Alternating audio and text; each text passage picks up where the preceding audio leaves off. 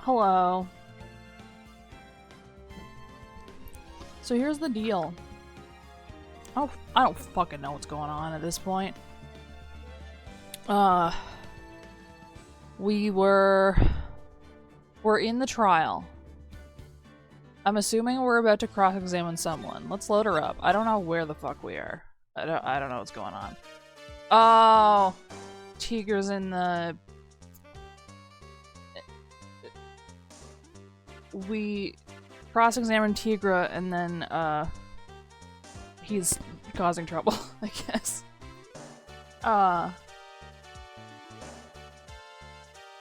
We have not heard from Viola yet. So that's an interesting,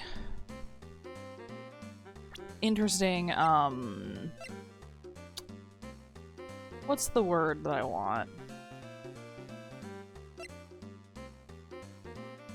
I don't know, I don't even remember what the fuck I was just trying to say. Anyway, he's being threatened. It's the defense! Go ahead and tell the witness, Mr. Wright. Mr. Wright! Sounds to me like it must be you, old man. You just got guts, I'll give you that. But, Mr. Wright, do not leave me to handle this alone. Hydrate. That's an idea. This game requires major hydration. Perhaps I can end this embarrassment. But, Mr. Godo! Let's just go back over Mr. Kudo's testimony one more time. It's gray. The old man didn't see just the victim. Oh, no, no, no. The serving girl brought him a Javachino, but she put something in it. There's no question about it. She very conspicuously put some white powder in there. Was the victim he saw the real victim or not? That doesn't matter. The fact remains, he saw the accused put the poison into the coffee. Okay, but no. Because if he saw the fake happen, then it doesn't really matter. Like if he saw the fake acting version of this thing that happened, of the poisoning, then that was not a crime. It wasn't a murder anyway. There might be like a crime for like fucking, I don't know, like, what's the word I'm looking for? Fuck. There might be a crime of, like, misleading someone into thinking that someone died, like, because you could traumatize someone doing that, right? But I don't feel like him seeing, like, it does matter. The end result is it does matter, I think. Yes, it was the waitress who poisoned the coffee. Very impressive, Mr. Godo. Waiting for my absence to launch your attack. He always says ha ... exclamation point. Found your pen at last, right? It was in my pocket. But anyway, Mr. Kudo witnessed two people that day. He saw the victim, the supposed Mr. Glenn Elg, and the waitress from behind. Yes, your point, Mr. Wright. I think the conclusion is obvious.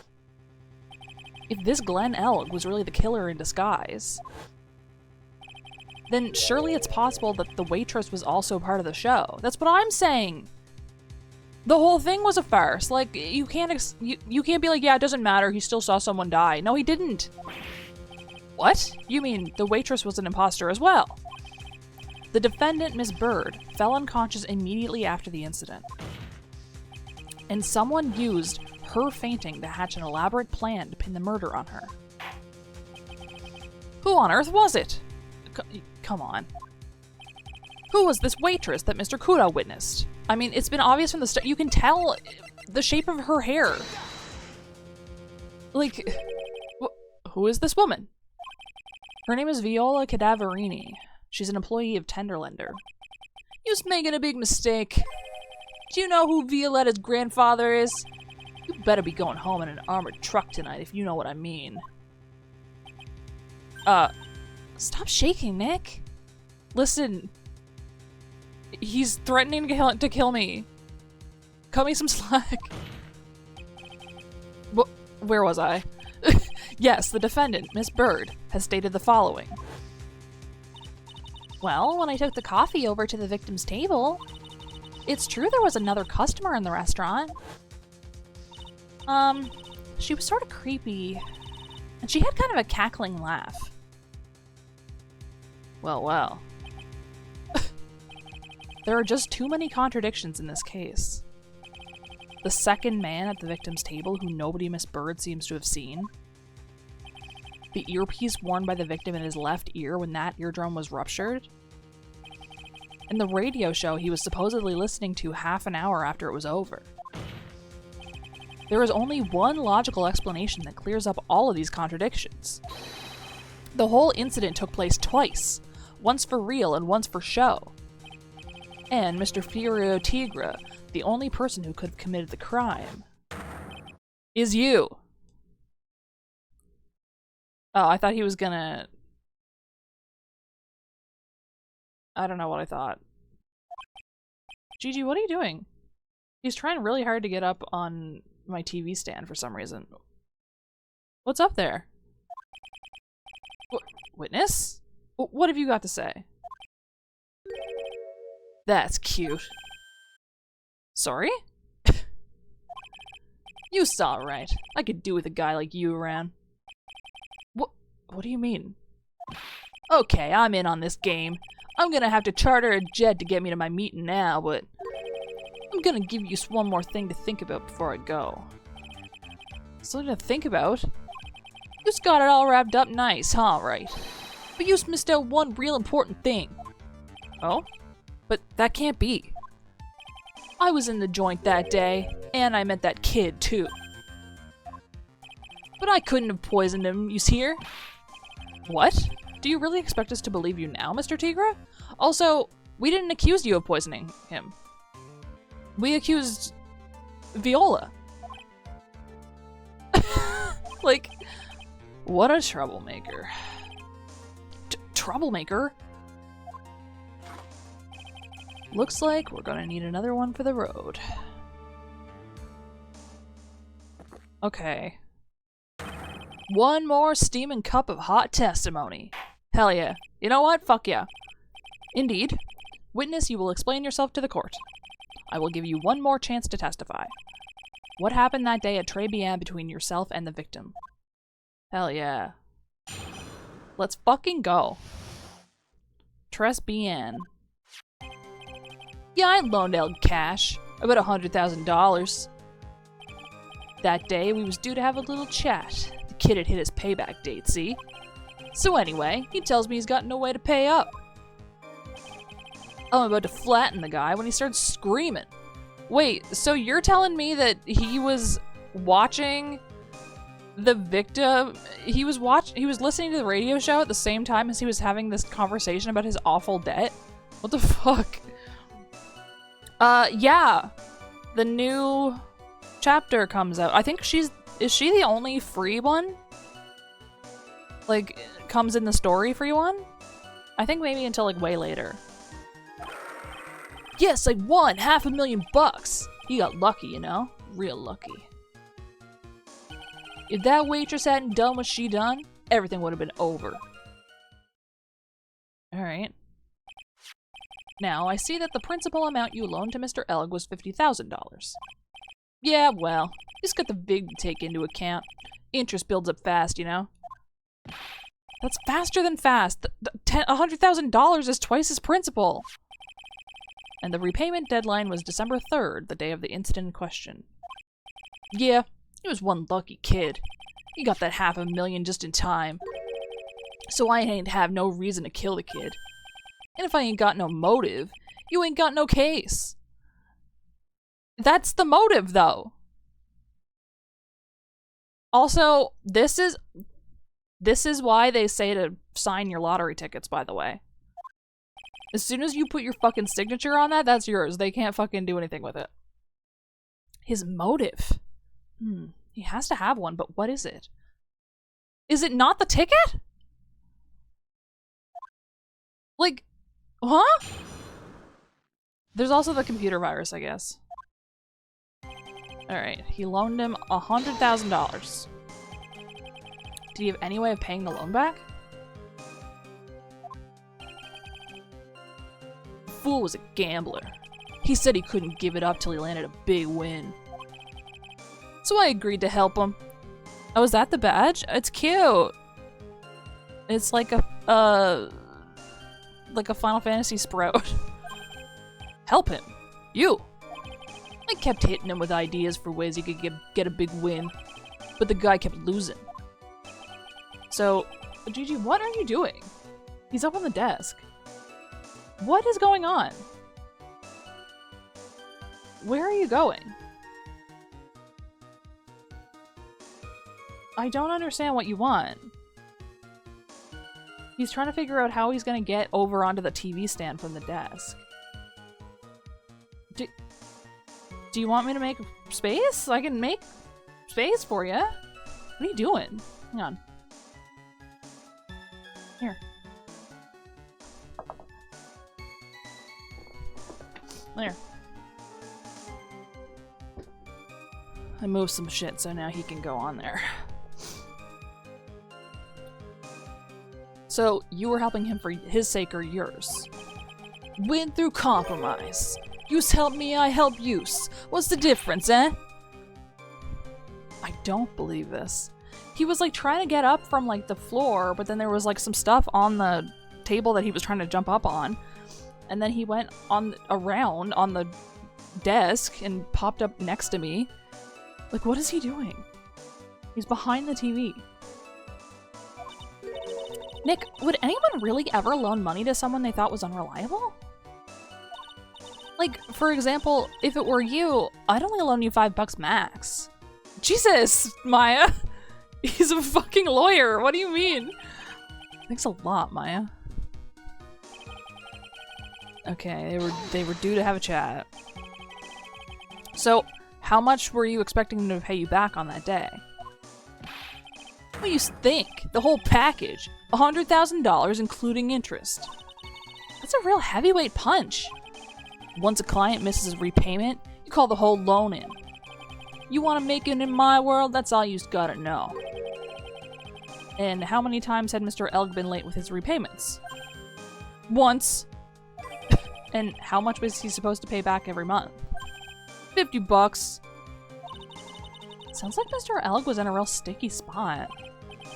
Yeah, at $50 a month, he'd never pay that huge loan off. That's 1,000 months? How many years is that? We got 12 months and a year. Wait.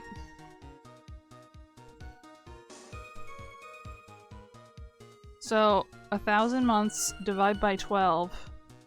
83 years.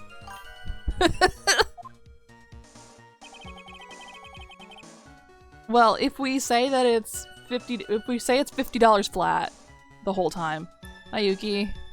Okay, he's got no way to pay. How much did he have left on his debt? You wanted in round figures? About $100,000. That's the whole amount. We're talking about a guy who had 58 cents in his wallet. What? You was telling me he wasn't even gonna pay for the coffee? He certainly seems to have been a brave man, this Mr. Elg. Brazen. Maybe. I don't know about brave. That guy was smooth, I tell you. Real smooth. You'll have your money in less than 5 minutes. That's what he says to me. The guy then calls me the tender tiger. He was skating on thin ice with me. Alright. And then he was listening to the radio show at the same time as he was talking about his massive debt. Was that because the guy won the lottery? Was his last chance at a big win? And you can confirm that this is the ticket in question. That's it. How do you know? How does he know? The Millionaire Radio Show starts at 1:30 p.m. and runs for 10 minutes. That fixes the time you two met with some accuracy. And the whole scene was acted out again 30 minutes later. Also, that Mr. Kudo would see it. I don't understand this point. This part. Wouldn't it be more useful to not have witnesses?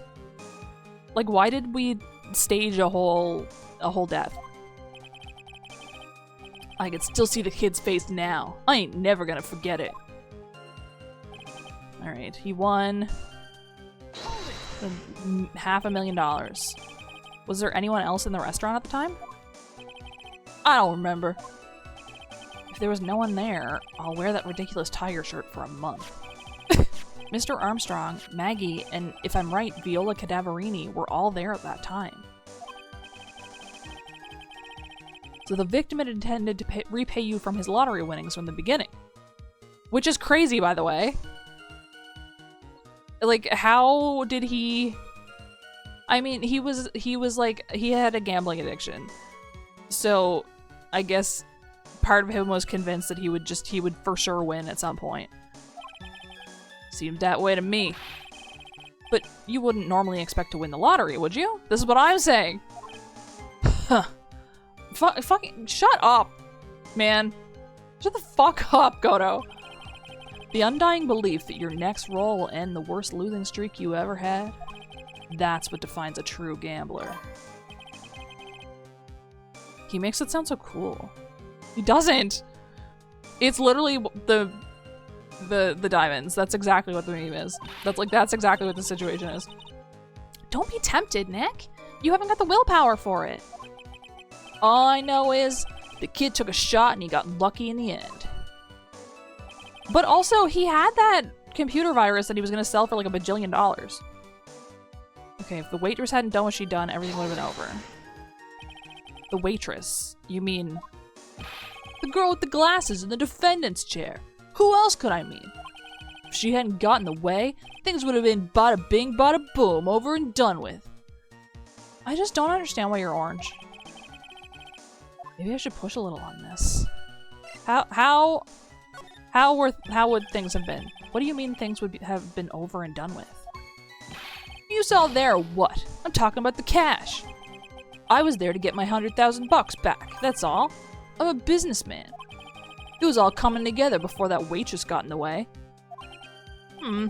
As far as I can tell from the witness's testimony, other than recouping his loan, Mr. Tigra had no motive for killing the victim. Well, they talked about, well, both Japan and California have beach, so I would assume Japanifornia has beach. Double beach, in fact. Witness, you will amend your testimony to reflect what you just said. The tiger's motive, huh? Do we think Japanifornia is in the US? And it's just like mini Japan in the US? Or is it where Japan is and it's just more US like where is it? Alright, he was after the $100,000. Are you saying you had no other motives that day? Yeah, so what? Then why didn't you take the lottery ticket when you left? What do you think? Because of Four Eyes over there. Because of Maggie. Oh, wait. No, maybe you're right. Honestly, Hawaii kind of is Japanifornia a little bit. Not entirely, but like a little bit. Like 1%. How about you go ask Four Eyes about that $500,000 ticket? She wanted it so bad, she poisoned Elg's coffee. A likely theory. Your word hasn't held water lately, Mr. Tigra. Shut up. Let's not forget this witness was actually at the scene, right? The law don't exactly agree with some of the deals I sent down. I couldn't be there when the cops showed up, so I split. I see. It's gray. The coffee's gray. Your Honor, the witness's last few statements are worth a good 2 cups of coffee. Well, Mr. Wright, Are you happy with the testimony, or would you like it amended? Have it amended! I'm not going to get anywhere with the testimony as it stands. Your Honor, the defense would like the testimony amended. Very well. Witness, you will amend your testimony to reflect your recent statements, please. Thank you. Alright, thanks to what she did, my business with that kid was over. The tiger's trying to pin the crime on Maggie. If I ask him about what he saw, it's only going to damage our case. What do you mean things would have been over and done with? Are you saw there or what? I'm talking about the cash. I was there to get my 100,000 bucks back, that's all. We already said this. Alright, it was all coming together. Other than recouping his loan, Mr. Tigra had no motive for killing the victim. Alright. Wait. Huh? What are we having amended again? What? Nothing changed.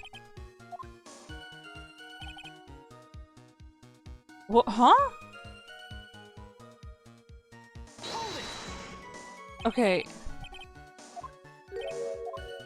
Oh. Okay, wait. We've read all this already, but so it's flipping between the two things that I could call him out on. I'm gonna leave it for a second. So the tiger was meeting Glenn Elk to get his money back. If Mr. Elk had just given him the lottery ticket, that would have been the end of it. Yeah, so what's the tiger's motive? This is the big one. If I don't manage to undermine this testimony, it's all over for us. Why would he have to poison Mr. Elk? And why did he loan him the money in the first place, when he knew he couldn't repay him? Alright. I think we can probably present the CD at this point. It's crazy that he brought it with him, if he wasn't intending to hand it over. A computer virus made by Glenn Elk, potentially worth millions of dollars. So, you just intended to get back the $100,000 Mr. Elk owed you, correct? I loaned the guy the cash, so that's my right. Unfortunately for Mr. Elk, I don't believe the $100,000 is what you were really after. Objection! I forgot about the CD until just now. What are you getting at, Trite? What else would a moneylender be after other than money? Oh, the moneylender was after money, but money in a totally different league. The kind of money that a single disc like this would fetch. 30 cents in a multi-pack. What is that? A computer virus, Your Honor. A virus called MC Bomber. A computer virus? What does one of those do? Come on. We can't be seriously having this discussion. How come no one knows what a computer virus is? They had, like, I don't understand. The way that this game presents technology is so strange. It's the past, though. It's the future past. A computer virus is a program that wreaks havoc on the insides of a computer. A computer? What does one of those do? Shut up, dude. You can't know. We can't even know. I'm not entertaining this anymore. I guess the beard isn't the only part of his honor that is from the Stone Age. Yeah. Yeah, no fucking kidding. I'll explain it to you later, Your Honor. Right now, this is the important point. I think in the real world, do you think that would they have someone, where are you going? Would they have someone explain to him in the middle of the trial like this, do you think? Because they pull in like experts and stuff, right? Okay, right now this is the important point. A virus like MC Bomber would be worth several $1 million on the black market. Several $1 million! Lending money with no hope of ever seeing repayment would normally be bad for business. But in this case, the very fact that Glenn Elk had no way to repay the money is crucial. What? Glenn Elk was a programmer. A highly skilled programmer. Imagine if he was trying to make a deal like, yeah, you sell my virus on the black market, and then take your $100,000 out of the profits and give me back my change. That skill was the collateral Mr. Elg put up in order to borrow the money. Objection! You're trying to suggest the witness's motive was to get hold of that program. Yeah. What else would it be? Exactly. The witness may have poor fashion sense, but he is by no means an idiot, Trent. A man like him could get his hands on $1 million without resorting to murder. I said several. I said several $1 million. Of course he could, provided that he had time. But what if he had needed the money right then? When the pressure's on, the luxury of choice tends to disappear. Yeah, I don't know. It seems you have a logical conclusion for this theory, Mr. Wright. Would you care to share it with us? Why did Mr. Tigran need money to the tune of $1 million? Okay, we have a paper that says something about this. Where is it? There it is. In December of last year, you found yourself in need of a huge amount of money. About 6 months ago, you were involved in a traffic accident, weren't you? An accident involving a car and a scooter, in which a young woman was injured. It's really funny to me. A, his scooter is this fucked up and he's still riding it around. 2, how come he's not the one that got brain damage?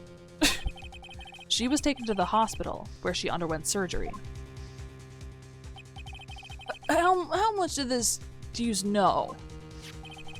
These medical papers document the treatment of the young woman in question. According to these, her operation cost $1 million. And yet, when the payment was due last month, you somehow managed to pay it in full. What, $1 million? A preposterous sum! Someone should sue these HMOs! Bro, what the fuck are you talking about? No, oh, you're right. He did have the hair all the time. I mean, I guess, sure. So he just happens to look vaguely like Phoenix, I guess. No one would pay a bill like that. What would they do then, man? If the medical association got wind of it, the hospital would end up as dead as a morgue. What are you talking about? I don't understand what you're talking about. But Mr. Tigra had no choice but to pay, because his very life depended on it. Yeah. Order! Order! You say his life depended on it, Mr. Wright? Indeed it did. Simply because the injured woman was none other than Viola Cadaverini. Did you say Cadaverini? Bruto Cadaverini, mob boss in charge of all underworld activities in the city and doting grandfather to his precious Violetta, also known as Viola Cadaverini. I guess it makes sense. I saw a post on Reddit, maybe like yesterday morning, where somebody was like, yeah, I'm so glad that like, I'm glad that like I'm picking up like more about how a courtroom works by playing Ace Attorney. And all the comments were like, you are not learning a single thing. Your life was in danger unless you paid compensation to the boss, correct? It makes sense. You were desperate to acquire the $1 million Bruto Cadaverini demanded of you. So desperate, in fact, that you decided to sacrifice Glenn Elg's life to pay your debt. Oh!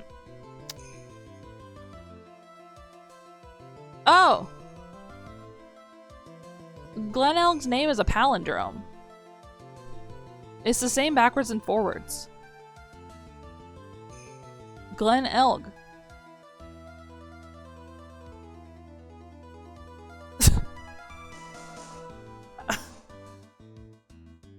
Yeah, they're gonna go represent themselves.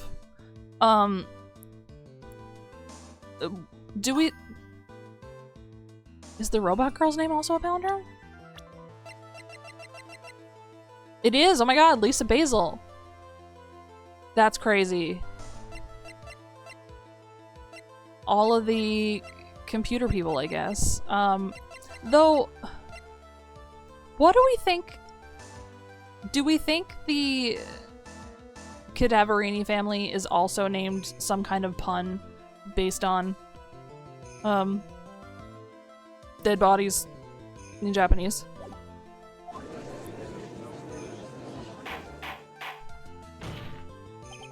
On the day of the murder, Mr. Tigra's sole intention was to get his hands on this CD.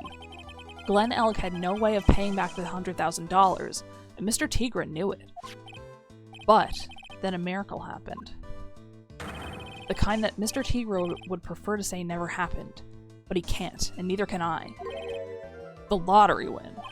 Exactly.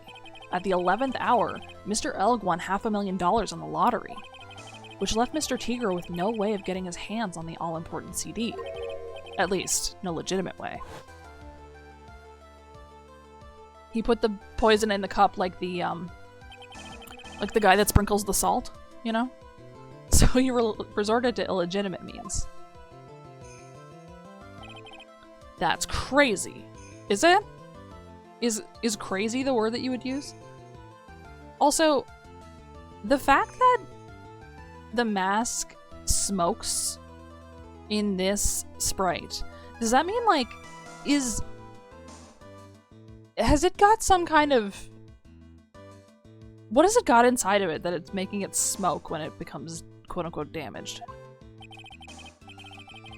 He murdered Glenn Elk and then made his next move, to frame Maggie Bird for the crime. Mr. Tigra posed as Glenn Elk, while Viola Cadaverini played the role of Miss Bird. And then they reenacted the whole thing in order to establish a witness. Why, though? I don't understand why you wouldn't just...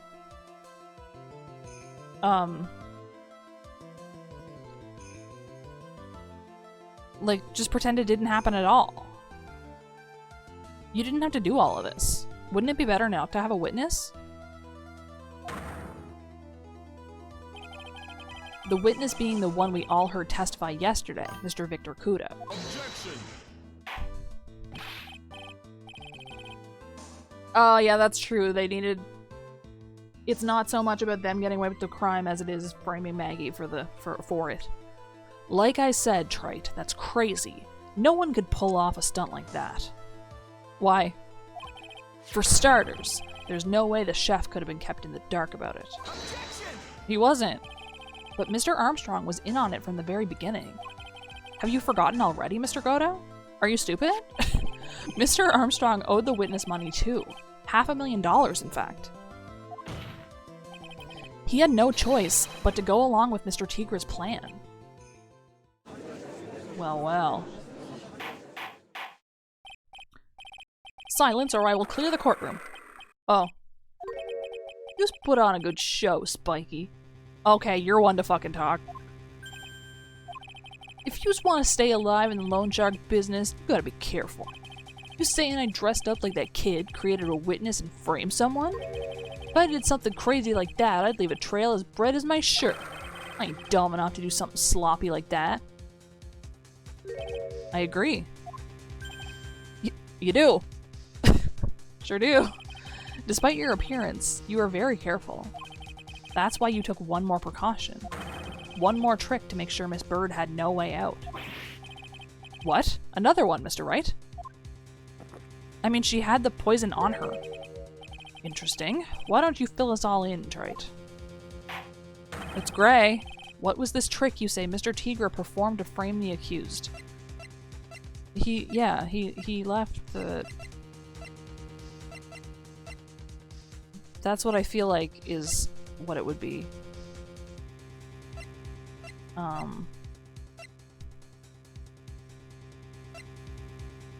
The lottery ticket, but also the poison. I feel like either one of these could work, but this is more the motive to do it. Whereas, the poison is just the method. Dude, fucking finish your goddamn drink. And What's the relevance of that trait? It's just a little intro. What the fuck are you talking about? An intro into what? It seems all this has been an elaborate trick on the part of the defense. Okay, so I was fucking wrong. No, wait! Mr. Tigra did play a trick. A huge trick. Alright. Well, I guess I'm gonna save with no... With damage taken, but anyway. It's gray. So...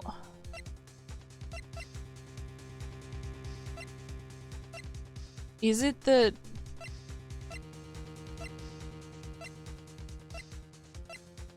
Is it the poison then?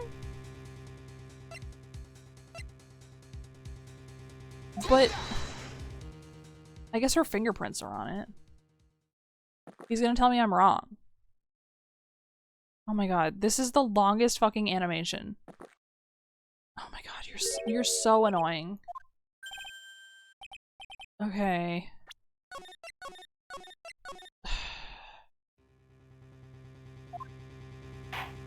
I can't believe it's neither of those things.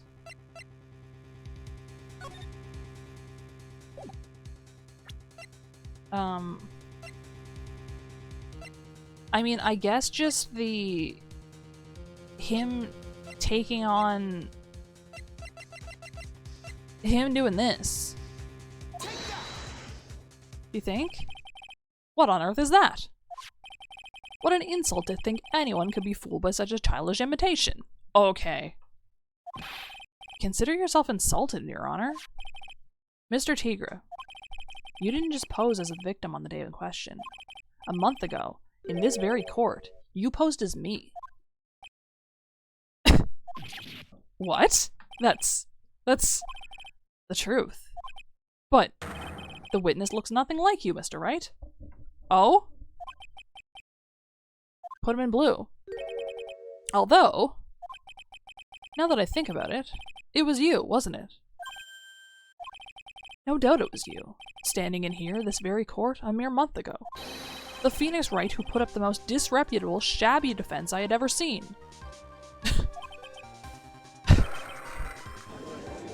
Yeah. Objection. Yeah. Can you prove that, Gramps? You're asking the judge to prove what he's saying? Prove the attorney who represented the accused here a month ago was this man? Okay, well, I'm gonna save. Are you prepared to take the stand and testify that it was him? Okay, wait. If a judge is a witness to a crime, how do they, like, if the, if it's in this kind of situation where the judge is a witness to the crime that he himself is presiding over?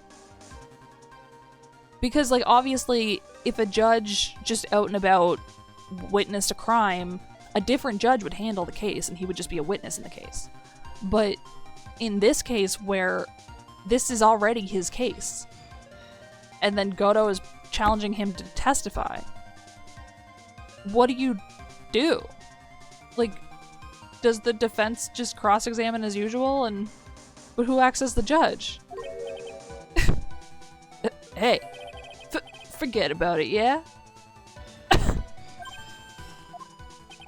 I wouldn't do something like that, not me. You made a mistake, right? It was someone else, huh? Objection. What happened to you today? Have you no pride, sir? Damn, okay. Objection. This isn't a matter of pride. Oh? Coffee's gray. In case you didn't know, Trite, here in court, we deal with people's lives. Yeah, okay, that's fun. That's fun coming from you, considering you're trying to get this guy fucking off the hook. You're trying to get an innocent woman declared guilty. I would like you to rescind that statement, please. Mr. Goto is right. Your Honor, speaking for myself, I am absolutely convinced. The attorney in question was the witness standing before me now. However, I preside over this court as the judge, with the vested power to hand down a verdict. Someone in my position cannot be swayed by a memory without evidence to support it. I mean, I fucking guess. Halloween animatronics in a blanket? It's terrifying, what? If the defense has no further evidence, the court will now excuse the witness. The circumstances surrounding Mr. Tigra are dubious for sure, but not conclusive. They're gonna ask me to show something else. But I don't know what I could possibly show them at this point.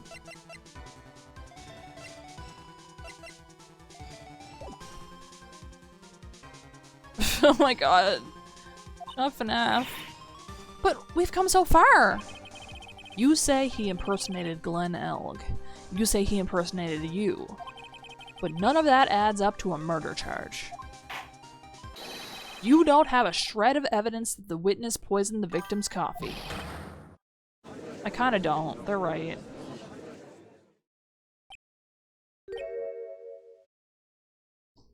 Yeah, Glenelg is a place in multiple places. There's a Scottish Glenelg and an Australian Glenelg and a Canadian Glenelg. Like, it's the name of a place. That's what I thought of when I saw it the first time. The guy's name. Dude, why did he have those? I don't think there is a Japanese Glenelg now. Sucks to be you, right? Don't mess with the tiger, you gonna get mauled, you got that? All we managed to do here was chase him around a bit. But I was so close to getting him to admit his own guilt. Huh. Looks like I won't be needing a refill. Dude, if I saw out of the corner of my eye something that looked like a horrible gore scene, I do think that it would freak me out. If I just had one more piece of evidence. One more piece of evidence, and maybe I could get Maggie off the hook. This witness's cross-examination is over. You are free to go, Mr. Tigra. Well, there he goes. Oh. Or hold it, Ing. Your Honor, sir? Oh! Wait! What's he got? What do you got? What do you got for me? What do you got? Detective? Detective Gumshoe? Sorry it took so long, pal. I staked everything on this. My badge, the works.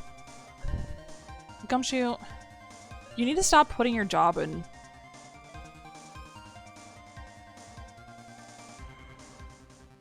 Dude.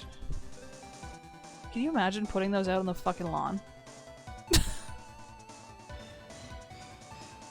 Yeah, I think you could put any animatronic on Facebook and you could say it was like a dead person and the people on there would believe you. So here it is. My heart's counting on this too. I would like to point out that the little bundle that Gumshoe came in with, I don't know why I stuttered his name so bad. The little bag that he came in with, the fabric on it is the same pattern as the fabric that Mask to Mask had on his loot bag. It's like a melon pattern. Like, that's what it reminds me of. What is it, detective? Isn't it obvious, pal? It's the final decisive piece of evidence. What? Hell yeah. The homie is coming through for me. Maybe. Maybe. January 8th, 248.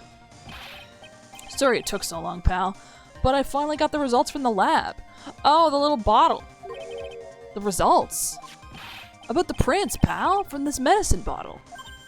Oh, so do you know who the prints belong to now? Do you think I'm some kind of hack detective? Of course I know. I mean, you kind of are, I'm sorry. So, tell us. They're the tigers, right? I knew it. You bet. Clear as crystal, all over the bottle. They're Furio Tigra's paw prints, alright. That's great. We've got him now, Nick. What's wrong with you? You've hardly said a word since Detective Gumshoe got here. He's laid everything on the line for this, Nick. I know. Look, I'm sorry. This is kind of hard to say, but it really doesn't make any difference whose prints are on that bottle now. Huh? What? Why not? What we need to produce at this stage in the trial is irrefutable evidence that the tiger put poison in Glen Elg's coffee. He's already admitted that he met the victim. The fact that his prints are on this bottle, that really doesn't make any difference now. I mean, it kinda does. It kinda does make a difference. Though I guess it's only you're inferring that he did that based on the fact that the poison is in the cup and his fingerprints are on there. But that's like the only thing that it could be. Because if his fingerprints are not on that, then there has to be like another bottle of fucking poison somewhere. I knew it. Great. No matter how hard I try, I'm never of any use. Damn, man. Hey, don't be so hard on yourself. This was our last chance to help Maggie. And I've been working on some useless piece of evidence the whole time. It's alright, I'm a real loser. It's not breaking news to me, pal. Oh. Detective Gumshoe? Maggie!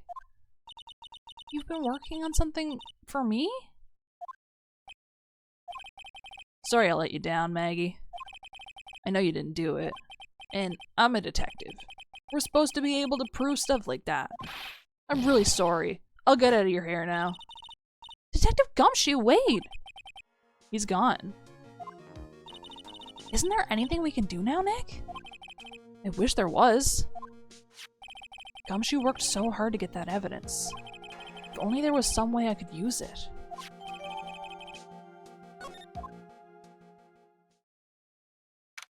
Okay. It's the ear medicine though, right? Mr. Wright? Yes, Your Honor. Whose fingerprints are on the poison bottle? Maggie's. So did they like put her hand on it? I granted you a recess so you could prepare this decisive evidence you've discovered. Yes. Don't keep us all in suspense, Trite. Show us. Naturally. We can assume it's evidence that will actually stand up in court, can't we? Think, Phoenix. Don't let Gumshoe's hard work go to waste. How much more of my time you's gonna waste? I ain't been to no court before. But yous lawyers sure know how to blow things out of proportion. Okay. No doubt, given the nature of the evidence, it will speak for itself. Nevertheless, you will talk us through it, Mr. Wright. Well, I know I can't prove anything new with this evidence. I'm really backed into a corner here, but maybe if he thinks he's got me beat, he'll let his guard down a bit. Don't keep us waiting any longer, Mr. Wright. That's a crazy gamble, by the way, at the 11th hour to fucking gamble on, oh, maybe, like he's playing hope chess. Present this final, decisive piece of evidence to the court. Here it is. This is the defense's final piece of evidence. Isn't that the victim's... Oh. Your Honor. I said the line wrong, but they don't really give me that much to work with, tone-wise. Naturally, the court is already aware of the contents of this bottle. However, interesting new information has come to light. We have clearly identified some fingerprints on it. Fingerprints belonging to you, Mr. Tigra. What? But, Mr. Wright, what conclusion are you hoping to draw from this new information?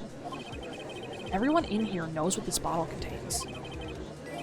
Except one man. One person in this courtroom should theoretically be in the dark.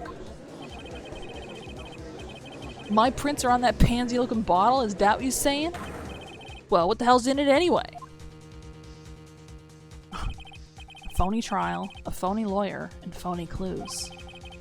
Everything about this case has been phony. Seems like the perfect excuse for some phony evidence. You can't... No, wait. Phoenix, right.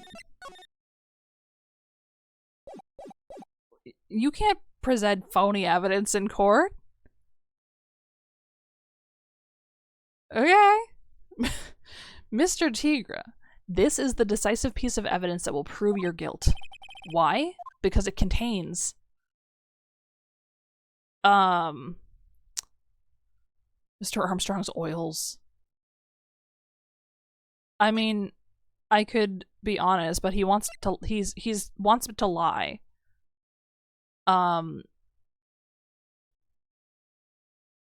What? I don't understand how this is gonna work. This bottle contains potassium cyanide. Potassium cyanide? The poison used to murder Mr. Elg, Your Honor. The victim's killer used this very bottle. And on this bottle, Mr. Tigra, we found your fingerprints. He would never forge evidence. He would never do that. Well, how do you explain that? You make a good clown, you know that? What? You ain't never gonna get this to stick. You're just making me laugh now. You think a cheap bluff like that's gonna fool the tiger? A bluff? I could see straight through you, Phoenix, right? That ain't the bottle with the cyanide in it. No, this is the bottle we found traces of the poison in. Don't mess with the tiger, or you're gonna get ripped to shreds. The cyanide bottle was brown and it was made out of glass. That cheap piece of trash. Don't look nothing like it. Well.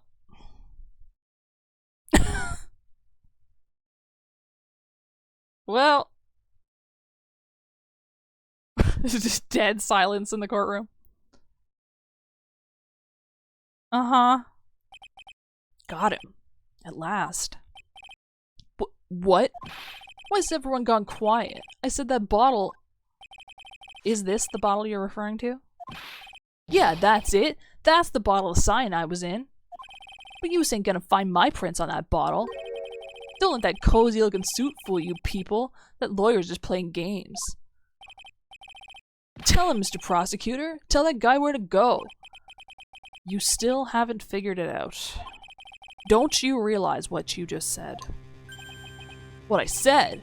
What did I just say? You were summoned to this court for the first time earlier today. If you really had nothing to do with the murder, you shouldn't have known all the little details. For instance, you shouldn't have known what kind of bottle the potassium cyanide was in. Ugh. Yeah, but just now, you slipped up in front of every single person in this courtroom. You described the exact bottle used by the killer to hold the poison. Ugh. Ugh. You just don't know who's you's messing with. I'm the tiger. I control millions of dollars in the black market. You think I'm gonna let some jumped up suit get the better of me? Sure, the last piece of evidence was phony. But that's just what you deserve. The phony trial with a phony lawyer. It was all played out by you, the biggest phony of all. Damn! Get him, Phoenix, get him! Anyway, he's having a fit. They always shriek. They always do this. The power went out. What's going on? I joked about, that was a joke that I just made about the power, but I thought they were just gonna time skip, but here, okay. It looks like a blackout. Well done, Trace. Can he see, do you think? I saved my 17th cup of coffee just for you. Savor it. While you watch the police restrain your prey. So... Okay. Mr. Wright, you caught a tiger by his toe, but if that's one hollers, he won't be let go. Okay. Now then, how are things going with Mr. Tiger, Mr. Godo? He is being arrested on suspicion of the murder of Glenn Elg, Your Honor. Yeah, that's what I'm wondering. Does the visor... Can he see with the visor? Like, obviously he can see in normal light, but can he see in the dark? Fortunately for us, we managed to rectify a very grave error. Ms. Bird was found guilty in the absence of a genuine defense attorney. Yes, she was. And in the absence of genuine evidence. But the tiger made one mistake. Indeed. He very nearly got away with everything if it wasn't for that one slip of the tongue. Virio Tigra is a truly frightening criminal. The truly frightening one is that defense attorney over there. Godo. Well, I am now in a position to deliver my verdict. This court finds the defendant, Maggie Bird, not guilty! Right in time with the ad break, too, wow. Poor Maggie. She deserves better. That is all. This court is adjourned. I don't know. I thought maybe it was like a light spectrum thing.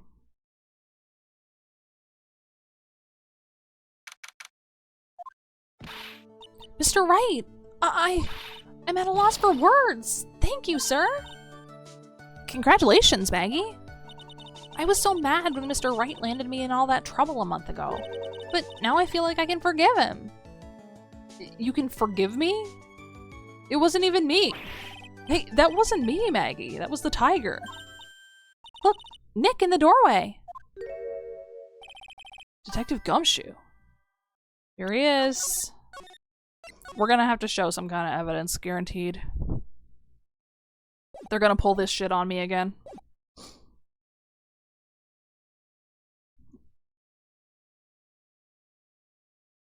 I just know it.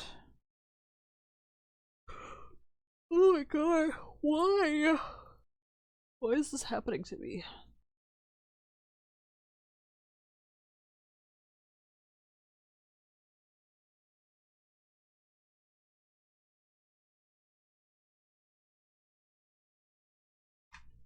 There's a Wonder Pick event going on in Pokemon TCG Pocket right now, and I have not seen a single one of the free Wonder Picks that you're supposed to get.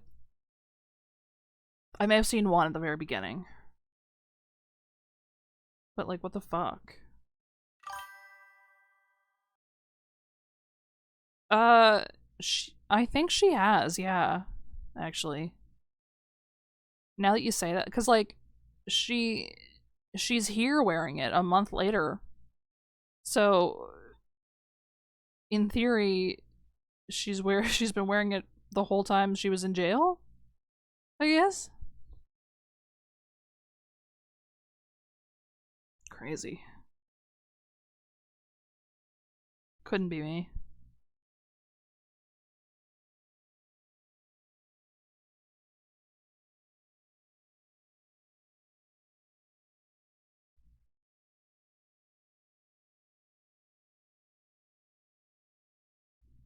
I'm waiting for the ad to be over.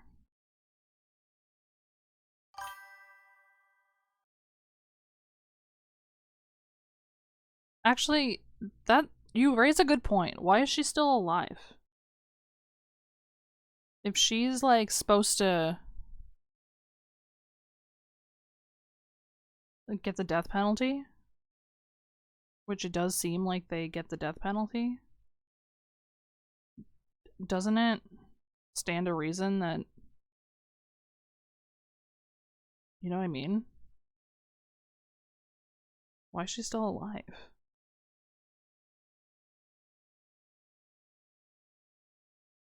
Like, I'm not upset about it, I just don't understand.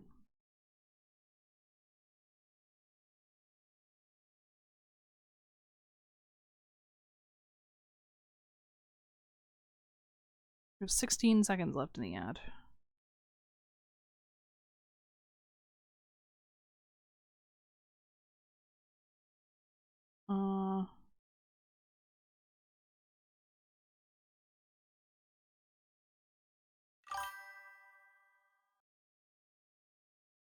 The ad break's done. Gumshoe's here. Oh, guess I'll be heading off then. See you around, pal. Wait. That sprite where he looks like sad, he looks like a dog that got kicked. Detective Gumshoe. Oh, yeah. Congratulations, Maggie. Thanks. I knew you were innocent all along. Why didn't you say that in your testimony then? Huh? Oh, well, well, guess I'll be heading off then. See you around. Wait up, detective. He just ran off. Maggie, why are you being so hard on him? He busted his butt for you. It's thanks to him that we got the medication bottle. That wasn't even of any use. But it's only because Mr. Wright used it so cleverly. Okay, but I wouldn't have it, though. Detective Gumshoe was just running around in circles. Poor guy. Looks like she still isn't ready to forgive him. I feel like they're gonna make me show her some kind of evidence. Oh, they're gonna... I've got his lunchbox still, with all the weenies. Can't you put in a good word for him, Nick? Yeah, Maya's right. I should help Gumshoe out. It's clear he needs it. Maggie, you know, Detective Gumshoe's been really worried about you through all of this. I wanted to believe that, sir. But on that first day of the trial, he practically gave the judge a free pass to lock me up. He didn't have any choice, Maggie. He's a detective. He has to report the facts. He doubted me, that's why. He thought I might have done it.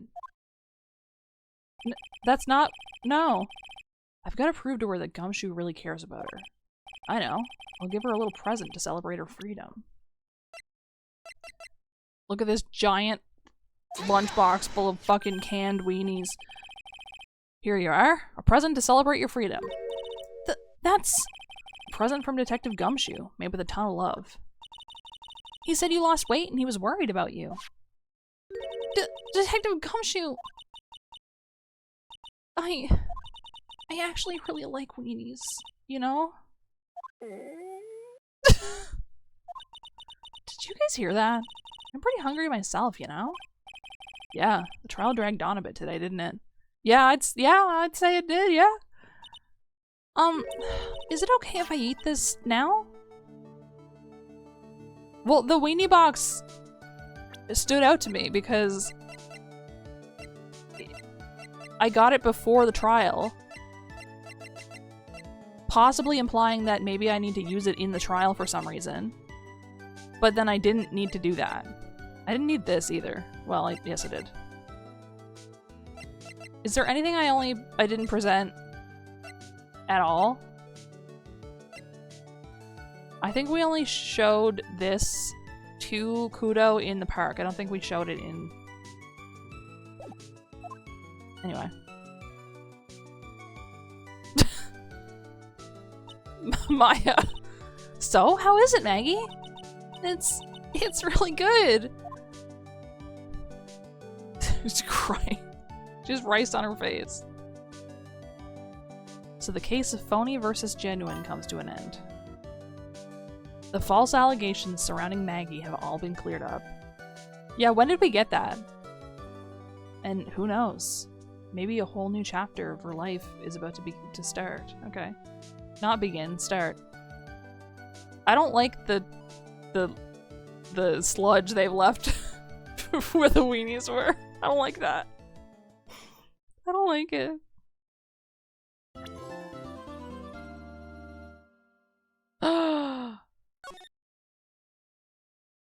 It's time.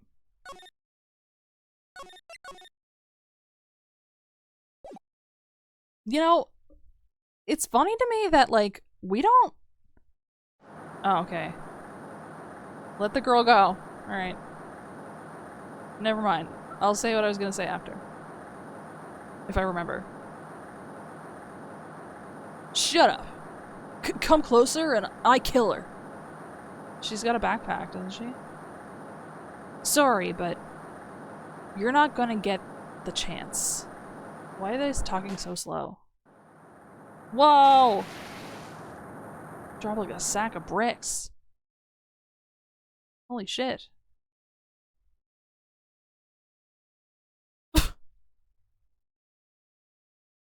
I'm reading through the file of an old court case. It was the first case of my longtime mentor, Mia Fey. Fugitive data. Whoa! Name, Terry Falls. Charge, kidnapping, murder. Sentence, death penalty. Bro looks like he came out of, Hunter x Hunter. After escaping, Falls met with and then murdered Sergeant Valerie Hawthorne, recaptured on Eagle Mountain about 8 hours after his escape. Her very first client was a death row inmate who had recently broken out of prison. That was a whole year before Mia and I ever met. Uh-huh. Okay. 6 years earlier, Mia Fey first trial. We've alluded to this, but we have not talked about it, in depth. February 16th, that's the day before my birthday. Ugh, I'm so nervous. I feel like I'm gonna die. I never should have accepted this case.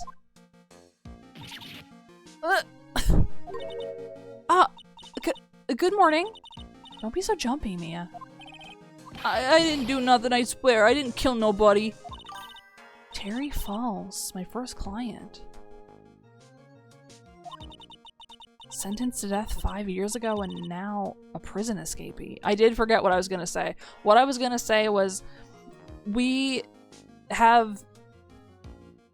Edgeworth is such a major character, and I misremembered how much screen time he actually has. Which is, like, not that much, actually. He's mostly only in the first game, and then he's there sometimes. He's in the second game a little bit. You know, like, he's not there that much. Like, I feel like I remember him being here way more often. Anyway. Just relax, Mia. Make small talk and try to relax him. Why does he have the fucking ball and chain? Is that what they do around here? So why did you escape anyway?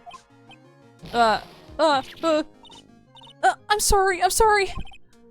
I didn't do nothing. I didn't kill nobody. I never lie. I didn't escape from nowhere. But Mr. Falls, the police just recaptured you 2 days ago. Sorry, I told a little lie. Oh boy. But anyway, I didn't do it. I never killed nobody. That's true. Percentage-wise, he did have more screen time. Sorry for asking, but you're on death row, right? I'm really, really sorry. They sentenced me to die 5 years ago, but I was tricked, I tell you. The woman, she lied in her testimony. That's why I got the death penalty. I swear it. I didn't kill her. I could never do that. 2 days ago, he escaped from the police wagon when it crashed. Then, about 8 hours later, a policewoman was murdered before the police could recapture him. The police believe that Terry Falls did it. After you escaped, did you meet a policewoman? Yeah, he did. She's the reason I escaped. So that much is true. He did meet with the victim. But I didn't kill her. She was alive when I left. She was alive! It's true! I can trust him, right? I mean, I should.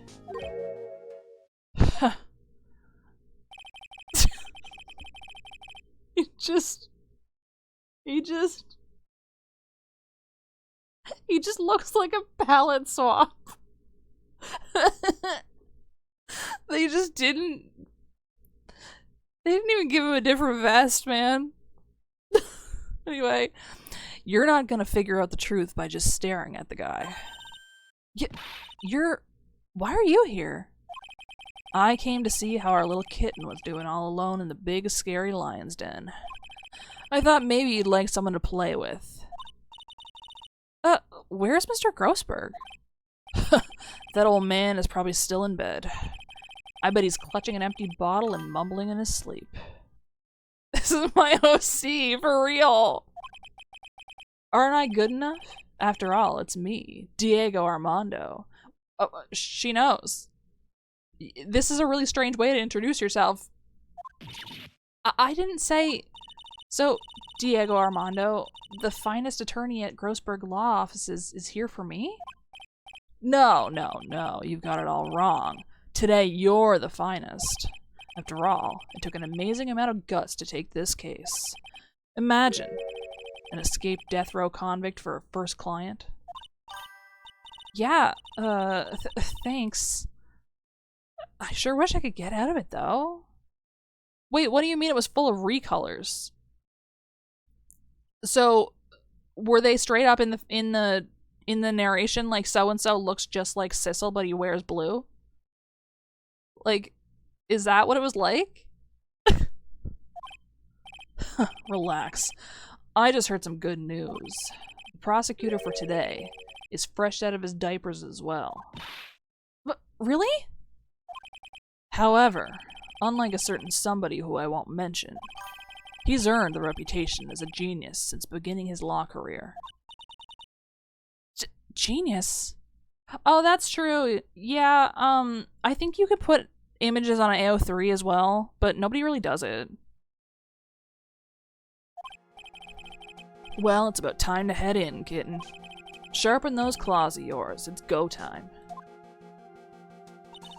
A solitary confinement cell for the condemned must be the world's loneliest place. And that's what my client ran away from. Every other lawyer gave up on him, but not me. When I saw those overflowing eyes and heard that simple, childlike voice, I just had the feeling that he was telling the truth. Okay. This is the same, that's the same prisoner's uniform as in Ghost Strike, isn't it?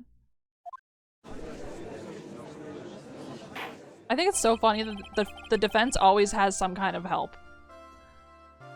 Court is now in session for the trial of Terry Falls.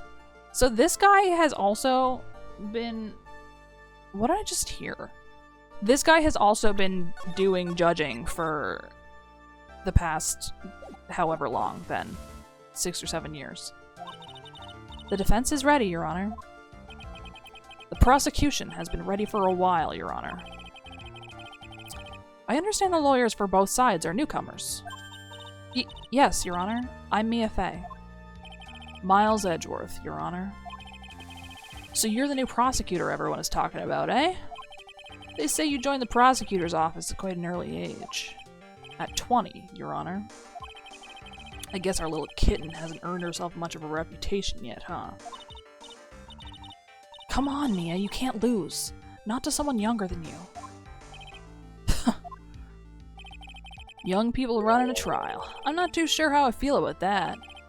Now then, the defendant in this case is currently a felon on death row.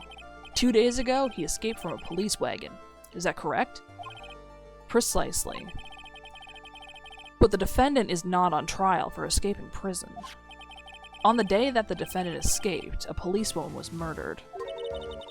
So we're here to determine if Mr. Falls was responsible for her death. You got it, kitten. I feel like he's sexually harassing her. Well then, Mr. Edgeworth, let's hear your opening statement. Yes, Your Honor. It was 5 years ago. The defendant, Terry Falls, was sentenced to death in this very court. His crimes were kidnapping, extortion, and murder. The girl he threw off the bridge was only 14 years old. How did they make him look more baby? How did they do that? I'm not sure what they've done to make his sprite look more baby. But also his arm looks really strange in this sprite. A truly horrible crime. I remember it well. There was no decisive evidence, so the trial was long and protracted. Correct. But in the end, what finally decided the case was a certain witness's testimony. A witness's testimony.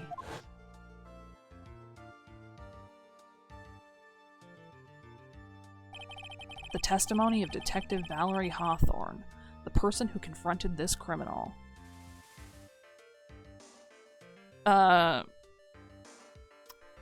Same last name alert. She arrested Mr. Falls at the scene and later testified against him. She said she witnessed Mr. Falls throw his young victim into the river.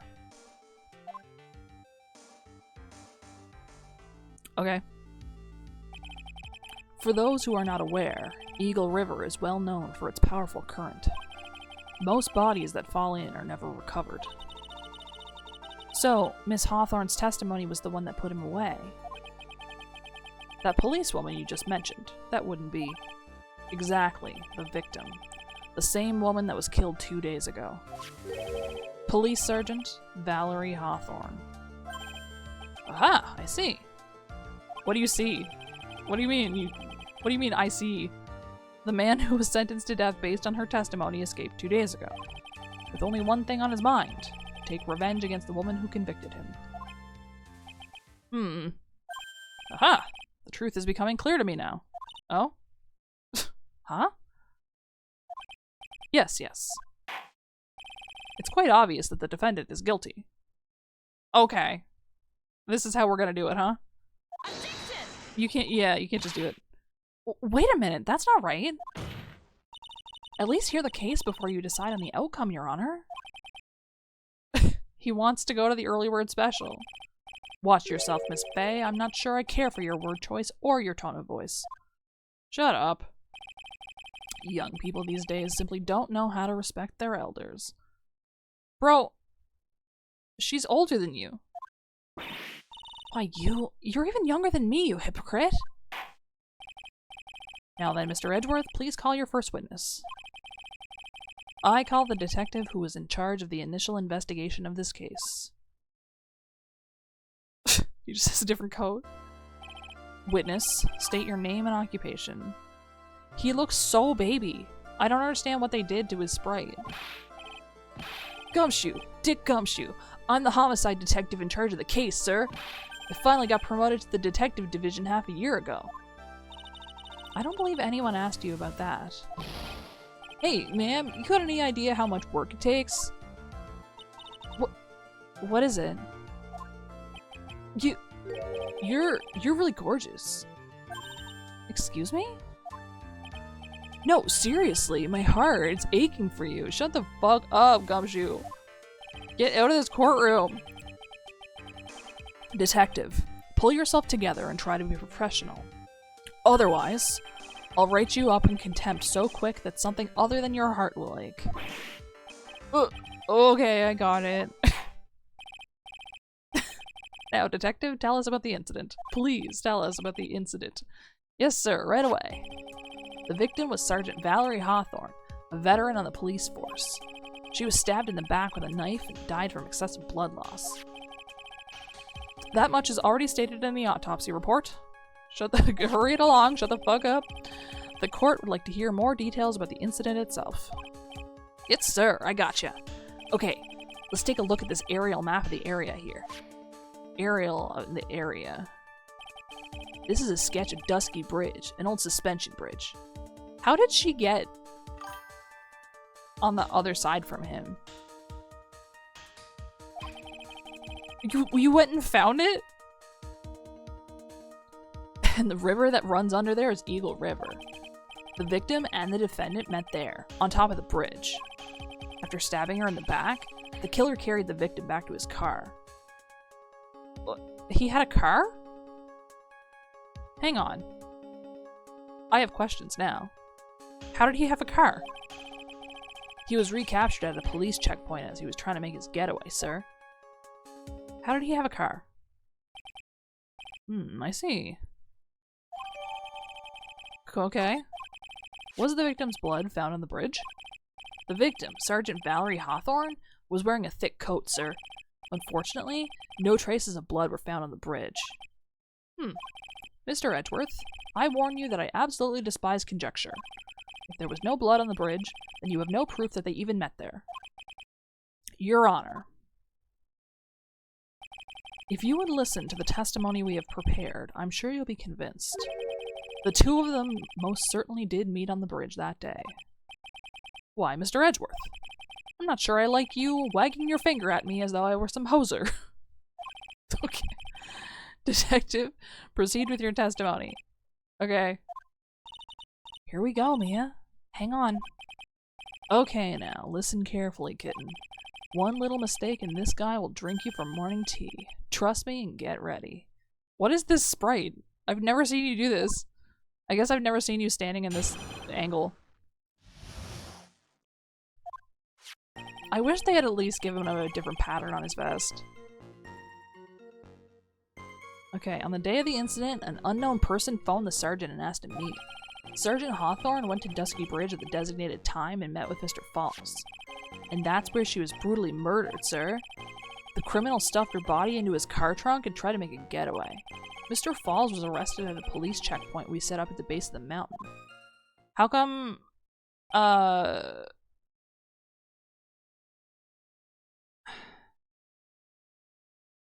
what was I gonna say? There was something that didn't make sense to me and I don't remember what it was. Well, you certainly have established the importance of the bridge. Naturally. Now, would the defense please hurry up and proceed with the cross-examination? All that confirms is that he was on the mountain. Yes, Your Honor. Cross-examination. Coming right up. Hey, settle down there, kitten. If you keep trembling like that, you're gonna make me spill my coffee. I'm not trembling. It's just cold in here. The courtroom can be a cold battlefield, all right? Especially for a beginner. A cold battlefield. Sniper wolf. Or some shit.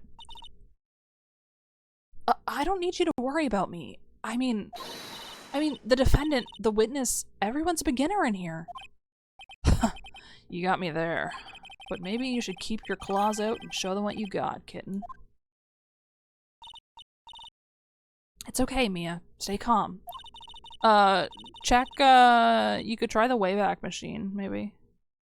People do put fanfics on there. Quite a bit, I think.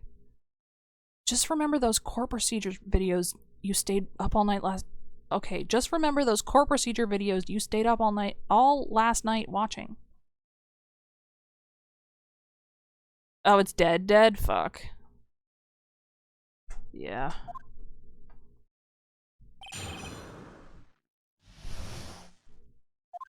People do try to preserve fanfics there a lot, though. Okay, an unknown person phoned the sergeant.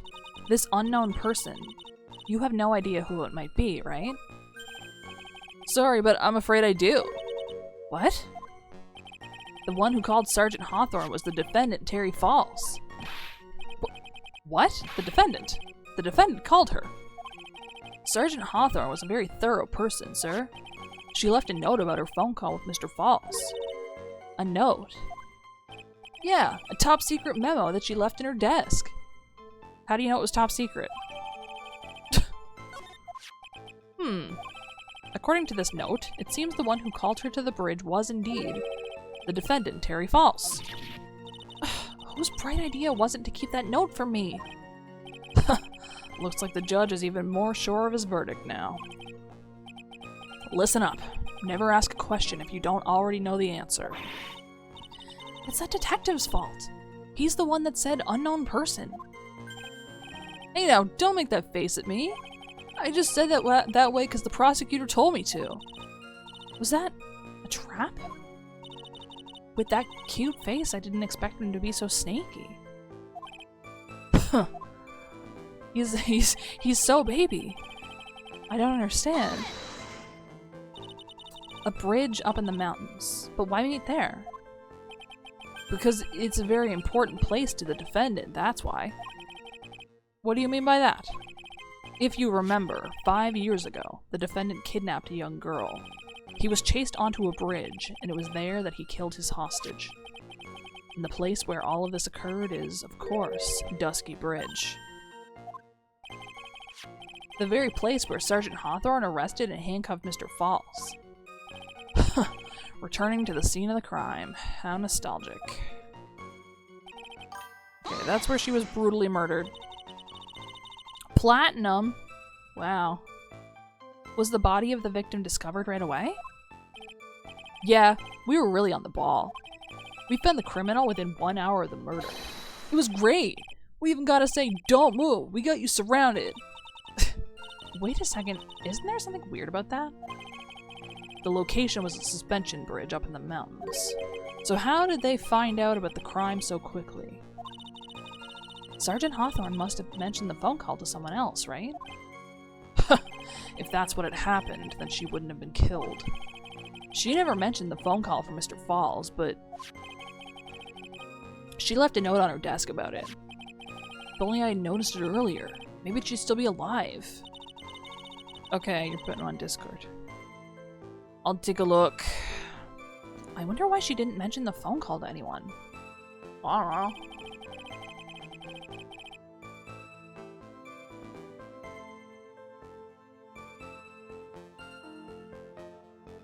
Okay, wait. How am I gonna do this?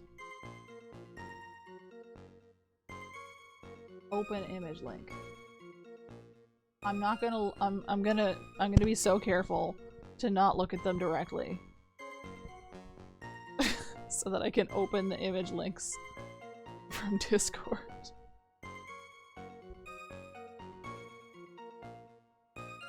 I love that you have these screenshots just ready to go. Well, I guess they weren't quite ready to go, were they? Alright, we got Ace Attorney, The Ultimate Trials. Wait. We got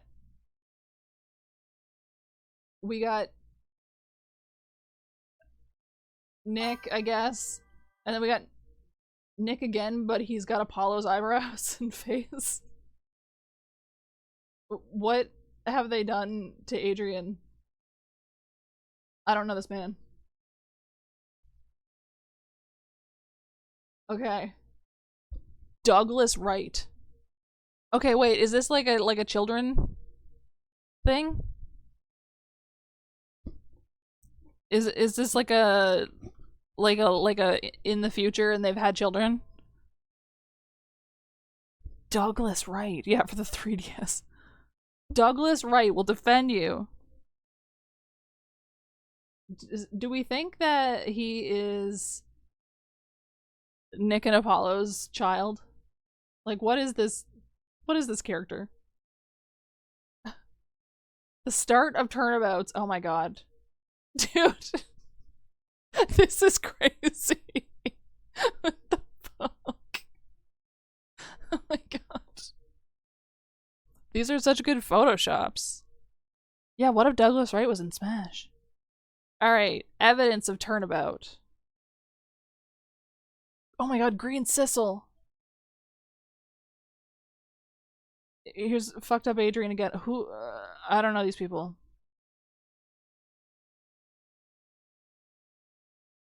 Alright, Douglas. Oh. So, mother, it's the time for I defeat you. I won't home myself as well. Who is Susan? Douglas and Maya start eating burgers. I will eat more than you. Okay. Thanks goodness, I am not paying for this. Okay, so this is like, it's one of those restaurant things where, like, if you can eat the whole thing, that you don't have to pay for it. Or maybe, maybe it's just like a normal bet with money. Anyway. Susan. Who is Susan? Her brother? You will win next time, brother. So where's Athena? Just change the subject. Okay. Steel Samurai, the return for Neo Old Tokyo. Oh my god. Let's watch a movie. Steel Samurai. Oh, this always happens. Steel Samurai ringtone starts playing. Clues at me. Oh, this is Susan. Yeah. Okay, so this is like a ship thing. But I don't understand why he looks like Apollo. they've taken Apollo's hair and they've taken his hair away and put Phoenix's hair in place. She had an affair. Maybe. This is crazy. Okay. Okay, the criminal stuffed her body into his car trunk. How? I don't understand how he had a car. Mr. Falls had a car then. This is what I don't understand. Well, that bridge is way up in the mountains, ma'am. The defendant and the victim both went up there by car. I mean, how else, right? What? You mean the defendant drove his own car? This sprite is so funny. No, of course not. It was stolen. He stole it from a young couple that had been waiting at a red light. Oh, he like GTA carjacked them. Car thieves. I'm not sure how I feel about car thieves. Oh, so you're saying there's a possibility that you feel positively about them? Is this guy sure about how he feels about anything? No. I think he's fully undecided. This is a photo of the stolen car's trunk. Okay. Naturally, that's the body of Valerie Hawthorne in there. That is a Grand Theft Auto, I think, yeah. Whoa. That doesn't look too comfortable. Good job. You got it. He's done it. Thanks. The victim, she was stabbed in the back, correct? Yeah. For some reason, men always seem to get stabbed in the back. What are you talking about? What the fuck are you talking about right now? We're talking about a woman here. He's literally just talking about something else entirely. You can't tell from this photo, but the knife was stuck in her back nice and firm. The condition of the body when it was discovered is very important information. Detective, was there anything strange or noteworthy in the trunk of the car? Besides the body? Here's a photo of the trunk, but I don't see anything strange, do you? Anyway. Anyway. I mean, the lock's broke. What did the defendant have to say about this photo? What he always says, ma'am. I didn't do it. I didn't do nothing. That's all he says. He practiced the line like for fucking 10 minutes. Nothing? I wouldn't say he did nothing. At the very least, we know he stole a car. It's just what he always says, Your Honor. And then he always says, sorry, I told a little lie. Or something like that. Well, in any case, it seems he was caught and arrested. Precisely. Great, thanks, Edgeworth. Mr. Falls was arrested at a police checkpoint we set up at the base of the mountain.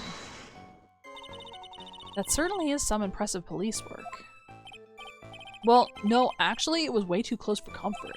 We set up that checkpoint just after 5 p.m. We figured that Mr. Falls might try to run. What do you mean it was too close for comfort? Baby Edgeworth travels to the future to take on Douglas Wright in a showdown. The two of them arranged to meet at 4:30 p.m. And it takes approximately 30 minutes to go from the bridge to the checkpoint. That was kind of close. Any later and Mr. Falls could have slipped right by. Listen up, kitten. There's a big trap waiting for you in that testimony. A trap? Walk into it carelessly and it'll leave more than just a flesh wound. Fun, huh? Is that? Okay. No, it's not! Fuck off! Well, if you want to have any chance at all, you better get some more information. And if you're gonna get caught in a trap, it's best to get caught early. You can always look for contradictions afterwards. The ever-famous contradictions. I sure hope I can find some of those. Yeah. Yeah. Same. Alright. I mean, he does kind of come across a little bit,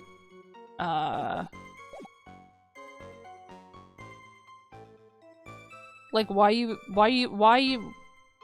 calling her that, man?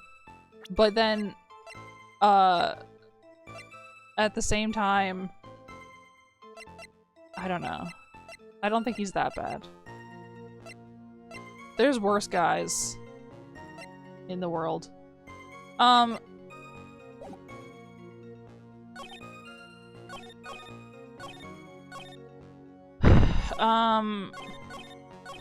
want to point out this fucking trunk lock.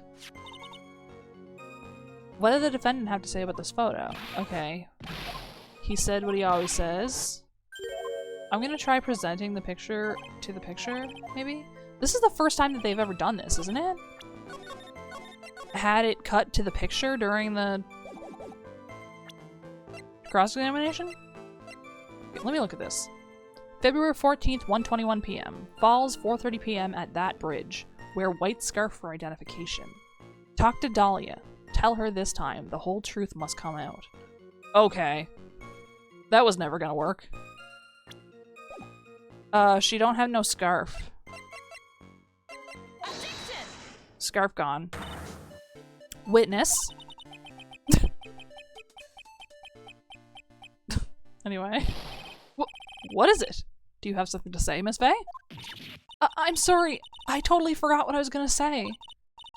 This is the first time I've ever actually had to address someone like that. You should have practiced before coming to court. Honestly, Miss Faye, I'm not sure I like this. Say there, little kitten, want a piece of my coffee candy? Actually, yes, desperately. That sounds amazing. Candy? Well, you're still too young to be drinking real coffee. She's like 23. She's not listed here, but she's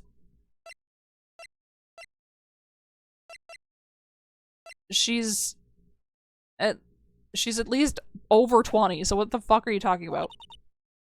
Oh, come on, Mia. Shake it off. You're a lawyer. Detective. Yes, ma'am. This photo. You said that there was nothing peculiar about it. Is that correct? Yeah, that's what I said. Well then, I suggest you take another look at the note written by the victim. The note?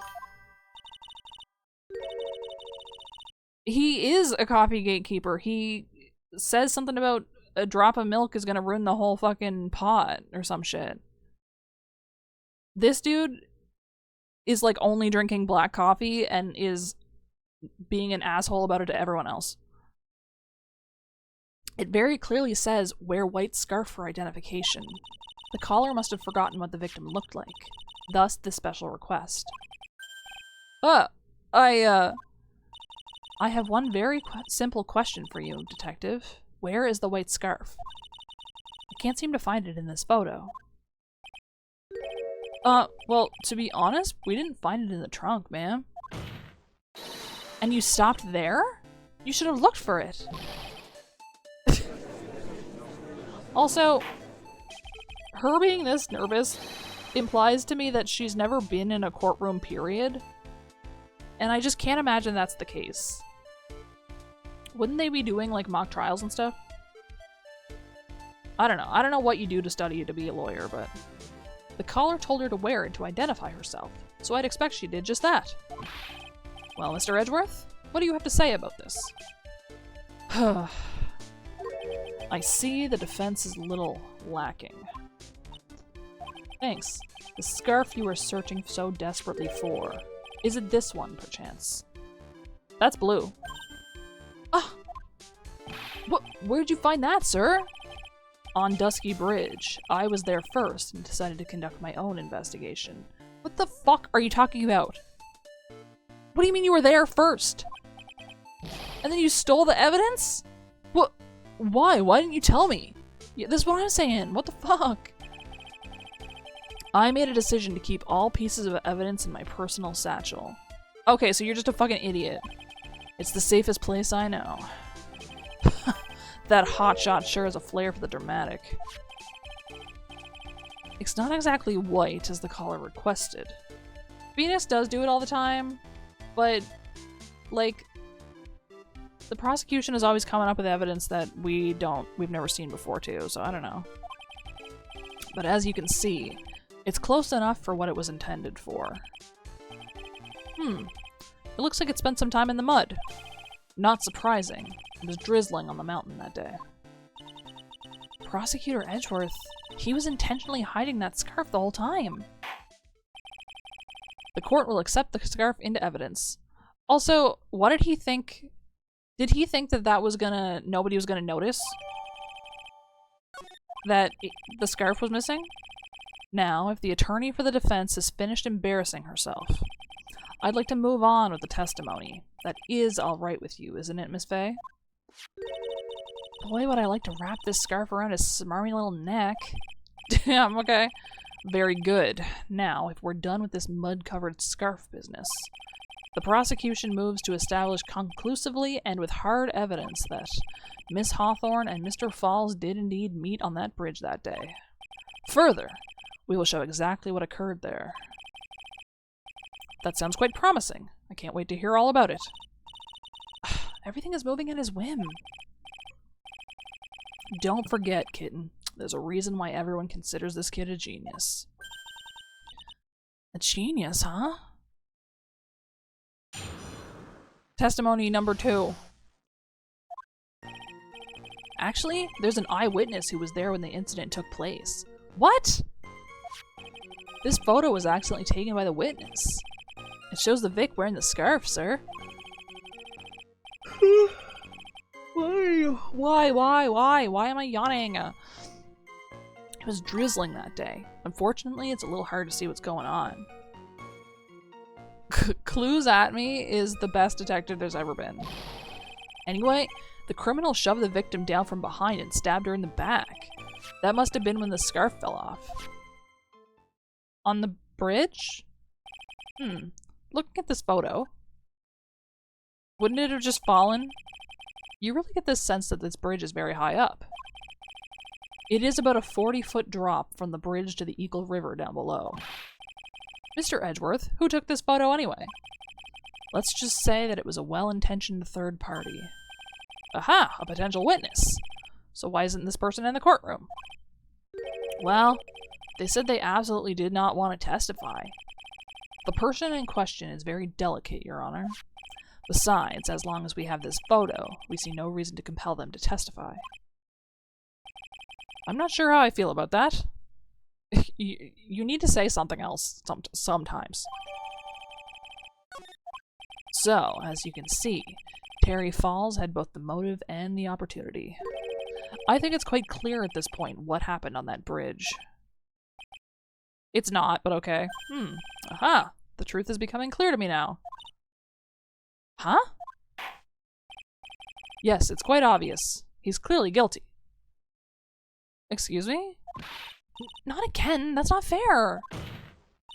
I haven't even done my cross-examination yet. What do you mean, He wants to go to the early bird special. Alright. Let's see here. There's an eyewitness. Who is this eyewitness? She's a college student. A female college student. That's right. Meaning she's female and a college student, ma'am. What does that mean? She doesn't do well in front of other people, so I came to testify for her. Okay. That's not how this works, I don't think. He might have invented the early bird special. You might be right. Maybe so, but as the attorney for the defense, I have the right to cross-examine her. For the time being, we're not relying on the witness's statements. That is all. What is that supposed to mean? The prosecution has other, more decisive evidence. Our case doesn't rest on the vague testimony of a female college student. Okay. What's wrong with a female college student then, fucking Edgeworth? Female college student, eh? We need to stop saying this phrase. I'm done with this. It means she's female and a college student, sir. We need to stop with this. This is insane. If you absolutely must hear her testimony, you'll have to give us a good reason why. Please tell us about the more decisive evidence in question. This is crazy. Okay, this photo was accidentally taken by the witness, shows the Vic wearing the scarf. The victim's wearing a scarf in that photo, alright. So, about the witness who took this photo. Female and educated, for real though. This is crazy. What was this person doing all the way in the mountains? She was taking photos of wildflowers, apparently. There are many unusual types of flora on that mountain, Miss Faye. People in the area say it's because of the spirits that live there. Spirits? Now that you mention it, this photo. Oh, this cloudy fog-like thing. Is it a ghost? I don't believe it. What the fuck are you talking about?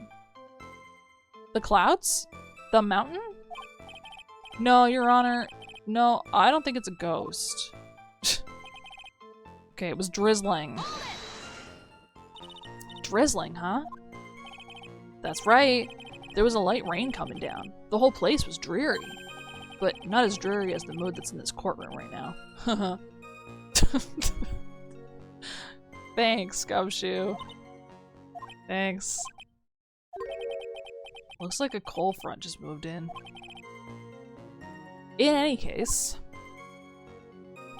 the point is that the area was quite damp. There was even some fog. I even slipped and fell while I was on the bridge. It was really something. She really was. Well, she had an umbrella. Okay, the criminal shoved the victim down from behind and stabbed her in the back. When did When? She's facing him. Is that part of the witness's testimony as well? Of course it is. He pushed the victim hard in the back and she fell down right on her stomach. I remember that happening once myself. It was really brutal. Brutal? Are you talking about seeing someone get pushed, or were you the one getting pushed? Or does it mean that you pushed someone down like that once? With his mind-boggling tales and the way he said brutal, I wonder if he's Canadian. Is that what's going on? Huh. Save your nasty look for the right person. Huh? Take a look. Poor baby. The court record seems to have wet itself. Hey, watch where you spill your coffee. The court record, huh? Yep, that must have been when the scarf fell off. So, in other words, there was a struggle between the criminal and the victim, huh? That's what the witness said. Well, it looks like she didn't remember the scarf. Why? But from what she said, it sounded like a pretty violent fight, man. The area was wet from rain. The bridge was probably wet too.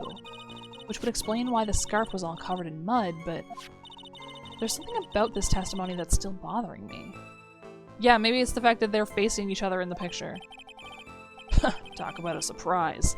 I had no idea there was a photo. So what do I do? You really still believe him. Mr. Crybaby, I mean. Of course I do! So the little kitten believes in fairy tales, huh? In that case, the answer is obvious.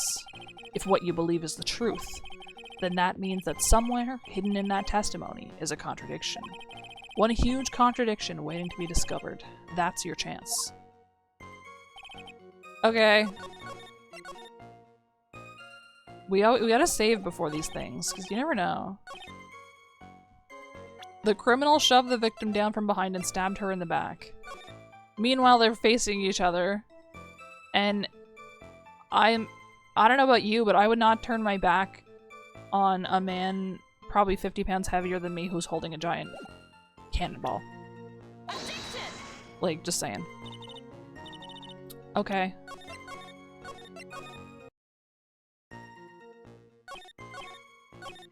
The criminal shoved the victim down from behind and stabbed her in the back.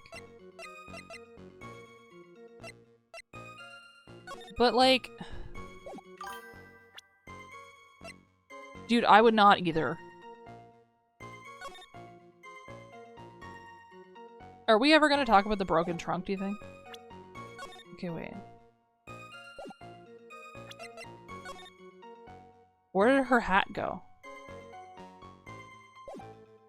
Also. Yeah, I wouldn't go out there. It shows the Vic wearing the scarf.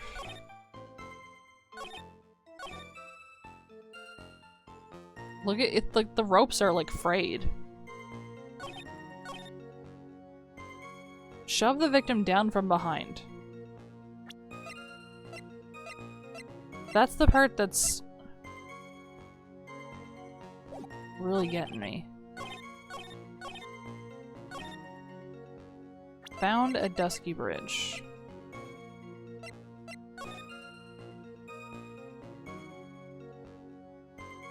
Do you think he's wearing shoes? So he's just got his grippers out.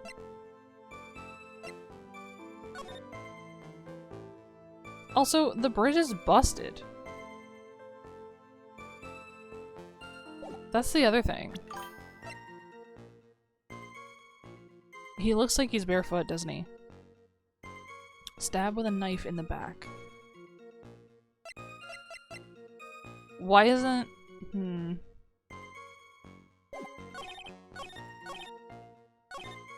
Why isn't there blood on the scarf?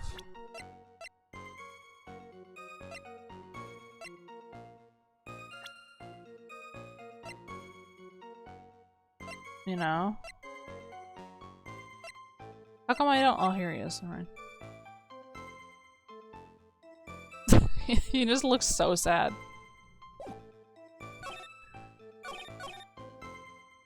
Okay. Shows the Vic wearing the scarf. It's wrapped around like 4 times. There's no way that would fall off.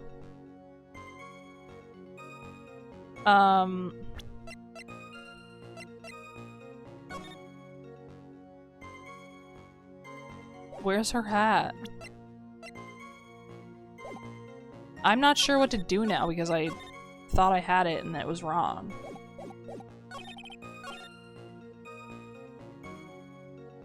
Shove the victim down from behind. Okay. Well...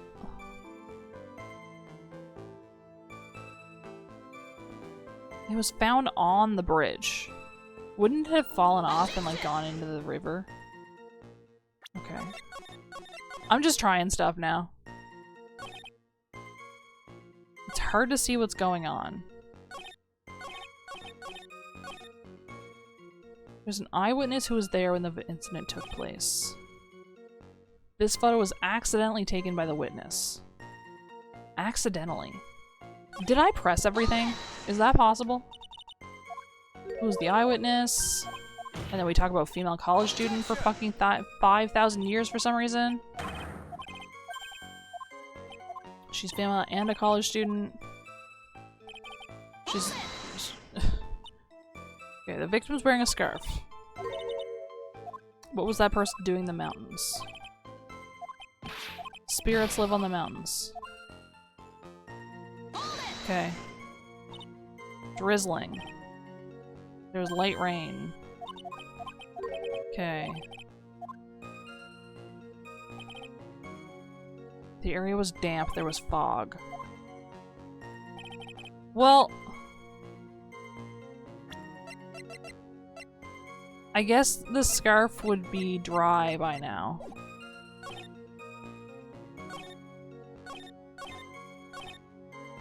Right?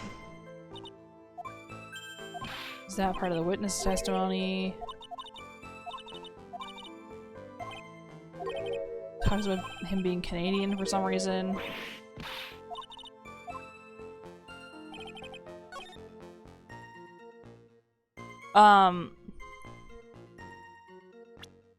Wouldn't she have fallen on top of the scarf? I'm gonna try it here. No. But this one being the one where they talk about the court record makes me think that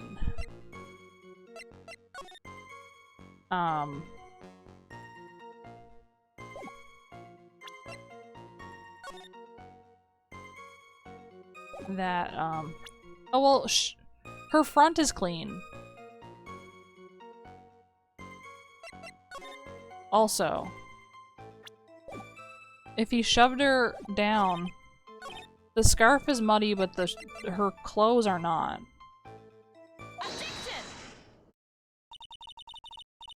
So, at the time of the crime, there was a light drizzle coming down, correct? Yeah, and fog, too. Just a generally soggy atmosphere. Soggy atmosphere.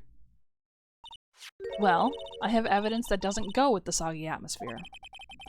But this is a photo of the victim's body that was found in the car trunk. It sure is. Considering the conditions at the scene of the crime, something isn't right. Well, by all means, please enlighten us as to what isn't right. What is it about this photo of the trunk? Jacket. Jacket. Naturally, the answer is right here. The victim's coat. As far as I can see, there is nothing strange about it. That's exactly what's strange. Recall the testimony. What were the conditions on that bridge that day? It was drizzling and foggy. Dusky bridge was all wet. Something isn't right, oh my god. If the victim really had fallen down on her stomach on top of the bridge, then the front of her coat should have been covered in mud. Surprise! That's exactly right. The other day, I fell on a muddy street and my gorgeous playoff beard was befouled.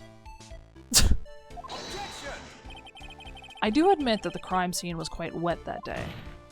However, that doesn't mean that the top of the bridge itself was muddy. Oh my god, hi! If your honor had fallen in the shower instead of on a muddy street, your glorious hockey beard, pride of the legal league, would be wet but not muddy. No worries, lurking is just as valid as chatting. Fortunately, I have yet to test that. Still, your point is well taken. I am like a mega lurker, to be honest. Can you prove that the surface— oh, the ad break is here. I want to get up real quick. Oh.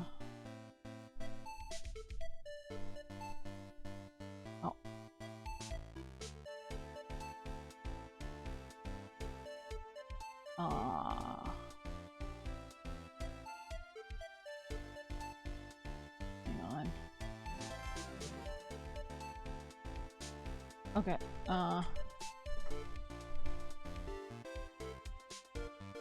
okay. Can you prove that the surface of the bridge was muddy that day? Come on, man.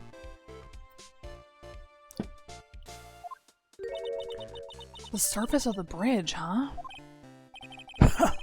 A real man wouldn't stand for a taunt like this. Neither would a real woman.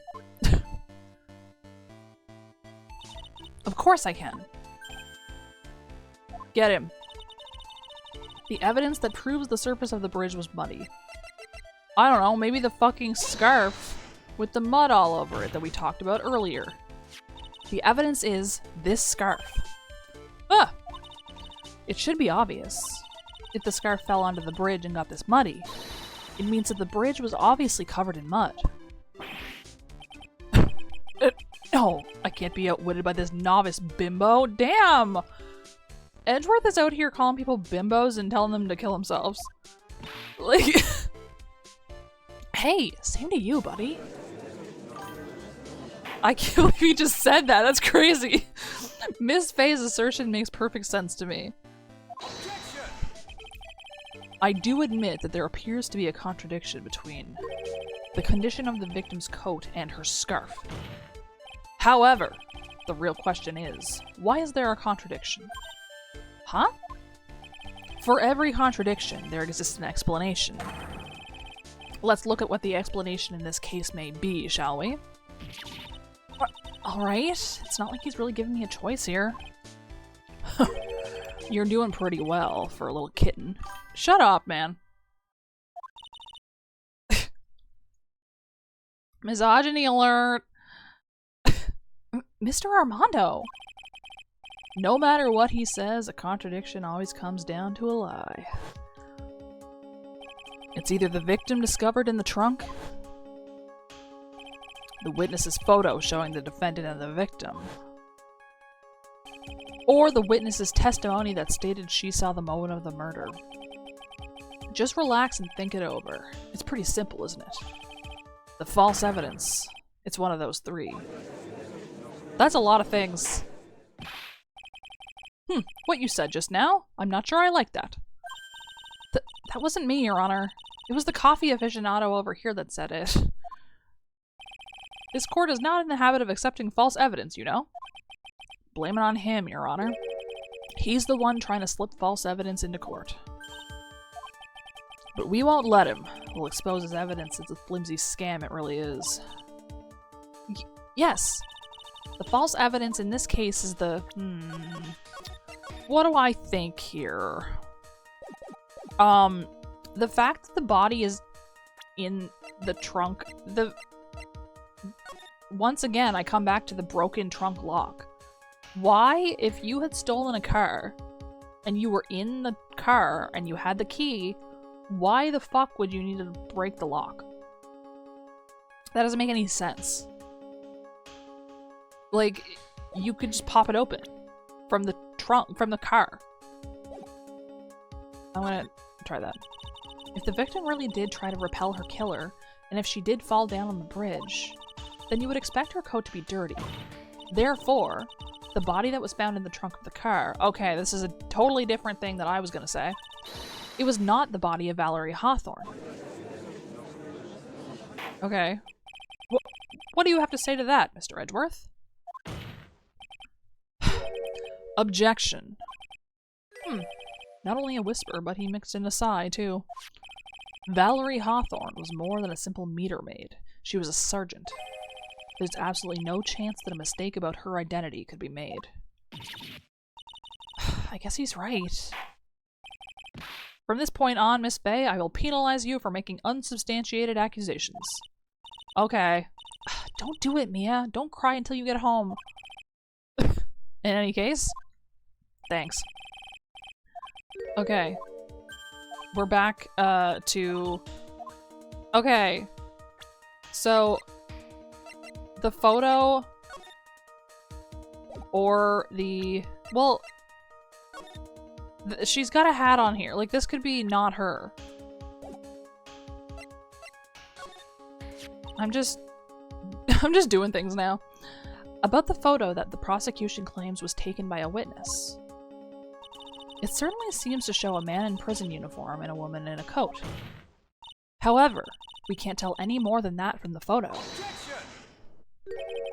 Are you saying the people in the photo may not be the victim and the defendant? Well, that's certainly a possibility. So perhaps it was another prisoner and policewoman. I admit people have their quirks. Perhaps they were part of a role-playing group. They were LARPers. Well, I suppose that's also possible, I guess. You messed up again, kitten. What the fuck? There should be something else that's even more suspicious. Now think the whole thing over again. Okay. Okay.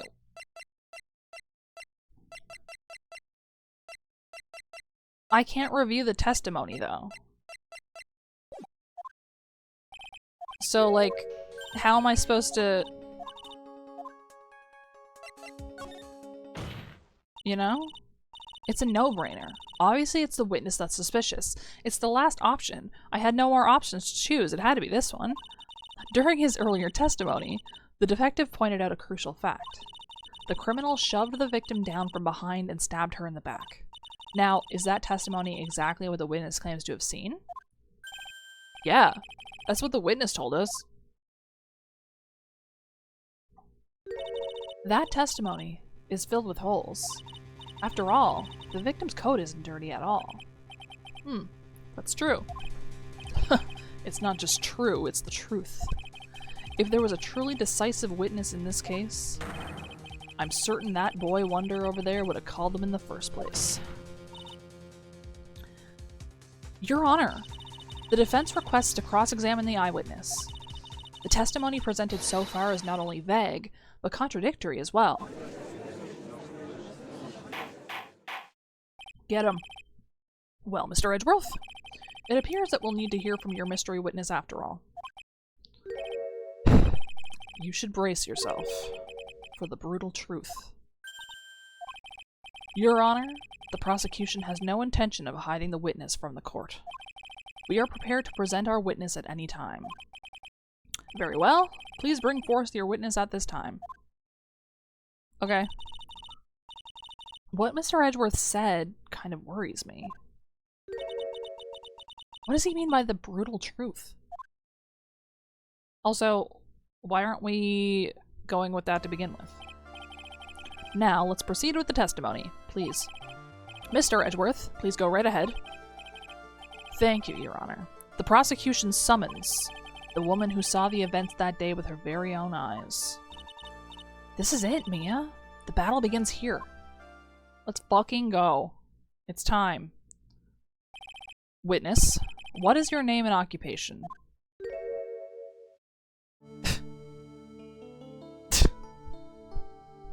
Hi. Everyone is so silent that I can hear their hearts going pitter-patter. Oh. When I look at you, how can I put it? I don't want you to put it in any kind of way, to be honest. You look as scrumptious as a double-double in a dozen donut holes. Oh my god, he is Canadian. No, wait, he's not Canadian, and I'll tell you why. He called them donut holes. They're Timbits, you motherfucker. I feel like I want to hurry up and hand down a verdict just to have a bite. Hey, not so fast. As I said before, this witness is very sensitive and delicate. I would ask the court to please exercise care when addressing her. Yes, indeed. Thank you, Mr. Edgeworth. You are a true gentleman. I do love a double-double, though. Tim's coffee is not that good, but, something about a double-double is just really good sometimes. Sometimes that's all you want. Oh. Don't worry. I have expertise. Miss Faye, you could learn a lot from this man. Oh, me. I could learn a lot. Yeah? If he's such a gentleman, he sure doesn't act like one to me. Sir? I don't remember what voice I gave her. Yes, my dear? This is my first time, so I'm sure I'll make a lot of mistakes. Anyway, I just wanted to say I'm sorry for all the trouble I might cause. Not at all. It's no trouble at all. Now then, may we please have your name and occupation? My name is, Melissa Foster. What the fuck? I'm a college student. A freshman in the literature department. You were on the scene when the unfortunate event occurred, correct? And you were the one who took this photo. Is that accurate? Huh? How can you be so mean? Now see here, what are you doing shoving that in her face like that? I showed her a picture, sir. Huh? But it's just a photograph. It's not like it's something dangerous. Next time I'll be forced to penalize you. What the fuck? Uh-oh, I don't like the turn this is taken. Is she staring at me? And you would be? Huh? I'm the defense attorney. My name is Mia Faye. I see. So you are... Now then, young lady, could you please give us your testimony? Yes, Your Honor. I'll do my best. Okay.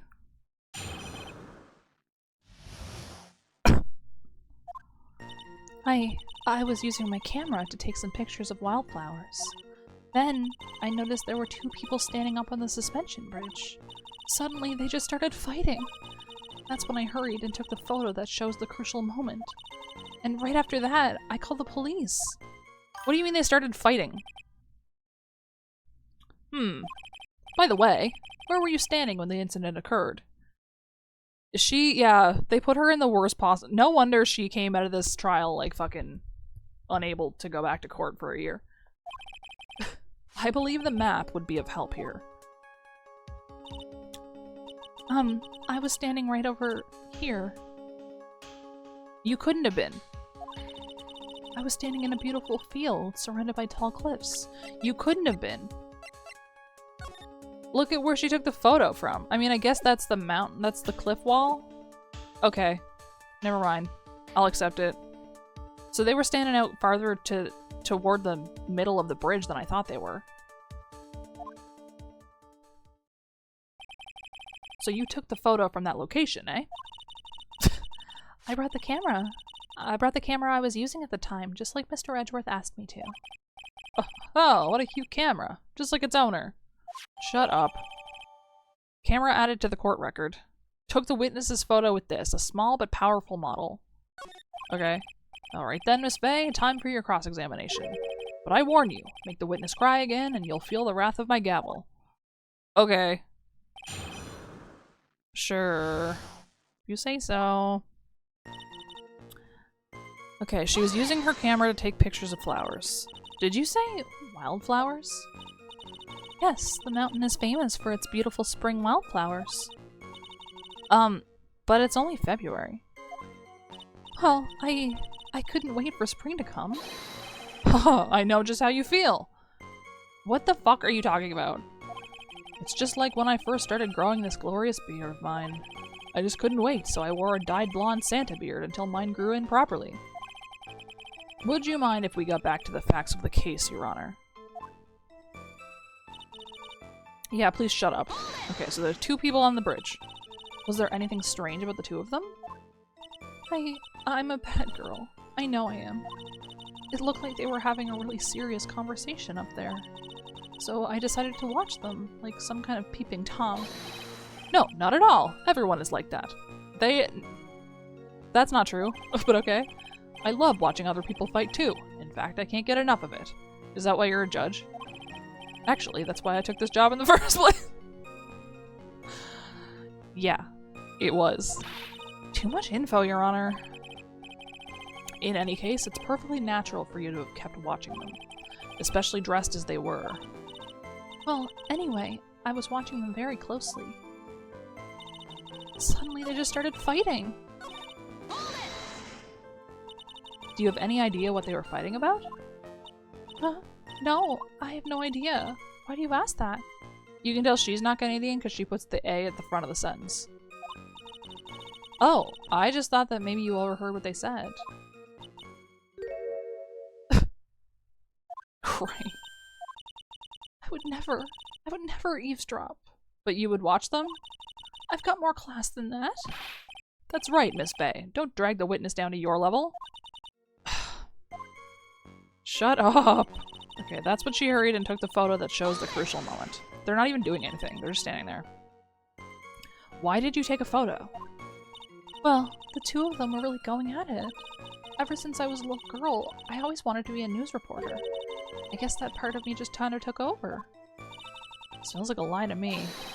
Yes, I understand completely. Oh my god. Even now I can't completely abandon my boyhood dreams. I still use my grandson to test my comedy routines on. This guy needs to understand that he's not gonna smash. Okay. So, he wanted to be a comedian, huh? Not that it has any bearing on this. All I could do was to use my camera. So I took the photo of the crucial moment and gave it to the police. Okay, and right after that, she called the police. You called the police? Yes, because it looked to me like the murderer was going to try to escape. We were already moving before the call even came in. Thanks to the victim's note, we had already started our operation. It was certainly tough luck for the criminal, eh? If Terry Falls isn't the criminal, then there must be something strange in that girl's testimony. Be careful, kitten. That girl has the judge wrapped right around her little finger. You're gonna have a tough time poking holes in that testimony of hers. You're gonna have to come up with something really good, Mia. Really good. I wish she would show us some of the pictures of wildflowers that she's allegedly has.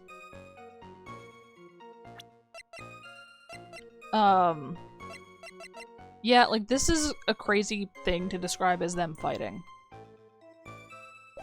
They're both just standing there. Also, why Melissa Foster? Why is that what she...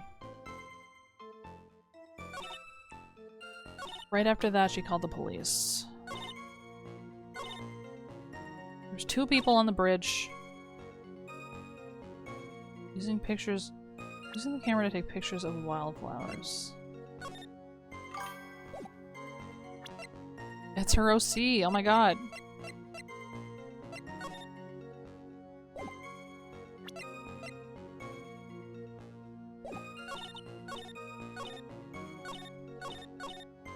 The way that she describes it,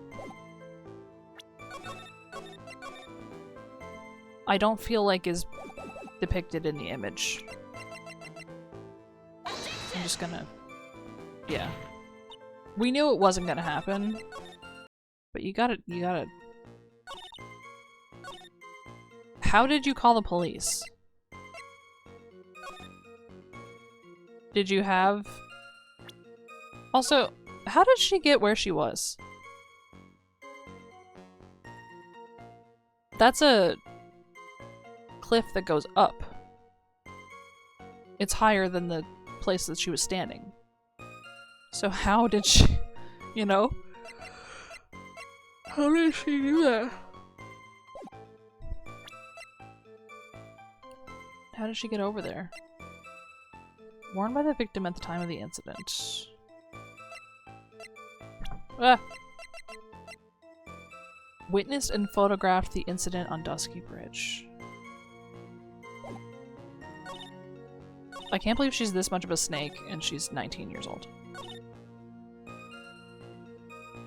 Can you, like, show us the pictures, maybe? I don't know what to...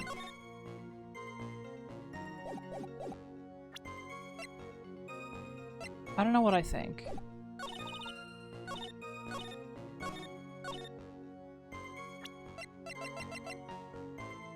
Okay, well hang on though. Your picture does not show the crucial moment. Very specifically, it does not show the crucial moment. The crucial moment would be the moment that he killed her. Your picture just shows them standing there.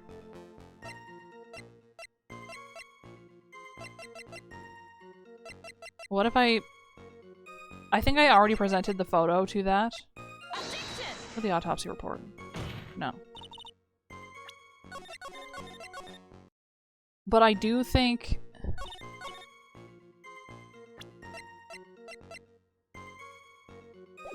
Wait, maybe I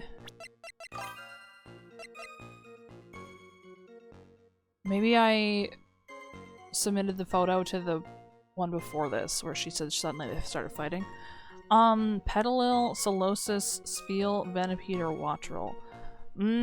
These are all really good. Maybe let Watrel is out for sure. I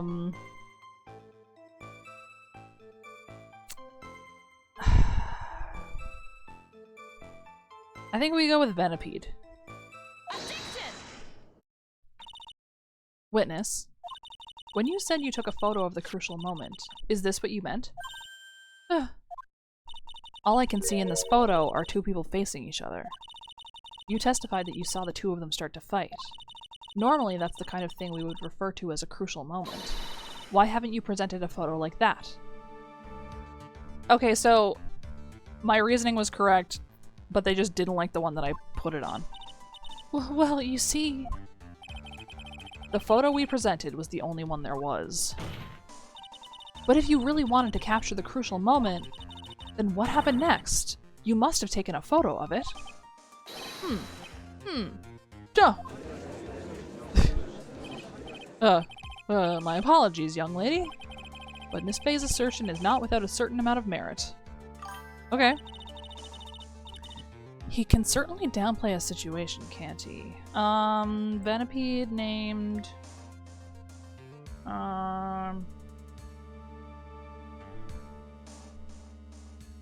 Venipede is named... Protractor. Can you fit that? Is that... Is that too long?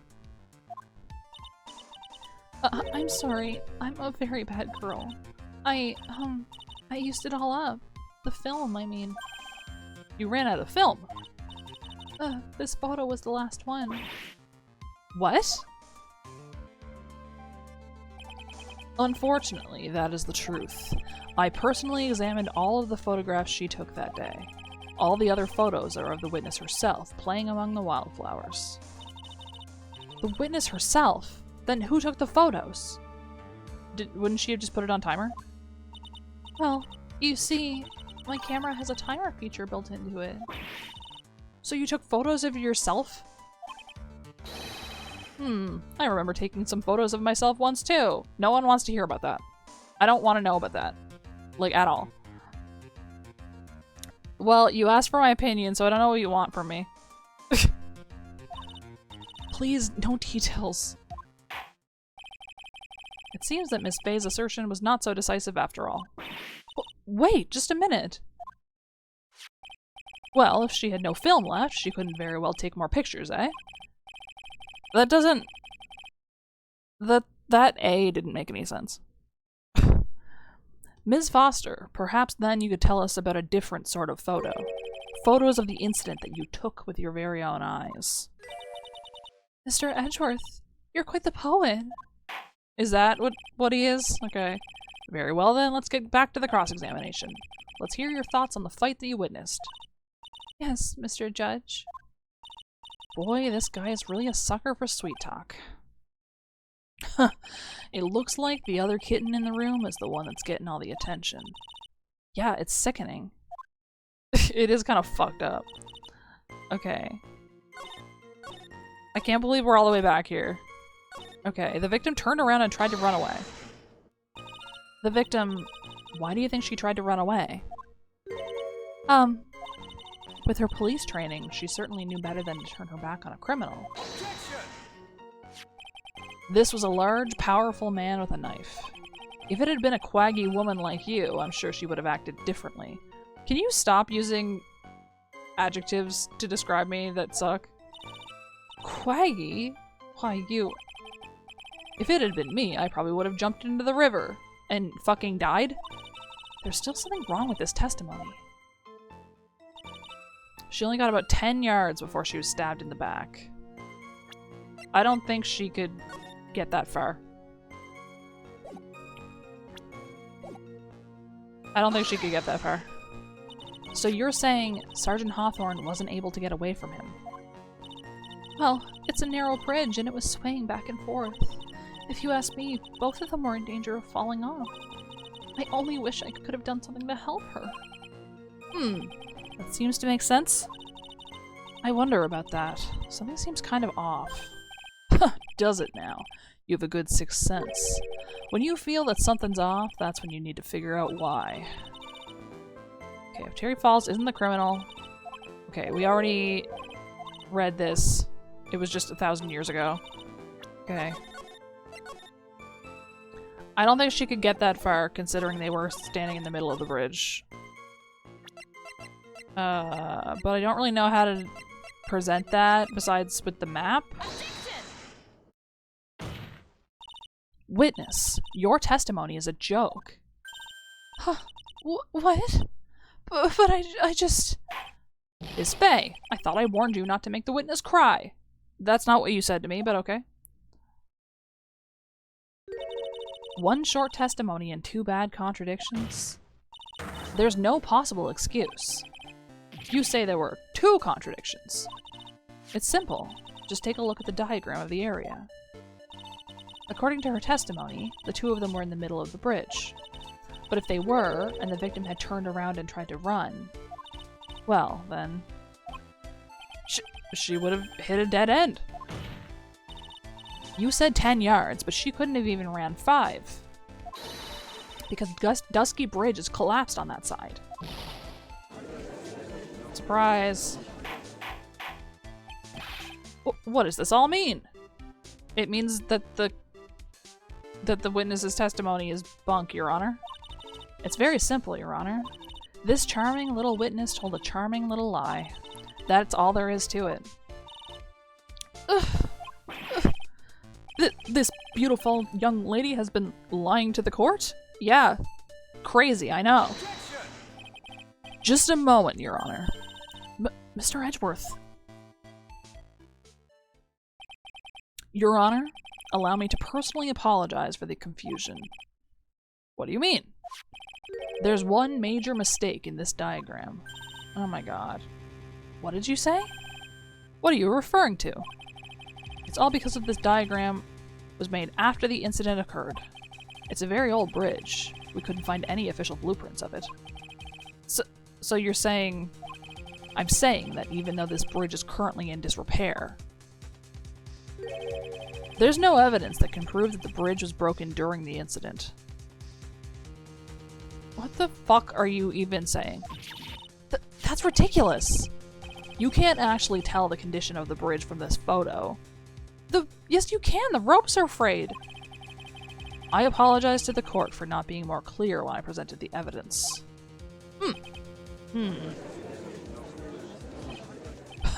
That guy's good. Huh? What do you mean? He's shit. He planned it from the beginning. He's a genius, alright. That diagram of the bridge was his insurance policy. What? That coward! Well, Miss Faye, it seems you've once again made a reckless accusation. I haven't! I'm so sorry. I should have been more careful myself. No, it wasn't your fault at all.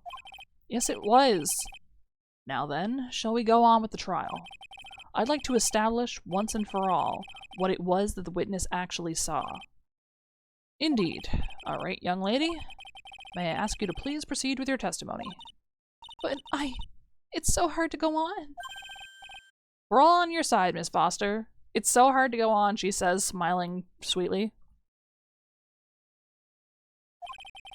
There's no need to worry. Just tell us what you saw. Yes, sir. Uh-huh. After he stabbed her in the back, he quickly picked her up in his arms. Hydrate. Then he carried her over to the car. I suppose that was the only way he could make sure the body stayed hidden. He couldn't just leave the body on top of the bridge. Oh, I'm sorry. I'm only supposed to talk about what I saw. Yeah, you couldn't have seen any of that. Witnessing such violence must have been difficult. Yes, sir. I'm still shaken up. If he accepts this testimony as it is, we're finished. Hydrate. Don't say that. Oh well. Maybe I'll stop off at my favorite cafe on the way home. They make a really great mocha latte. Oh, so you are putting dairy products in your coffee. This trial isn't over yet. That's what I like to hear. Also, mocha latte is chocolate drink. Alright, Miss Faye, your cross-examination, if you please. The contradiction is staring you right in the face, Mia. Go on the attack. Alright. Let's fucking go. Okay. He picked her up. Telling me about that. Are you saying the victim didn't fall down on the bridge? Actually, maybe she did fall. Of course she didn't fall down on the bridge. If she had fallen down, this photo wouldn't make any sense. If that was the case, her coat would have been all muddy. That's what I said. If you don't mind, I was asking the witness. No need to be so rude. Well, young lady? Of course she didn't fall down. The man in the prison uniform grabbed her before she could. What does that mean? We're one step too slow. And then, what did the defendant do after that? Okay, he carried her to the car. You personally witnessed that? Yes. Did anything strange happen when he did that?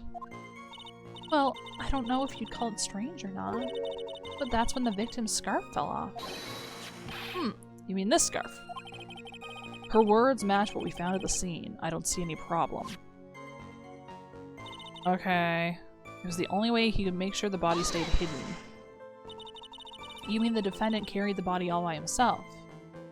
I think he could do that, yeah. Yes. Considering the size of the defendant, I don't think it would be difficult. Yes, but let's remember they were on a narrow bridge that was ready to collapse. Is it even possible for him to have carried a dead body on a bridge like that? Objection! Well, the fact of the matter is that he did. That kind of talk is just silly. Wow. Why did he get so emotional all of a sudden? Miss Faye, if you think there's some other possibility, please share it with the rest of us. Okay, he couldn't just leave the body on top of the bridge. Why do you say that? It's already a broken down bridge hidden away in the mountains. Doing anything more to hide the corpse would be going overboard, wouldn't it? Yes, but that mountain is famous among hikers. A surprising number of people go up there. But it's February, right? And it was raining that day, correct? There is also a small temple and a channeling dojo there. You know those monks. They just love cold, isolated places. I think the witness is trying to say that the corpse could have been found at any time. Besides, the witness is merely reporting what she witnessed with her own eyes. Uh-huh. I'm only supposed to talk about what I saw. And you're absolutely certain that it was my client who was carrying the body. Well, he was wearing a prisoner's uniform, but as for his face... So you're saying you didn't get a clear look at his face? Well, they were far away and it was raining as well. I thought I was only supposed to say exactly what I saw.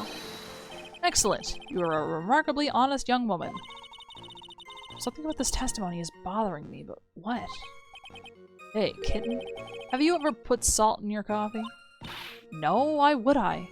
What the fuck are you talking about? Why not? Huh? It may actually go better with coffee than sugar, right? Listen, my point is, if you're not sure, you might as well add a ton of salt to it.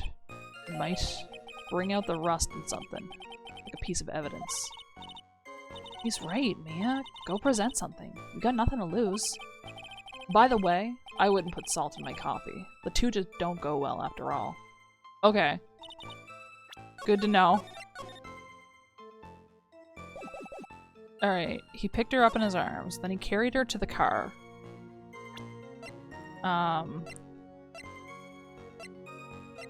How did you see that?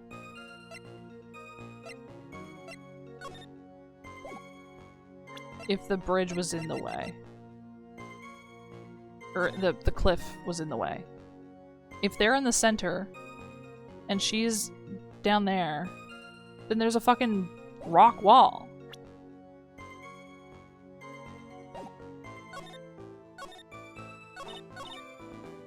Like, am I crazy?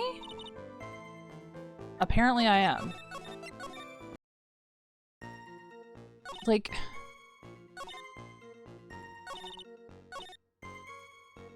I'm only supposed to talk to her about what I saw.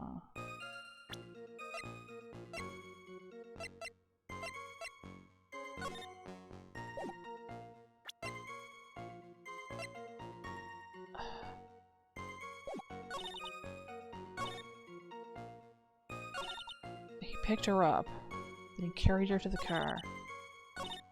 Well, if he doesn't have blood on him, if we're assuming that he is wearing the same uniform,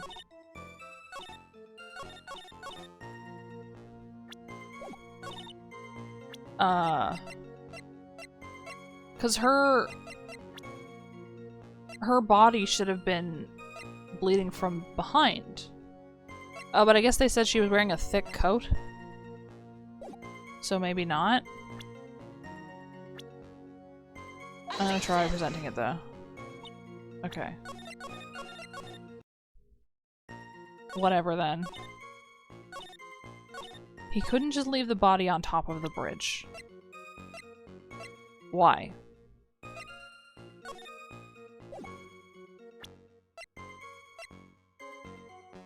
Why?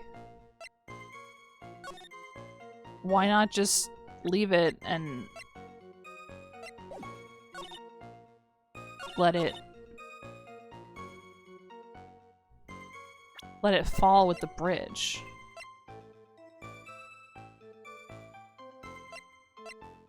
Stabbed with a knife in the back. Died from blood loss between 4 and 5. I just feel like there's a fucking... The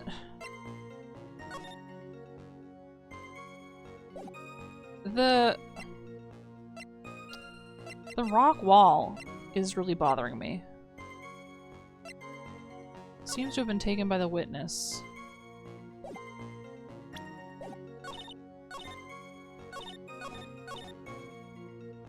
couldn't just leave the body on top of the bridge.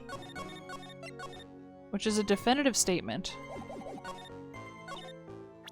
What if I gave... What if I gave her photo with the... No. God damn it.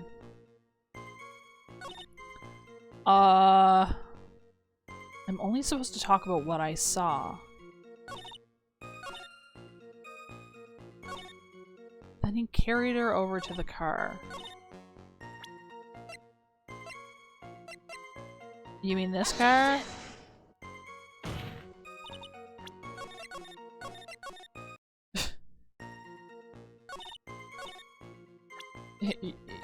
You mean this car? Okay. Fine. Okay.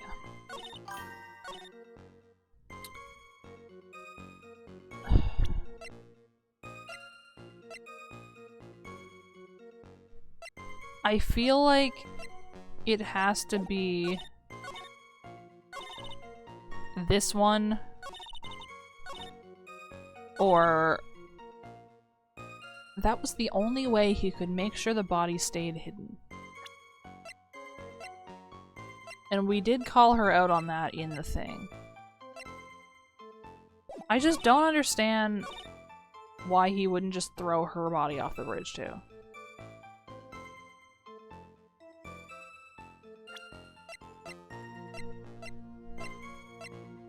Seems to have been taken by the witness. Yeah, I don't know. Found on Dusky Bridge. Did I skip?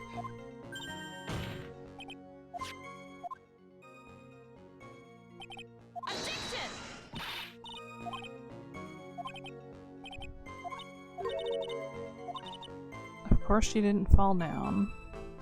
He grabbed her before she could.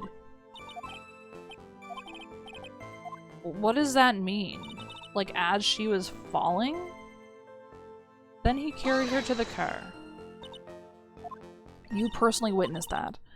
I just don't think he could have seen that.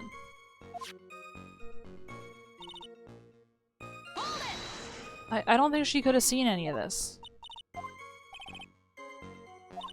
I just don't... I don't know. Okay, Edgeworth got really upset right there.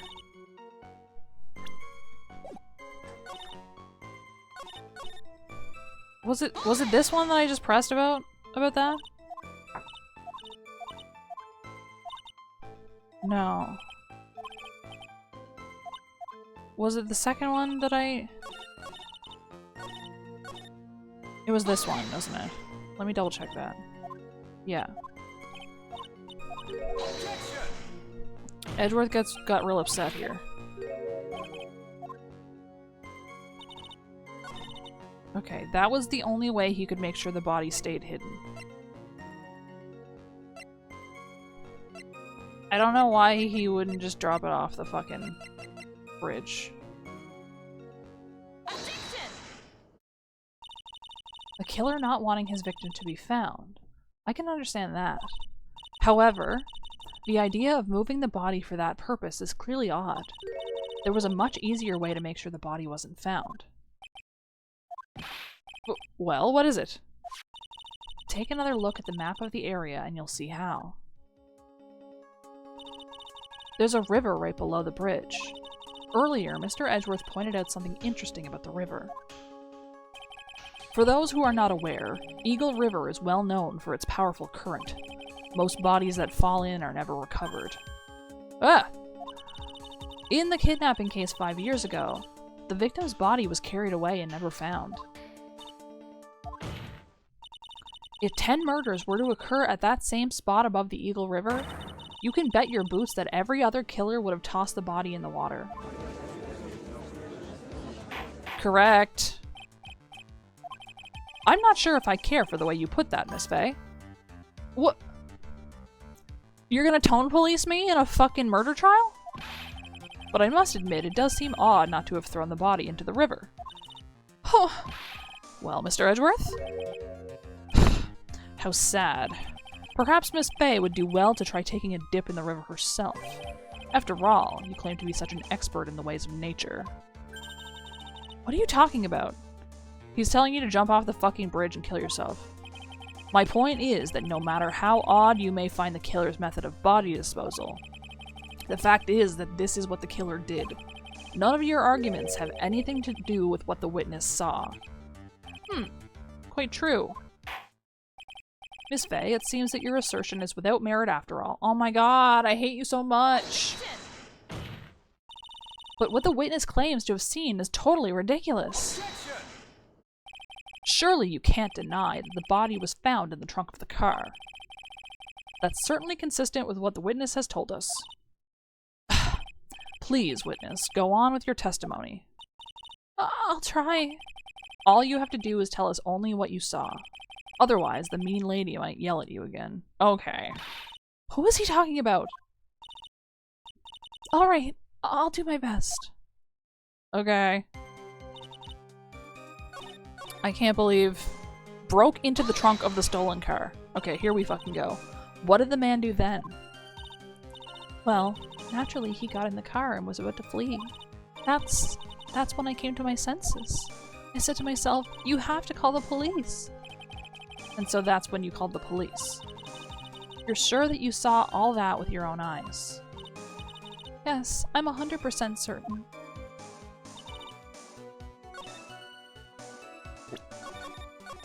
Why would he do that? He wouldn't need to do that. He could drive the car.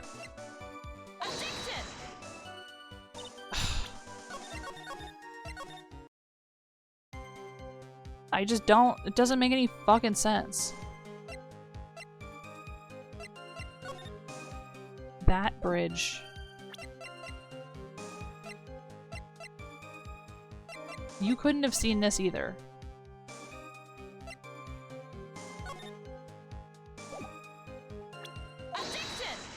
Oh, I can call her out on it now? Well, Miss Foster, it looks like you've done it this time. Done what? Made a crucial mistake.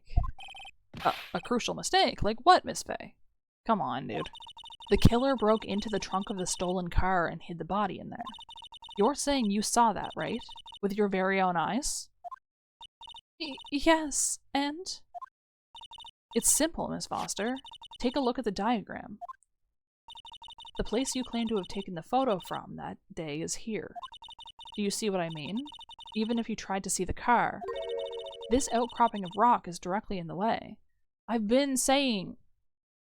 I can't believe we even let her fucking testify this long. That's right, Miss Foster. From where you were standing, you could not have possibly seen the killer's car.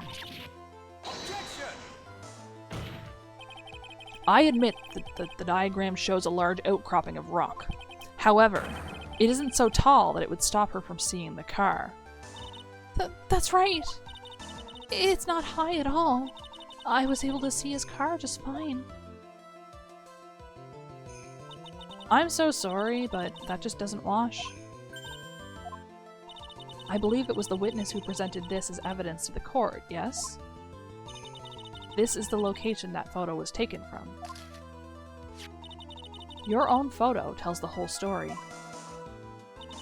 You can clearly see the left side of the bridge, but the outcropping that is being referred to is really more like a cliff. Ugh! Your view should have been completely cut off by this cliff, but still you claim to have been able to see the killer's car.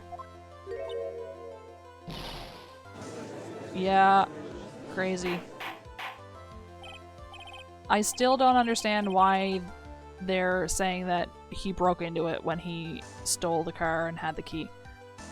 What is the meaning of all this ballyhoo? What the fuck are you talking about? Your Honor, don't jump to any hasty conclusions. The fact that the escapee fled in a stolen car was reported on the news. After witnessing a murder, I'm sure you can appreciate that the witness was very upset. She must have heard about the stolen car and convinced herself that she saw it. Oh my god. But she was repeatedly warned before starting her testimony. She was told to testify only about what she saw with her own eyes. Oh. Mr. Judge? What is it? I think I must have remembered things wrong. Hey, wait a minute. You can't just say that. She can if Victor Kudo has anything to go off. Ms. Fey, no one on the face of the planet is perfect. Yes, indeed. Quite true. You know what they say. Also, that's crazy coming from you. To err is human, to forgive divine. I'm inclined to give the benefit of the doubt to our witness here. What? That's not fair. Save the tears for later, kitten. Mr. Armando, don't look back until the trial is over. Now is the time to go forward. But that wasn't fair. Okay, kitten, you need to relax. Then you need to remember the other kitten's testimony. The killer broke into the trunk of the stolen car and hid the body in there. So tell me, how did she know that? How did she know that he broke into the trunk? Aha! Well, Miss Foster, until you can explain how you knew that, you're going to have a lot of very suspicious people on this side of the courtroom. Well, witness? Well, I'm certain that he broke into the trunk because there were marks left on the trunk lid. I'm certain they were scratch marks from when he broke into it. So, again, when did you see the car? What? Let me see that photo. It's true. These certainly look like scratch marks around the keyhole. It looks like the whole keyhole is busted in. It's obvious that this trunk has been broken open. Well, Miss Fey, are you satisfied? No! The judge is on her side. I can't make any mistakes here. I'm literally just not satisfied by that. I think that's bullshit. What she just said, is there a contradiction in there somewhere? It doesn't work. Melissa Foster, it looks like you finally betrayed yourself. What? You said you were in a field taking photos of wildflowers. But even so, you knew about the scratches. The question is when? When did you get a chance to see those scratches? That's what I'm saying. Finally. I finally got her. I'm getting pretty tired of waiting over here. Then perhaps it would be faster if Miss Fey explained herself. Your Honor, there's only one possible explanation. The reason the witness had seen the scratches was... I mean, neither of these make sense. She put the corpse in there. There's only one way that the witness had the chance to see those scratches. Yes, what is it? Naturally, when she opened the trunk and stuffed the corpse in herself. The person who really hid the body in the trunk of that car was Melissa Foster. It was you that did it, wasn't it? That's ridiculous. I could never. It was the man in the prison garb. He's the one that... I don't think so, Miss Foster. If Mr. Falls had been the one that put the corpse in the trunk, he would have simply used the car key. There was no need to break it open. I've been saying for 5,000 years. But he stole the car! He stole it from a young couple that had been waiting at a red light, which means the key would have still been in the ignition. Oh, I see. Yeah, bitch. Thank you for telling us about the scratches, Miss Foster. Without that, we never would have uncovered the truth. That it couldn't have been Mr. Falls that put the body in the trunk. No! Preposterous to even think that the witness put the body in there. If that were true, then how do you explain the photo that she took? The corpse could only have been put in the trunk when the incident occurred, and we already know that at the time she was taking photographs. She fucking put the timer on, what do you mean? Now's your chance, Mia. Finish this thing. On the contrary, I'm not so certain about that anymore, Mr. Edgeworth. There's no need to think too deeply about it. What I'm saying is the shutter for this may not have been pushed by Miss Foster herself. Let's take another look at this camera and see what features it has, shall we? It has a timer built into it, even a mini tripod. I think the mini tripod is additional. Why? It's almost as if she brought this camera just to take this picture. Objection! What are you trying to say then, Miss Fay? That when the crime occurred, Miss Foster wasn't in the field as she claimed? Well, if she really did use the camera's auto timer, then the answer is yes, she was somewhere else. Exactly, she was not in the field. Yeah, I can't imagine that you get a fucking tripod with your digital camera. Well, it's not a digital camera, I guess. It's a film camera, but still. Would the defense please explain further? Listen, this is a crucial point. Where was Miss Foster when the incident occurred? In answering that question will also make clear Miss Foster's true identity. Well then, please answer this question. Where was Melissa Foster when the incident on the bridge occurred? Okay, so she couldn't have been here because she would have been in the picture. I think.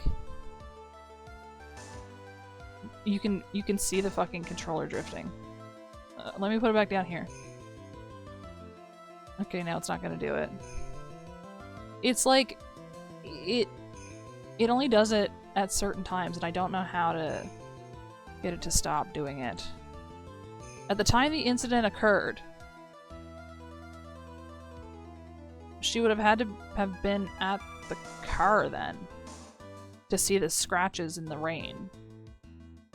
Because I don't think she could be here, because then she would have been caught on the camera. Right?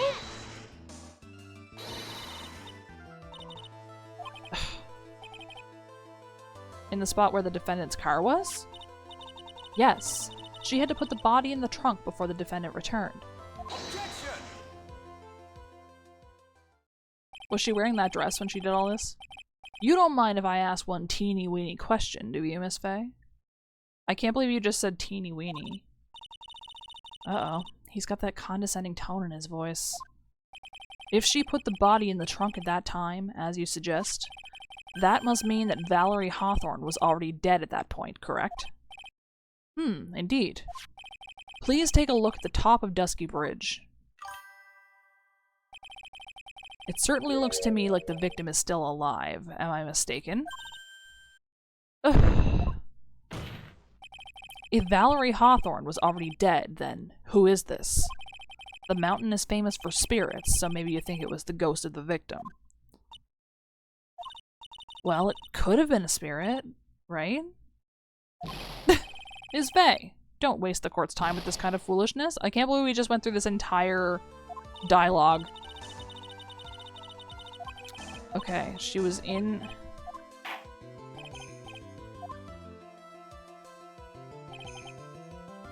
Oh, then you're telling me that it's... How would she have been... Naturally the victim was here. Well, what do you think, Mr. Edgeworth? This one doesn't work either. Okay. What the fuck? When did I save? I can't believe there's dialogue for the car.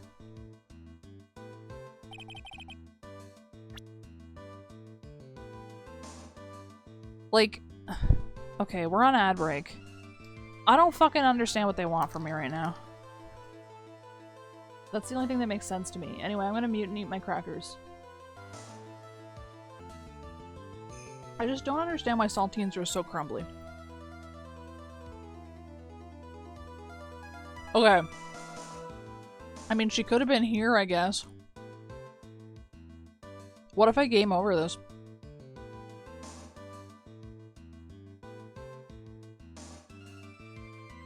She could have been here, too. Dude, I don't know. The fact that she wasn't at the car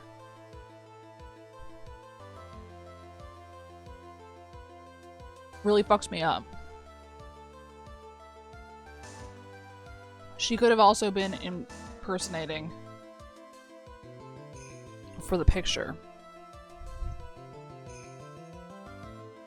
I don't remember when I saved, which is dangerous for me.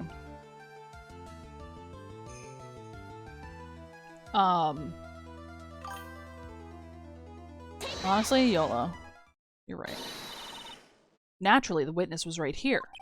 But that's where the victim, Miss Hawthorne, was standing. Order! Order! Miss Fay! What on earth? Your Honor, if I may. After parting with the victim on the bridge, the defendant fled by car. But this would mean that there was no time to put the victim in the trunk. In other words, if someone put the body in the trunk, it could only have been before the defendant met the victim. How asinine. Of course Mr. Falls met with the victim. The only person with the opportunity to have put the victim in the trunk is the same man that killed her, Terry Falls. You still don't understand, do you, Mr. Edgeworth? By the time the witness's photo was taken, the victim was already dead. The person in the photo was not Valerie Hawthorne. What? I've never heard anything more ridiculous in my entire life. Really? Nothing? Then who exactly is the victim in this photo? It's obvious, isn't it? It's your own witness. Also, I find they do this a lot. They'll have me prove something, and then they'll be like, well, who could have done it? And it's like, I just answered that two seconds ago. You asked me where was the witness standing, and I pointed it out, and then now you're saying who was the person standing where the witness was standing. Like, what the fuck? What? It's the only possible explanation. The woman that Mr. Falls met on the bridge that day was not Valerie Hawthorne. It was you, Melissa Foster. Me? Let's remember that it was raining and foggy on the mountain that day. Mr. Falls himself believed that the woman in front of him was Valerie Hawthorne. But the defendant knew Valerie Hawthorne very well. After all, she was the woman whose testimony helped get him convicted. But since then, my client has spent 5 hard years in a federal penitentiary. He couldn't remember exactly what she looked like anymore. You are just making this up as you go along. Where's your proof? Got it all right here. This piece of evidence will blow this case wide open, I'm afraid. I'm afraid of blowing the case wide open. At the time of the incident, Mr. Falls had forgotten what Valerie Hawthorne looked like. What? What?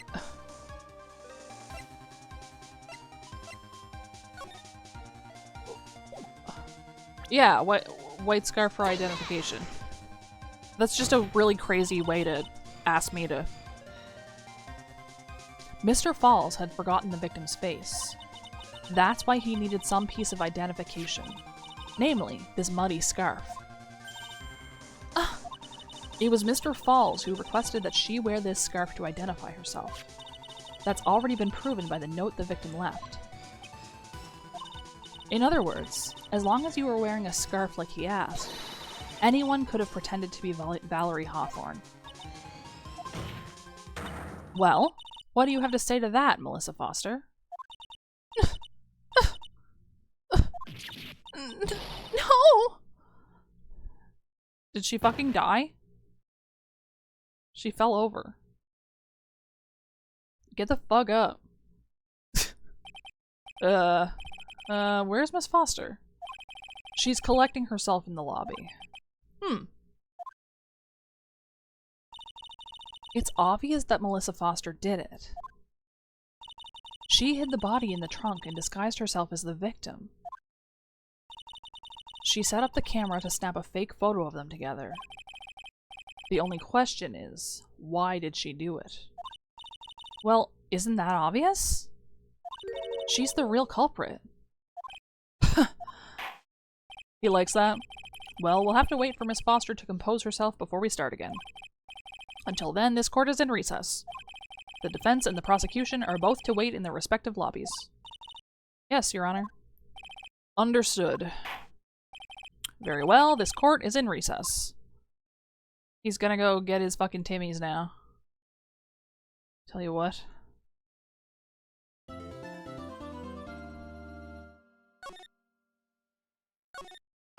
He's going for Tim's with the boys, and then he's going for Poutine.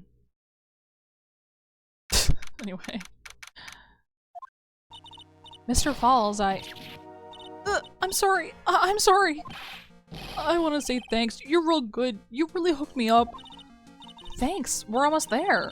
Once I prove that she committed the crime... Yeah, but there's one more big obstacle we've got to get past. Obstacle?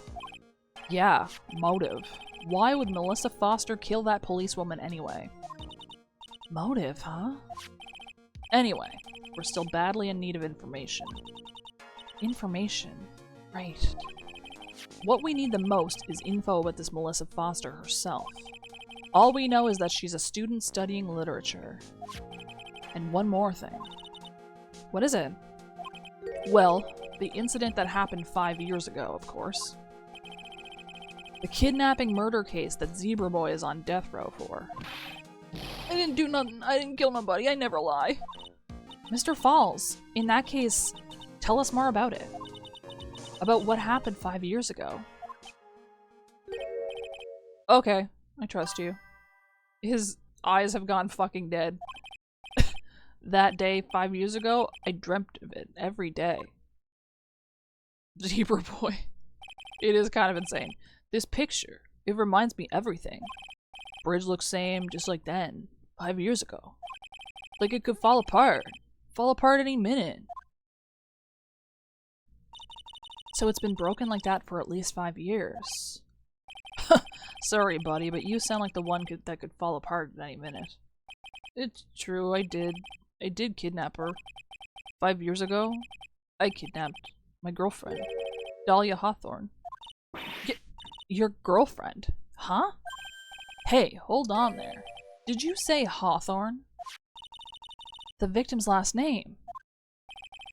Dahlia Hawthorne, Valerie's little sister. What? Are you serious? The girl. Let her go. Okay.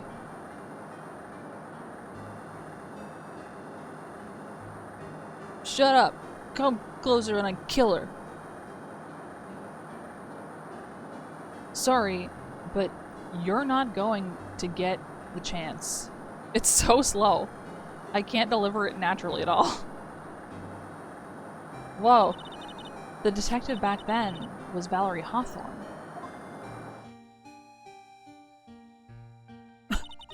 At first I thought shooting someone for a kidnapping was crossing the line, but if it was to protect her little sister, I can understand why she did it.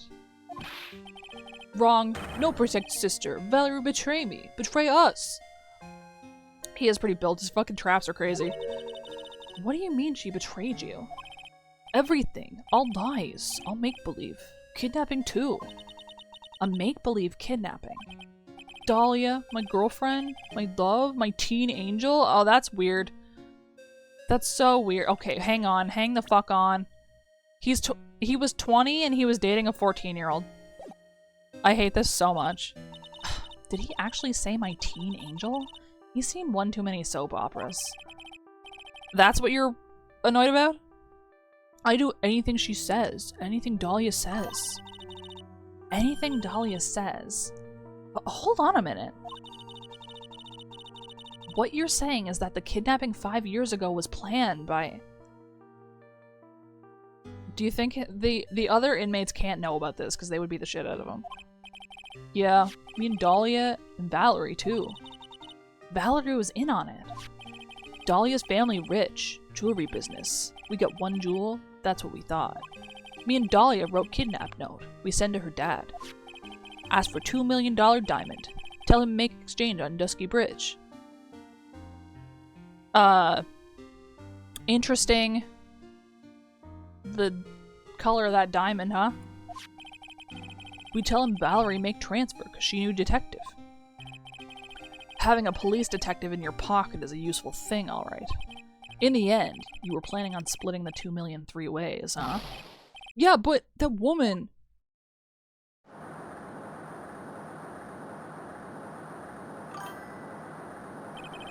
It's a weird looking blue ruby, I'm telling you. That woman, Valerie, she do it for real. She shoot at me for real. Me and Dahlia. Holy fuck. I was shot in arm. Dahlia, she jump in river.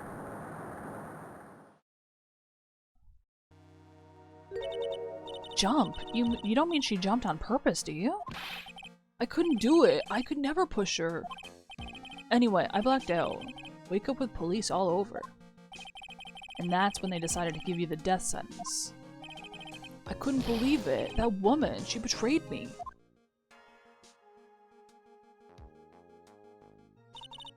That man, Terry Falls, he killed her. He threw her off the bridge. He threw my beloved sister into the roaring river 40 feet below. Okay, if that's what you say. These 5 years, all I wonder is, why? Why? Why? Why? Why did she lie? That's all I want to know. So that's why you called her. You wanted to hear the truth from Valerie herself. Yes, but I forget what she looked like, so tell her to wear a scarf. I want to hurt her. Just ask why. Why? Why did you lie? Why did you betray me? I just want to hear answer come from her mouth, that's all. So that's why. That's why you made a crazy escape like that. Just one thing, Zebra Boy. My senses are tingling all over. Tell me, Mr. Falls, where is it? Huh? Where's what? Come on now, kitten. The ransom. The $2 million diamond. Remember that now? Did you give it back to Pops? Did the police take it? I don't know. Huh? You don't know? No, really, I don't know. It's gone with Dahlia. With Dahlia? You're gonna make me fucking look at this again? That day on the bridge? Dahlia put it in backpack. Okay. Now gone with Dahlia. Gone forever. Into Eagle River. How did she live that? It disappeared with Dahlia, huh? Wait a minute. You can come back in now, we're about ready to go. Mr. Falls, just one more question. When you said with Dahlia, do you mean the diamond is still missing? Along with the body of Dahlia Hawthorne? Never found her. My sweet Dahlia. They never found her. Swallowed by river. Gone. Dahlia, my teen angel. I hate that you're calling her that. Your teen angel. How old was she anyway? Yeah. That's such a good question, Diego. Thank you for bringing that up, man. Just 14. 14? I guess you were robbing cradles before diamonds. Yeah. He sure fucking... I don't remember this at all. Oh my god. She plans a fake kidnapping and disappears into the river with a rock worth 2 mil. Man, oh man. Angels these days. Falls takes the fall and gets a one-way ticket to death row. Is Dahlia Hawthorne an angel, or is she really, It's time, kitten. Looks like we have a few more aces up our sleeve now. You bet! Hell yeah. Diamond! The training wheels come off now, Mia. You gotta strike while the iron's hot. That's one of my rules. Remember it. Okay.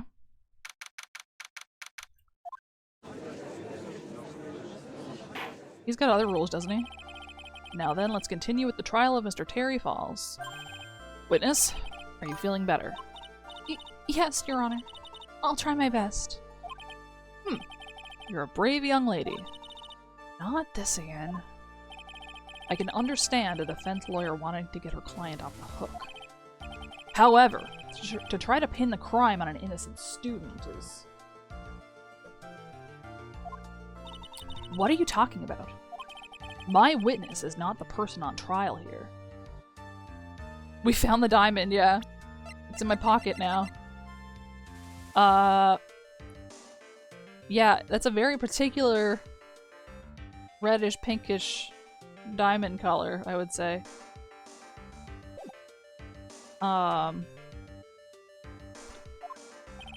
She's an innocent bystander who witnessed a violent crime. That's all. What possible reason would a girl like this have for murdering a policewoman? It's certainly hard to imagine this woman as a murderer. Her motive, huh? I figured that's what I had to establish next. Well, Miss Faye, do you have any evidence of a motive? Yeah, actually. Yes. Of course, I think. Metal Gear. You're still acting as tame as a kitten. Mr. Armando, listen. A lawyer is someone who smiles no matter how bad it gets. Smiling on the outside while your guts are twisted in knots is the mark of a pro. Maybe so, but I wish you would quit grinning at me like that. Excuse me. May I speak, Mr. Judge? Of course, Mr. Judge is ready anytime you like. I need you to fucking stop. I'd like to say something. Some people here are suspicious of me, right? That's why I at least wanted you, Mr. Judge, to know that it's not true. I see. You're such an honest and upstanding young lady. Oh my god, I hate him so much. It looks like this witness is a real professional. What do you mean? Look at that 100-watt smile. Just when things are darkest for her, click, she lights right up. Very well then, let's hear what the witness has to say. Great. Melissa Foster's history. I was out of the country until the year before last. Until I entered college, I had never even been to Eagle Mountain before. And I certainly don't have any reason for wanting to hurt a police officer. Holding a grudge and killing the officer who testified against you 5 years ago? Or kidnapping a poor girl? I just think the defendant is a terrible, horrible monster. Okay. Out of the country, eh? Precisely. Furthermore, she has no possible motive for committing murder. Indeed. You're up to bat, kitten. Sharpen those claws and put on your best smile. You bet. Somehow, I have to tie her to this case.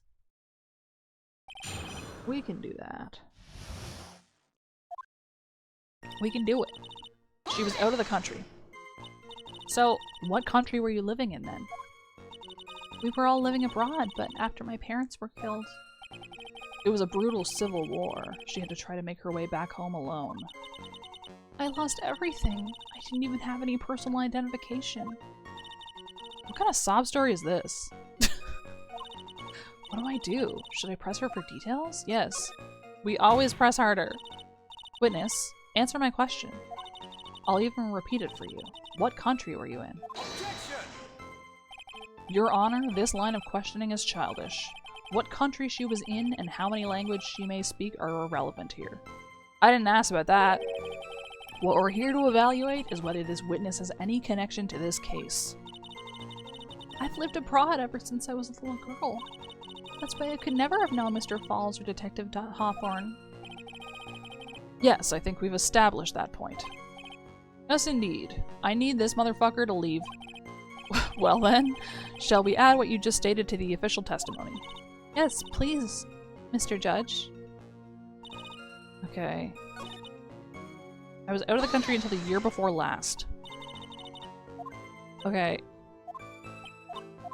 I guess I went back and I didn't need to do that. I didn't know either the victim or the defendant. You didn't know either person. Are you certain of that? Yes, I'm afraid I'm rather shy around people. Oh well, that can't be helped.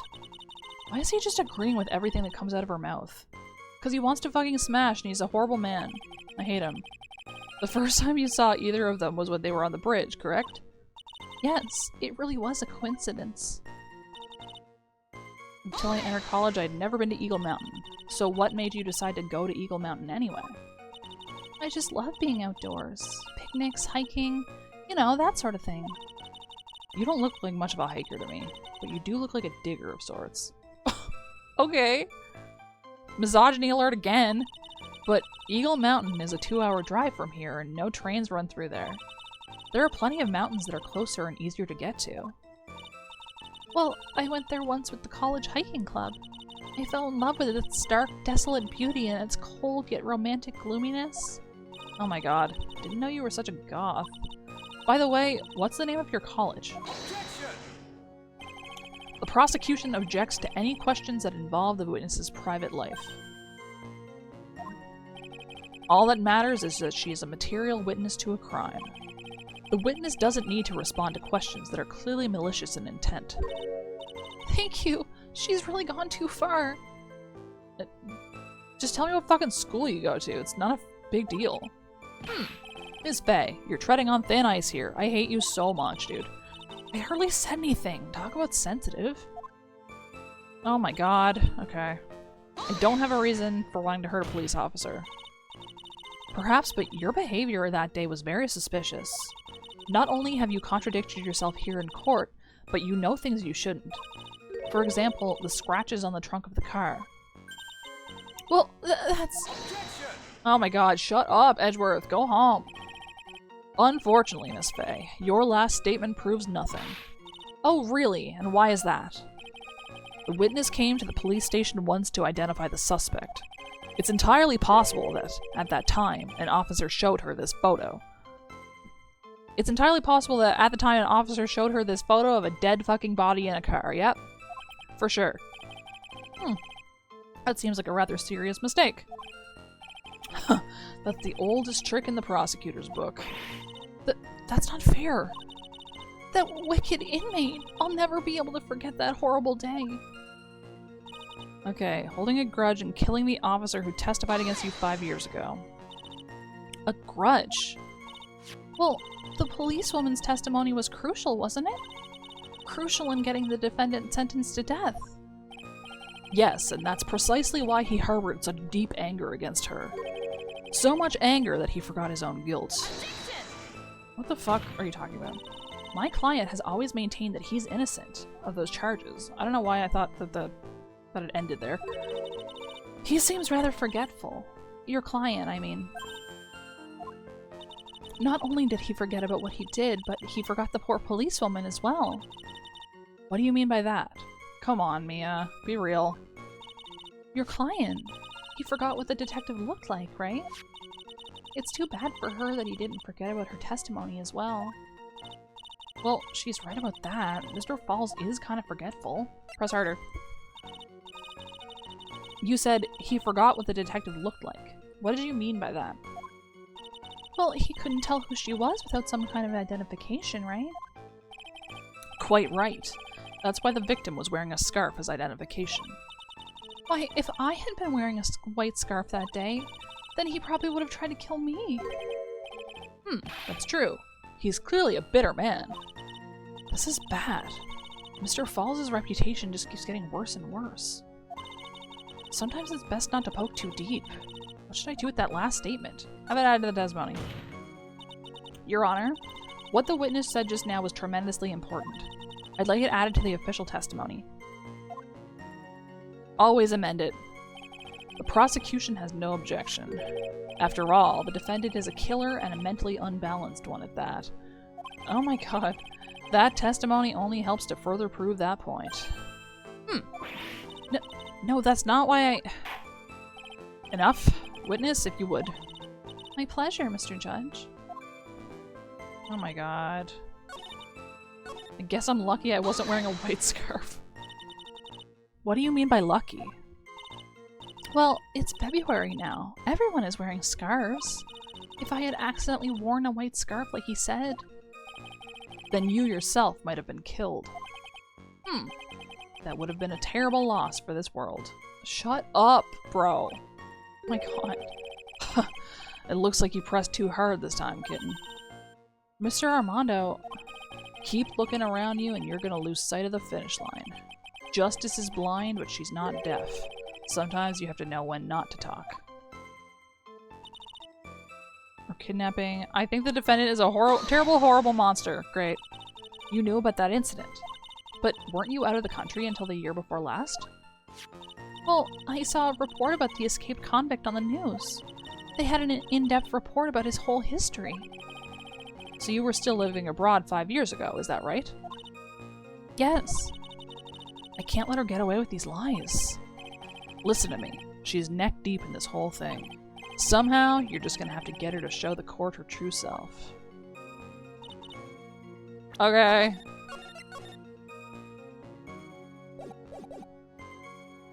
Let's see here. What do I have? Used as ransom for Dahlia, lost to Eagle River. This is the big one. Talk to Dahlia.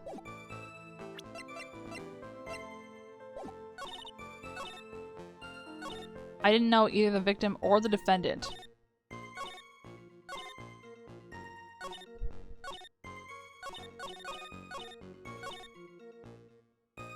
That could be good, I think. But then how do I prove that she is Dahlia? Let me attempt this. Yeah, okay. I think I'm getting ahead of myself. I didn't know either the victim or the defendant.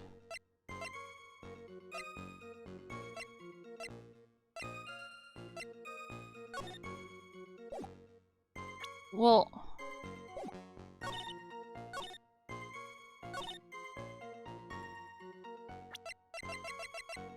a $2 million gem, used as ransom for Dahlia, lost to Eagle River 5 years ago. Victim of the kidnap/murder, fell from bridge, no body found. Okay, hang on. Maybe I can use that. This might be too early as well, but... yeah. Yeah. Because that's like a major fucking lie.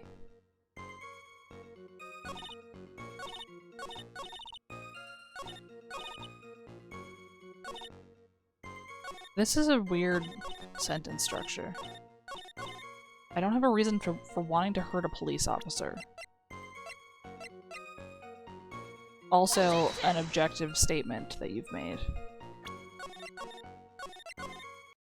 God damn it. I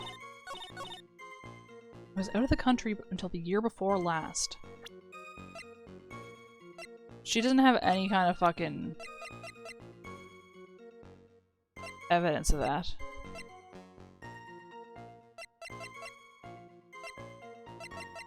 Like, at all. I had never even been to Eagle Mountain before.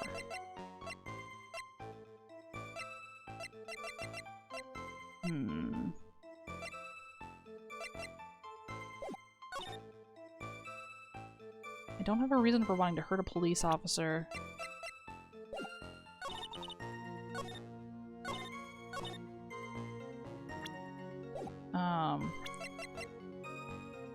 You mean this scarf?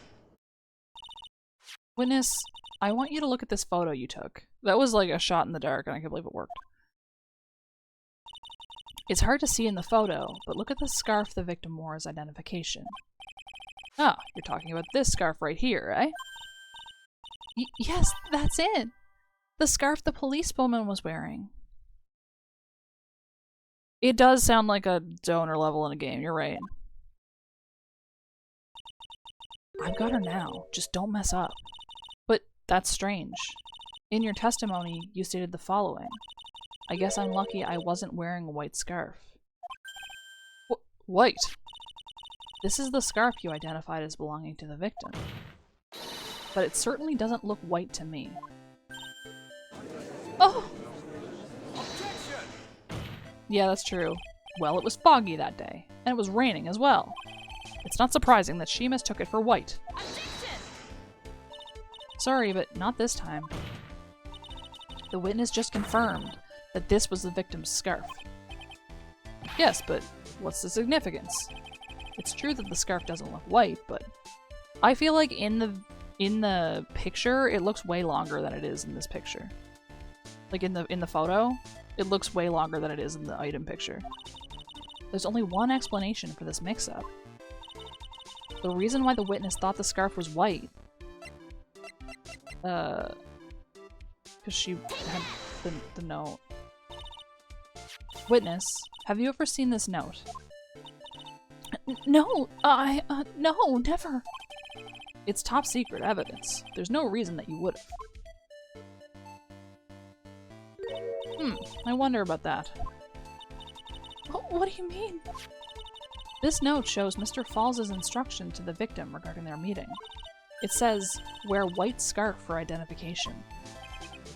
White scarf. Witness, you knew what this note said. And it's because you knew that you slipped up and mistakenly said white scarf. Yeah. Well, Miss Foster? How long are we gonna keep fucking doing this shit? Mr. Edgeworth, I'm waiting for an explanation. He doesn't have one. I'm quite sure this note wasn't leaked to the public. And yet, this witness knew exactly what the note said. Saying it wasn't leaked to the public is bonkers, considering considering what he's trying to do here. Like, that's just helping me. I am happy to make him look bad. He's being a little fucking shit right now. At the time of the murder, the number of people that knew were quite limited. Terry Falls is one. The person who wrote the note, Valerie Hawthorne, is another. And finally, one more person. Did you say one more person? Why the fuck? Are you gonna make me point her out in the fucking... Okay, that's right. A person that no one would have suspected. Have you figured it out, kitten? Yep. The third person that knew the contents of the note was... So, I could go here, or I could go here. But...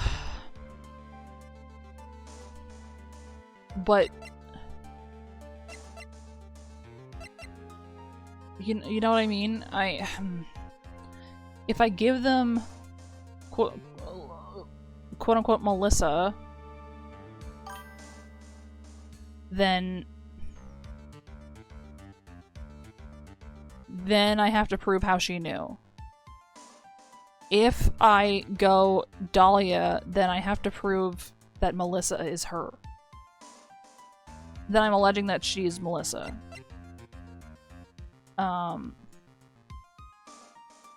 I feel like starting here is probably more logical, considering she's just said the white scarf thing. Hang on there, kitten. What is it, Mr. Armando? Here, I made some special cafe con leche for you. I put in plenty of sugar. Drink it up before it gets cold, don't be shy. Why are you doing this? Your brain needs stimulation. Drink some of this and then think it over again. Oh. Listen, keep messing up like that and you're gonna get the judge mad. Ms. Faye, don't just stand there casually drinking coffee. Okay, he's mad anyway. When did I save? Fuck. When did I save? 23:31. Okay, that was a while ago. There's a person besides Mr. Falls, okay?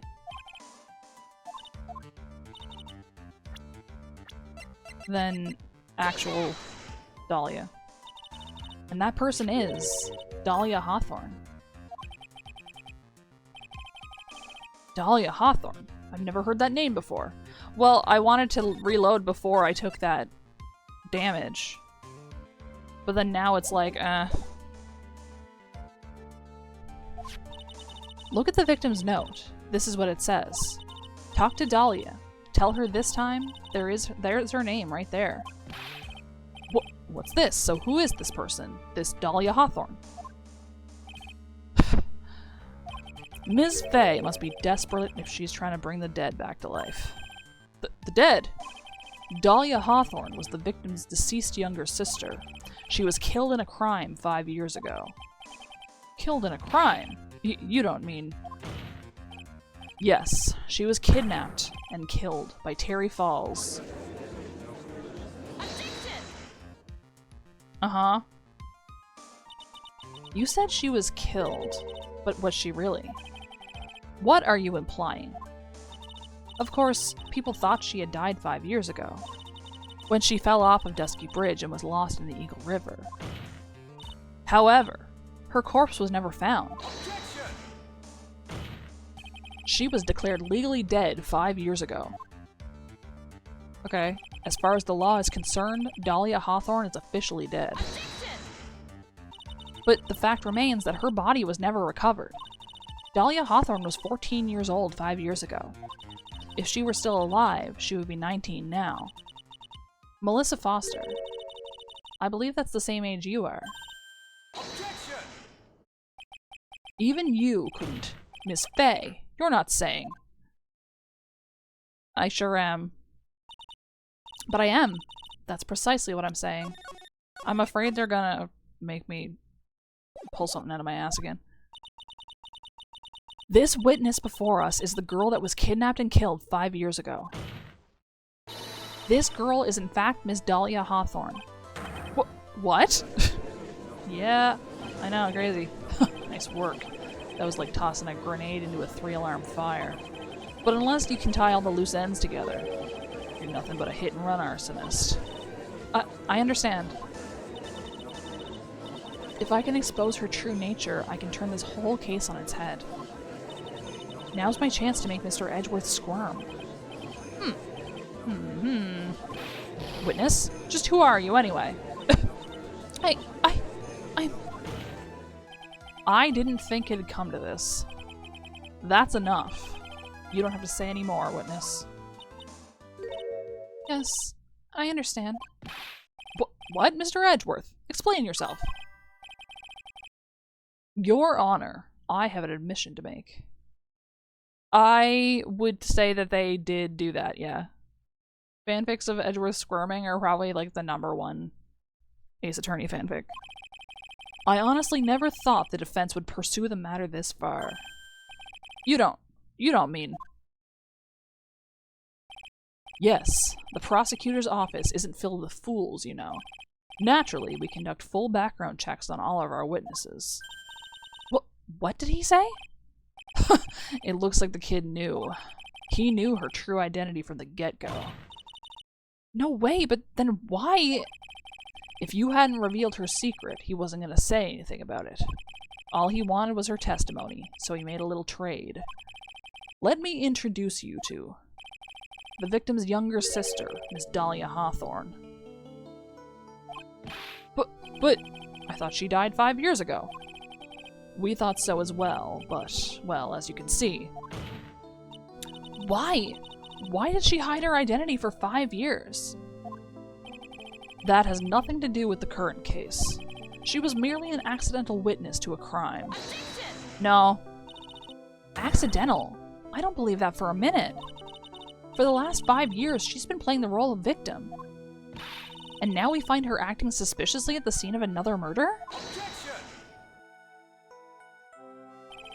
Really, Miss Faye, I must say your strategy here is painfully obvious. You're trying to pin your client's crime on an innocent witness in order to win. Oh my god, dude. Let's not act like this is what you would be doing. Like this, you'd be doing this. You don't get to fucking call me out on it when you'd be doing it. At any cost. How dare you? Please let us take a moment to think. 5 years ago, this girl was kidnapped and nearly killed. But even worse than that, 5 years later, Dahlia Hawthorne lost something much more precious, her big sister. Miss Faye must be insane to even suggest that she murdered her. What? Yeah. I'm inclined to agree with the prosecutor's logic. Miss Faye, do you have any evidence to back up your assertion? What possible reason would this witness have for killing her beloved sister? Well, you see...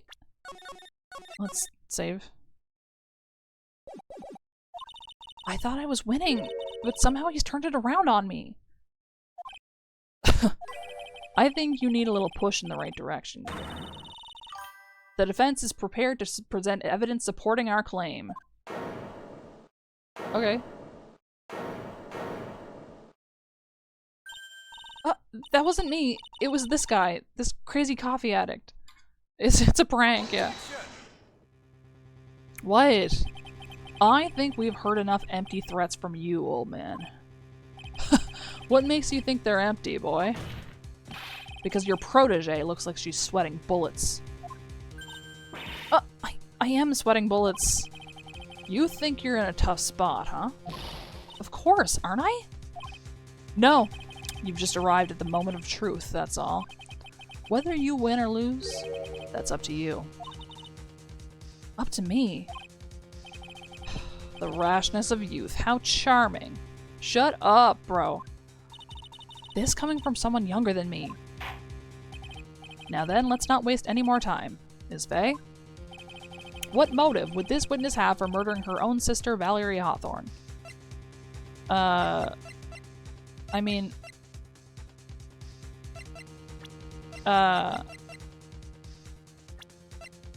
Probably... this one, huh? The whole truth. The story starts after Terry Falls escaped. He called Valerie and told her he wanted to meet. This is the note she left. It says, "Talk to Dahlia. Tell her this time. The whole truth must come out." Valerie Hawthorne gave Dahlia a warning. She told her she was going to reveal to the world the whole truth. The whole truth? There was a dangerously important secret between Valerie and Dahlia. That's the reason Dahlia felt she had to kill Valerie. To keep her mouth shut permanently. A terrific story, Miss Faye. If you like fiction, that is. Enlighten the court, Miss Faye. What was this secret that was so important? Where's your evidence? Dahlia and Valerie Hawthorne and Terry Falls. There's only one important secret that connects them all. Oh, yes, I know the secret. I'm afraid I'm gonna fucking put the wrong shit. Your Honor, the defense would like to request further testimony. What testimony? Regarding the kidnapping 5 years ago, we believe it will explain a lot of things, such as the nature of the important secret between the Hawthorne sisters. Yep, very well. I'll grant your request for further testimony. I know it'll be painful for you, but can you enlighten us once more, my little maple leaf? What the fuck? Yes, I'll try, Mr. Judge. Putting on the old charm one more time, Dahlia. But this will be the last time you hide behind your womanly wiles. Okay. Let's go, I guess. 5 years ago, I was kidnapped by Mr. Falls. The ransom price was a raw diamond. My sister, Valerie, brought it to the bridge. After she made the exchange, she shot Mr. Falls in the arm.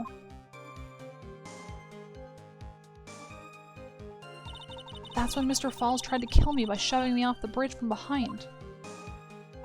I survived, but I was afraid I might be kidnapped again for my family's money. So I decided to change my identity and start a new life. Okay. The kidnapping left her emotionally scarred. With her sister's help, she left the Hawthorne family and started all over again. And we're to believe after all that she murdered her sister? Preposterous. Thank you, Mr. Edgeworth. Ms. Faye? Yes, Your Honor. As you've heard, the witness is still traumatized from the kidnapping. I'll ask you again to be extremely gentle in your cross-examination. Mr. Edgeworth got the jump on me again. If we're not allowed to fight, then let's twist some arms. Listen up. We're still got that info, that ace up our sleeve. What info? She forgot already? Come on, kitten. Don't say you've forgotten already. The fact that the kidnapping 5 years ago was staged. That's right, it was a fake kidnapping. Terry Falls told us that in the lobby. They do anything she says. Anything Dahlia says. Hey, bye! Oh my god. Thanks for the follow. Holy shit. Startled me. What you're saying is the kidnapping 5 years ago was planned by... Yeah, me and Dahlia. And Valerie, too. What's up? Yes, that's it. The fake kidnapping is your best shot, Mia. That's her secret. Let's fucking go. Let's get her. Okay, this is 5 years before the current story, right? Or 6 years? I forget what I was trying to figure out. You know, I get that sometimes, but crazily, no. Did you and Mr. Falls have a relationship? Yes, as a tutor. You were tutoring him, Mr. Falls. No, of course not. Don't be ridiculous. Mr. Falls came to the house to tutor me. Well, that's just not true. That makes sense. 5 years ago, she was only 14. Yeah, but he's not gonna be tutoring anyone. He probably came up with the kidnapping plan during that time. The Hawthorns are in the jewelry trade and are quite wealthy, you see. Quite the clever fellow, that Mr. Falls. Did I hear him right? Did he just call Mr. Falls a clever fellow? Okay, the ransom price was a raw diamond. I heard the diamond is valued in the neighborhood of $2 million. $2 million?! It was still uncut, so it was about the size of a pint of milk. What? You're wait. That's so big. There's no way it's that big. It does not look that big in the picture. Shut up. A $2 million pint of milk? I don't know what to think about that. The defendant demanded that her sister Valerie make the exchange.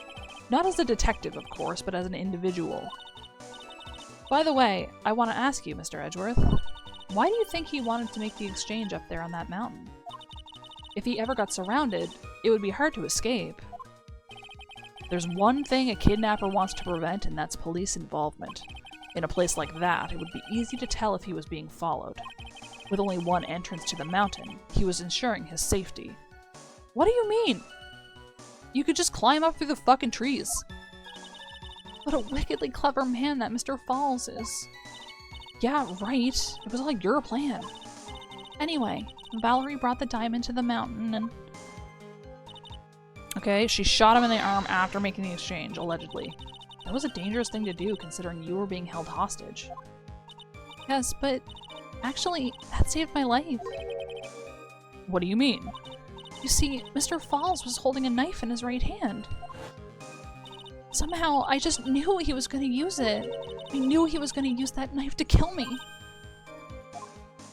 That's why my sister shot him. It was to save me.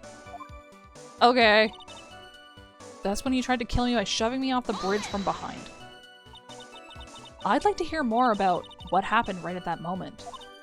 Well, when Mr. Falls was shot in the right arm, he let go of me. I was dazed. I turned to try and run away, but Mr. Falls turned to grab me as well. As I ran past, he and I locked eyes for a second, and he gave me a large, bloodthirsty grin. Bloodthirsty grin? Ugh. Go home. And in the next instant... I hate this motherfucker. I hate this judge so much. He's worse than the normal one. Hold it! I should save, you're right. Wait, the river's 18 feet deep and she fell 40 feet? Hang on. Hang on. Is there math for that? How deep would you sink? From a 40-foot drop. Do you think this will give me anything? Water depth. Okay, how deep should water be for a 40 to 50 foot jump? I can't find any good answers and I'd like to see what you guys think. I found a nice spot, a good 50-footer bridge, but I've yet to measure the water depth. How deep should the water be to safely stop a 50-foot fall? This person says, I've jumped from 40 feet into about 8 inches and 8 feet and hit a hard bottom. 12 feet deep and beyond is fine for 50 feet. So, 10 to 15 and you'll still hit bottom. Okay. So, it's doable. It seems like they just want to go cliff diving, but don't want to fucking kill himself. I advise the court to remember that the river is 18 feet deep and incredibly swift. I was a strong swimmer, but I was knocked out. When I came to, I had been carried away by the river to a strange place. I'll never forget that day. The crumbling bridge, nowhere to run. Then just one little shot from behind. That was it. Before my sister could catch me, I fell into the river.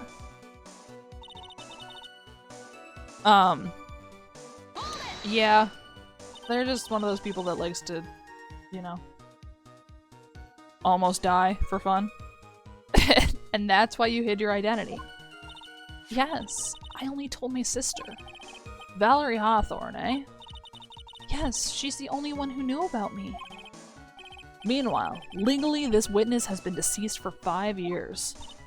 I didn't ever want something like that to happen to me again. Okay, so I decided to change my identity and start a new life. Alright. And that new identity was Melissa Foster, right? Yes, my sister helped me get the official paperwork taken care of. That makes sense. Without an insider's help, doing all the paperwork would have been impossible. She was the only person left in the world I could count on. And you think I killed her? There's no way I could. Yeah, yeah. I can't, well, I still put more blame on him for that than her, but it definitely is her fault. Because whether or not she was the one to, like, come on to him, he said yes. It's the moment of truth for this witness, too. Once the truth about this staged kidnapping comes out, everyone in the court will know how much of a Jezebel she really is. I've just gotta prove that the kidnapping was a hoax. Hell yeah. Alright. 5 years ago, she was kidnapped from Mr. Falls. Ransom price was a raw diamond. Valerie brought it to the bridge. After she made the exchange, she shot Mr. Falls in the arm. Do we have any evidence of him being shot? Have we ever heard that he got shot before? That's when he tried to kill me by shoving me off the bridge from behind. From behind? What? She survived, but was afraid she might be kidnapped again for the family's money. So I decided to change my identity. Okay. No body found, officially. So, how did they manage that?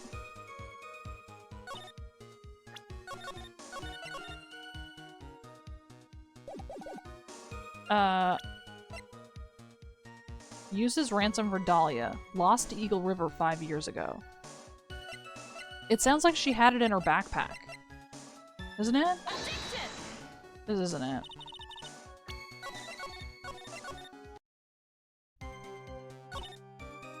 After she made the exchange, she shot him in the arm. I just don't... When did we ever say that he got shot? Shoving me off the bridge from behind.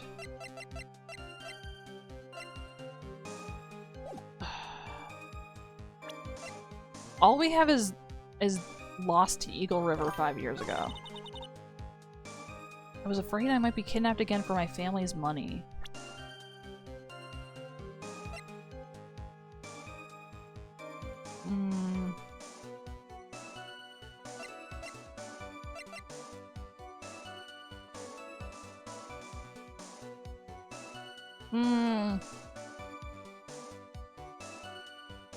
Used as ransom for Dahlia. Lost to Eagle River 5 years ago. So then why would she get kidnapped again? I mean, I guess for liquid cash, to hold her for ransom. The ransom price was a raw diamond. This thing? I want to know where that diamond got to.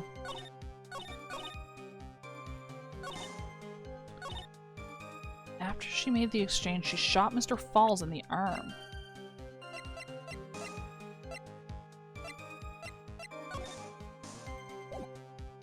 Bridge unchanged for 5 years. Okay, the ad's here.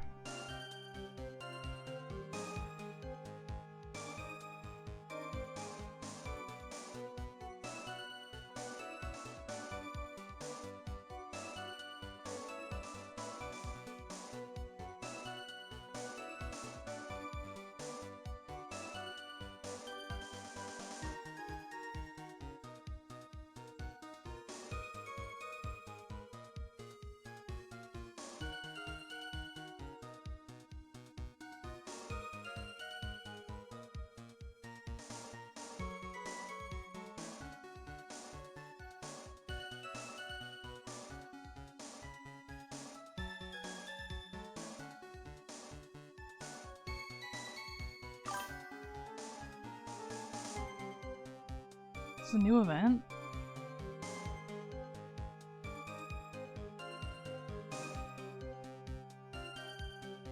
Oh yeah, I did see that. It's like you have one of your characters and then you can steal from the opponent.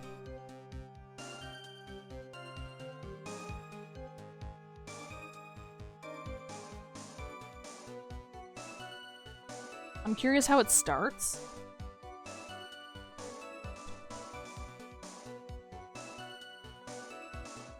Do you think there'll be any free Wonder Picks if I look right now?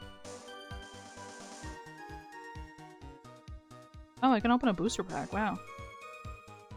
I don't even know what to fucking open anymore.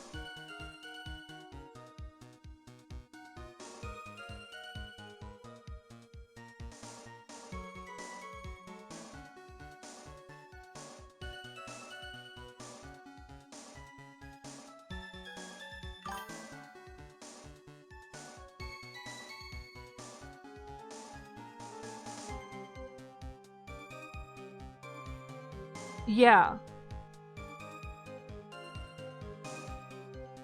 Hang on though. What did it say in the news thing?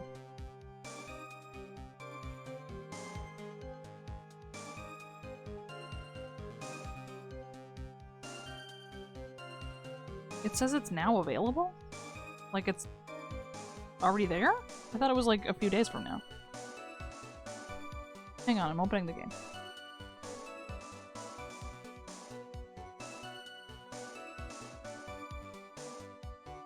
Oh, new sport cards. Thrones out.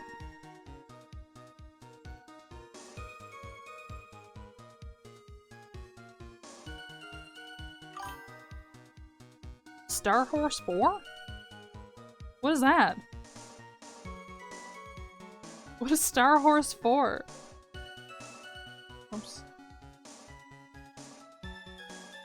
Star Horse. A Sega horse racing arcade game. Okay. Okay, but... Okay, yeah, the event is there. Hang on, what does it say? Yeah, there's some kind of collaboration with... Yeah. Okay, face off in 7 versus 7 team races. Scout team members to create your dream team. Scout races are entered in teams of 7. The captain position is reserved for your veteran Uma Musume. The other 6 slots can be filled through scouting. Keep racing and scouting to make your team the best it can be. Use scout race ticket to enter races. You get 5 scout tickets, scout race tickets every day. And then you get scout points from the races. Win races to scout members with the points that you earned. Okay. Win races to add to your records. Fill out your team records to make your team even stronger. This will also raise your team ranking. Okay. Yeah, I'm curious, because there's transfer requests. Transfer your veteran Uma Musume for reward. You may even come across a special trainer.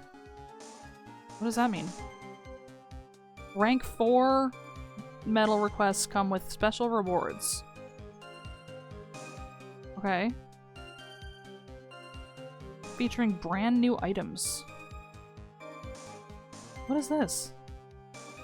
Star fruit. A peculiar star-shaped fruit. Restores 30 TP. Wow. Crazy. There's a lot more, transfer slots available, though.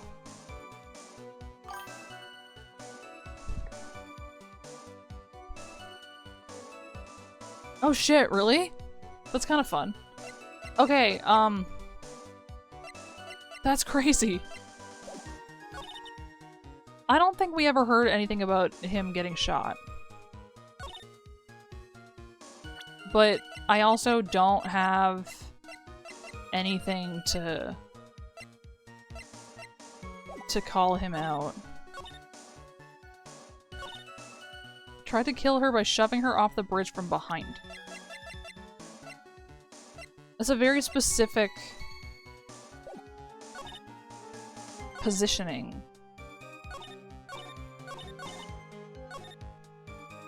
I decided to start a new life.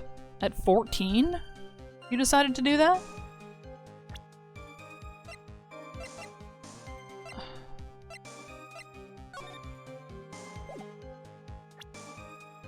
Dude, she could have fucking slammed into that rock wall.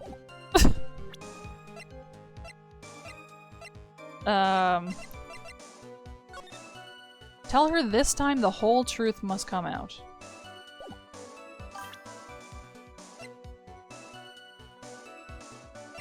When Dahlia fell into the river. Yeah. There's like weird items, right?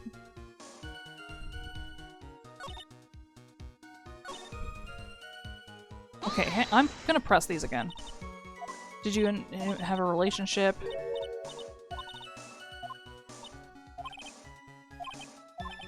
Okay.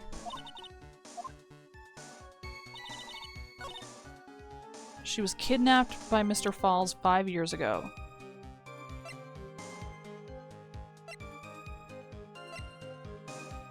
But then she straight up lied about what their relationship was. But that's in the fucking... This is the thing about the testimony that I don't like, is they tell you things when you press them, but even if you catch them lying in the press dialogue, it doesn't matter because you can't interact with it. Okay, the ransom price was raw diamond. I just want to go through these again. Pint of milk, diamond. Why do you think he wanted to do it on the mountain? He was ensuring his safety. Valerie brought the diamond to the bridge. But it sounds like Dahlia had it in her little backpack. Tried to kill me by shoving me off the bridge from behind. I'm just gonna go through these and press them again and double check that I... Like, how did... If he pushed her from behind, how did she fall through? When he was shot in the arm, he let me go of me. Okay. I turned to try and run away. Why? In the next instant...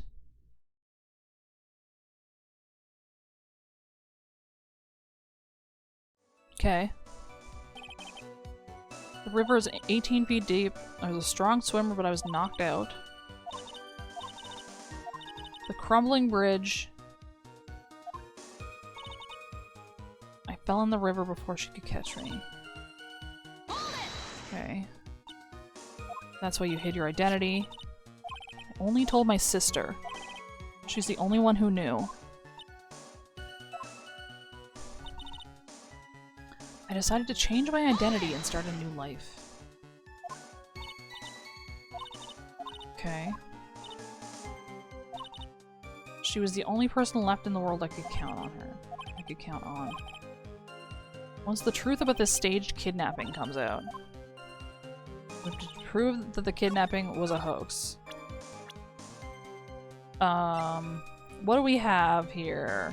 Victim of the kidnap/murder. Fell from bridge. Police officer and victim. The key witness in the case against Falls. Wait. There's no fucking way she's 23. She was a detective 5 years ago. At 18? She wouldn't have even fucking graduated high school.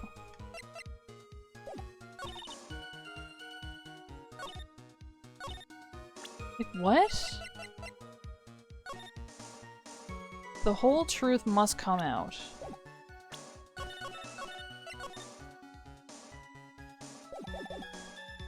Let me see here.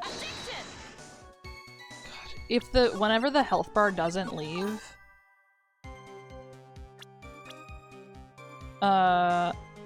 sentenced to death, the key witness in the case.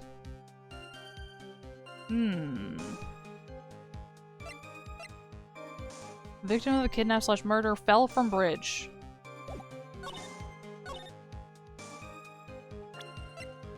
That's different than shoved. Okay. Okay. What about her? No.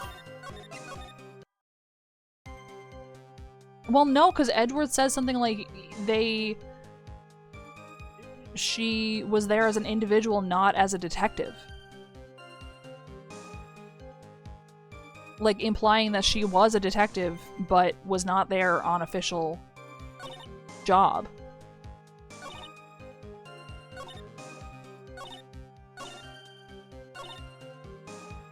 How did he shoot you?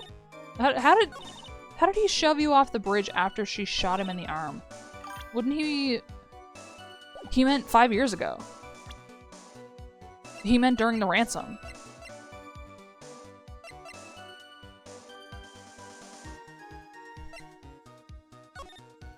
I don't know where that text was now to bring it back up, but...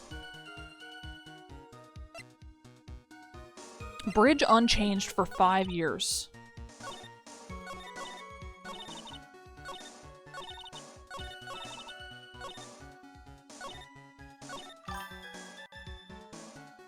Yeah, she did become a prosecutor at 13 some fucking how. But she was also quote-unquote in Germany.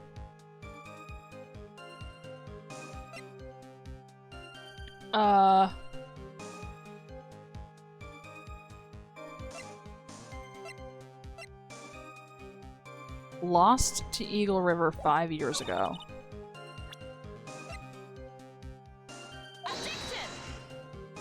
Wait, so... Her saying... Okay, she's saying that Valerie handed it over to Terry. And then at this point, Terry has the diamond, is what she's alleging here. Right? After she made the exchange. So Terry has it.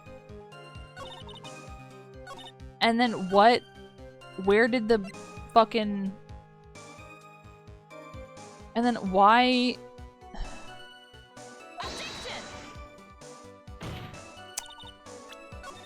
How? I don't understand why, like... Because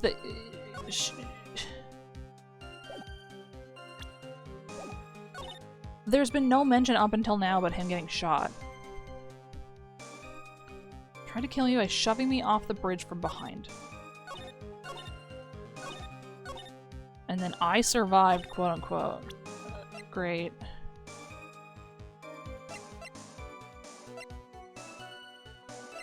I just did this. Did he say that? Okay. Oh, he got shot and basically let go. He said she jumped, is what he said.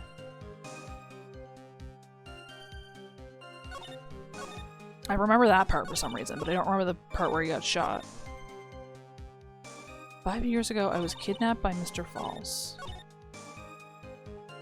The ransom price was a raw diamond. Valerie brought it to the bridge.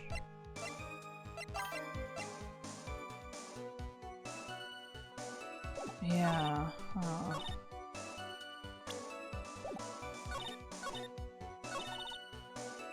I decided to change my identity. I'm just like trying shit right now. I probably shouldn't be. I was afraid I might be kidnapped again for my family's money.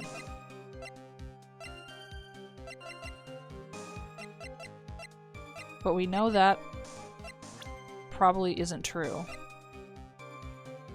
Because they...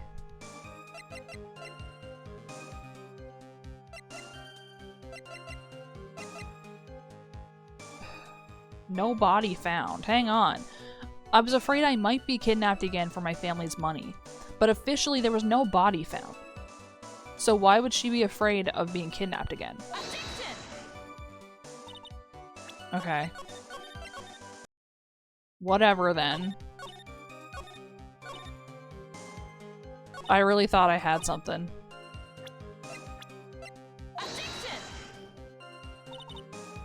I really thought I had something there.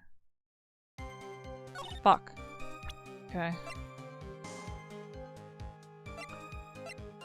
Stabbed with a knife in the back. Worn by the victim at the time of the incident. Bridge unchanged for 5 years is I feel like is a very specific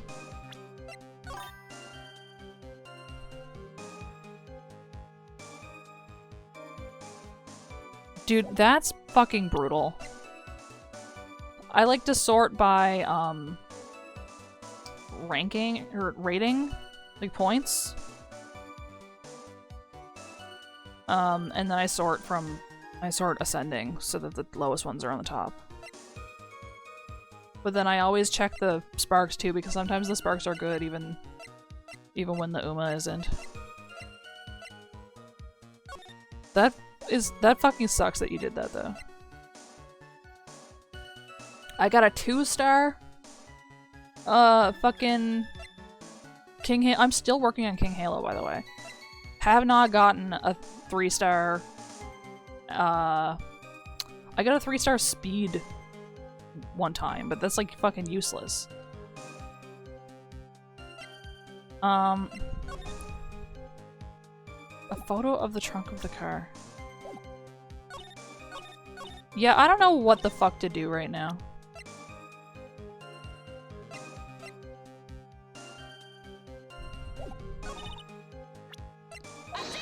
Also,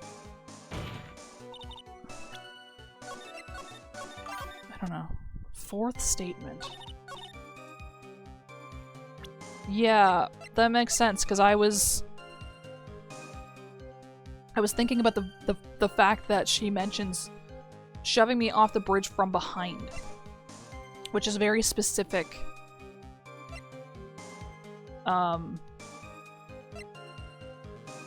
thing to say about it. Bridge unchanged for 5 years. Okay. Okay, let me save on this one so I don't have to fucking go around everywhere. That's when Mr. Falls tried to kill me by shoving me off the bridge from behind.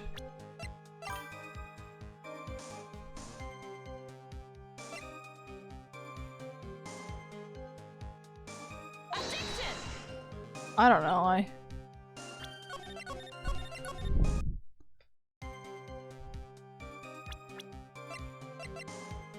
I got something wrong with me, I think.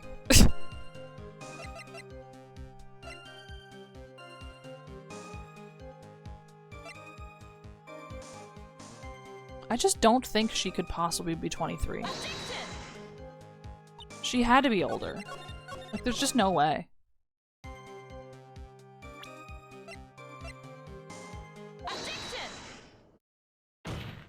Okay. You say that Mr. Falls pushed you into the Eagle River. However, that's hard to believe. But it's true. I felt a push on my back. I'm certain of it. It was Mr. Falls. I'm sorry. I guess I wasn't clear enough. I shouldn't have said, that's hard to believe. I should have said, that's impossible.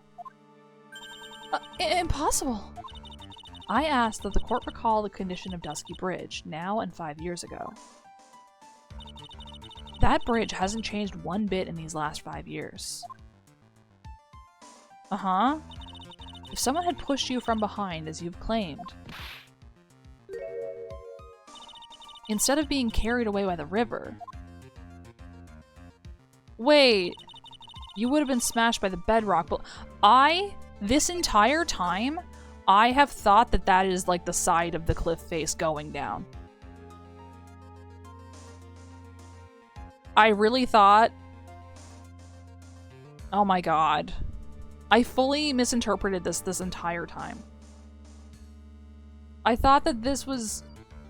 The bedrock part, I thought that was like the side of the river. I thought it was like perspective and we were kind of leaned to the side a little bit so we could see more of the cliff on this side than the others. No wonder I didn't fucking get it. Jesus. A most certain death. Do you understand now, Dahlia Hawthorne? The very notion that my client pushed you from behind is impossible. Oh, he doesn't like it. Your Honor, this event occurred 5 years ago. Why, for all we know, the water level in the river may have been higher back then. But it's 40 feet from the bridge to the river. A small change in the water level wouldn't have made a difference. Well, yeah, because he's saying that if there was more water, then she wouldn't have hit the bedrock. But to make it the same distance of fall, it would have to be like pretty shallow. You're right. If the events occurred just as the witnesses testified, then the defendant couldn't have pushed the witness into the river. Young lady, what is the meaning of this? You see, Just a moment, Your Honor. It's true that the witness testified that the defendant pushed her into the river. However, she never stated that she fell from the back end of the bridge. What do you mean? After being shot in the arm, it's plausible that Mr. Falls panicked.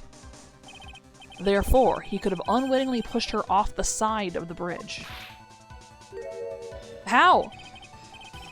If that's true, she would have fallen into the river.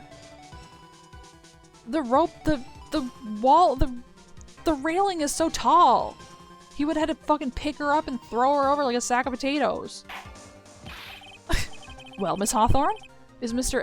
Edgeworth's explanation correct? He wants it to be correct so bad. now that you mention it, I do remember now. When I fell off the bridge, my skirt got caught on one of the bridge's side wires. You can't be serious. She's just saying things. He is capable of eating her, but like that's like a totally different thing. And she wouldn't have been like, oh, I got shoved.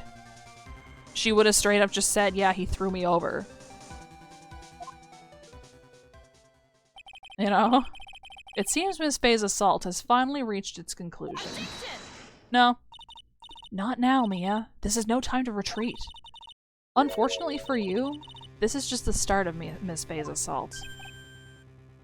What? I believe your reasoning went something like this, Mr. Edgeworth.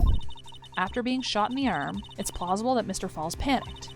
Therefore, he could have unwittingly pushed her off the side of the bridge. However, once again, I'm forced to say that's impossible. Ridiculous. What's so impossible about it? Because your flawed logic contradicts the court record. Oh, I'm afraid now.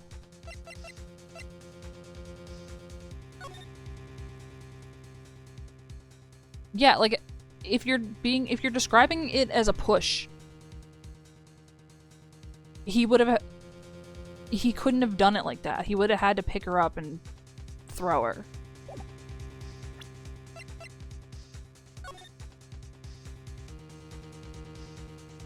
Also, there's the suspension thingies in the way.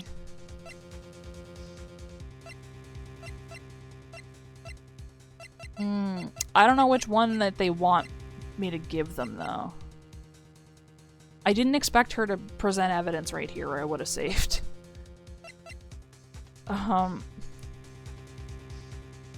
Bridge unchanged for 5 years.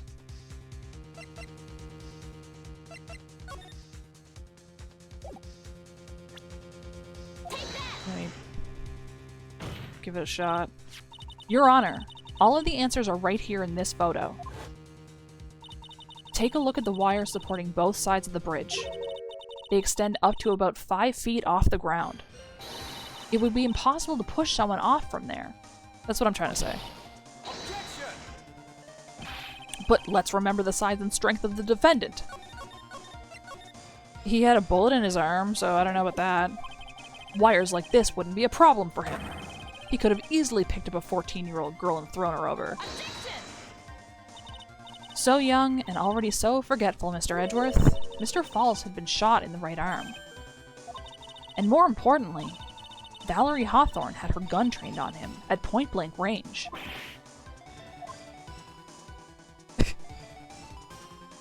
So, Mr. Falls throwing the witness off the bridge? That is clearly impossible. I love when he goes, "Gwa." What is the meaning of this? Dahlia Hawthorne, you jumped into the Eagle River intentionally. What? What is this? Was that just the sound effect of the tiger roaring? Just a second ago? Did I hear that? Did I hallucinate that? What the fuck? What was that? Did I make that up? I don't know. Indeed. What do you mean by such a ridiculous remark? Yeah, why did that play? What? Huh? Yes, it's ridiculous. My sister was in there to help me. She had her gun in handcuffs. She could have saved me. Jumping into a raging river like that? That would have been suicide. Perhaps, but still, that's exactly what you did. You were probably confident that you could handle the swift current. But even more so, the witness had a much more compelling reason for jumping into the river. Oh, then what was it? What was so important that she'd want to jump into the river? I don't think you needed to objection me for that. You could have just asked the question like a normal person.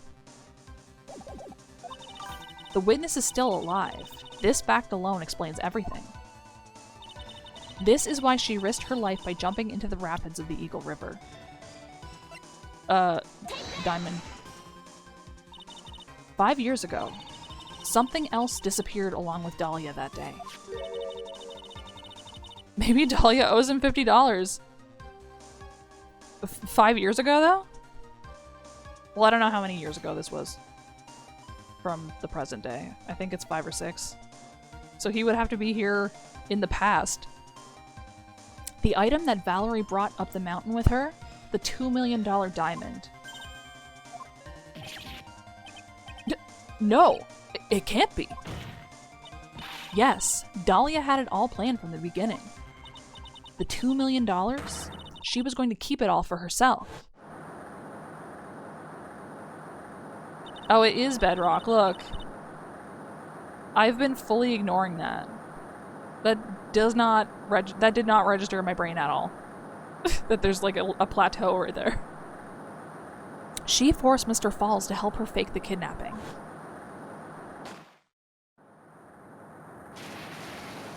Okay. At the last minute, she betrayed him and threw herself into the river. with the ransom tucked away safely in her backpack. Why, that's simply ridiculous. Is it? She's fucking pissed. Your Honor, 5 years ago, the witness was only 14 years old. Do you really think a 14-year-old is capable of such a demonic plan? Yeah, this woman is a demon. Damn, okay. And there was one more person who helped make a demon out of her.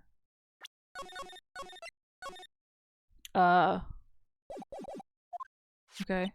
Her sister, Valerie Hawthorne. You mean the victim was involved in the kidnapping plot as well?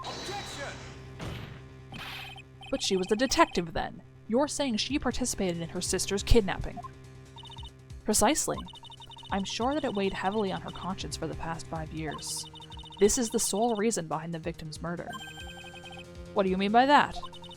On the day of the murder, after receiving the phone call from Mr. Falls, Valerie called her sister Dahlia, and then she told her what she was planning to do. Planning to do? She was going to tell the whole truth, as she wrote in her note. That is what sealed Valerie Hawthorne's fate.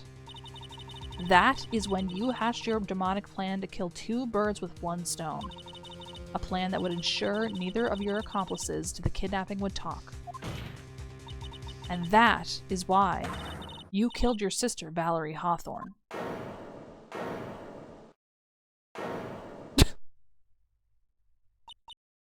Surprise. Who is that? Laughing at a time like this. Forgive me. It's just hilarious. Witness, is that you? You amuse me, woman, Miss Mia Fey. You can certainly weave an exciting tale. Naturally. You have the evidence to back it up, don't you? Evidence? Evidence that I planned the kidnapping, of course. That at 14 I plotted it with Mr. Falls and my sister. Well, And one more thing. What happened to the $2 million diamond? If you can't provide evidence to at least show that. Well, Miss Fey? Okay. What do I have? I don't know. What a joke. You, Miss Fey. Are you stupid or something? Ugh. How can I prove a fake kidnapping that happened 5 years ago? I don't even have decisive proof of Valerie Hawthorne's murder. Well, it seems that we've come to the end. To be honest, the witness's behavior does raise certain suspicions. However, I am forced to reject the assertions made by the defense. Why? Of course you are. Is this it? Is it really over? That girl has made a fool of me and there's nothing I can do about it. Without evidence, the trial is over? Who decided that? But Mr. Armando. Come on now, kitten. Haven't you figured out that you can make your own rules? For example, even if there's no evidence, there's still testimony. Testimony? Yeah, but they discredit testimony all the time. On the day in question, Dahlia Hawthorne murdered her sister Valerie Hawthorne. She hid her body in the trunk of Mr. Falls' stolen car and then went to meet with him. Disguised as her sister, Valerie Hawthorne. That's what you think, right?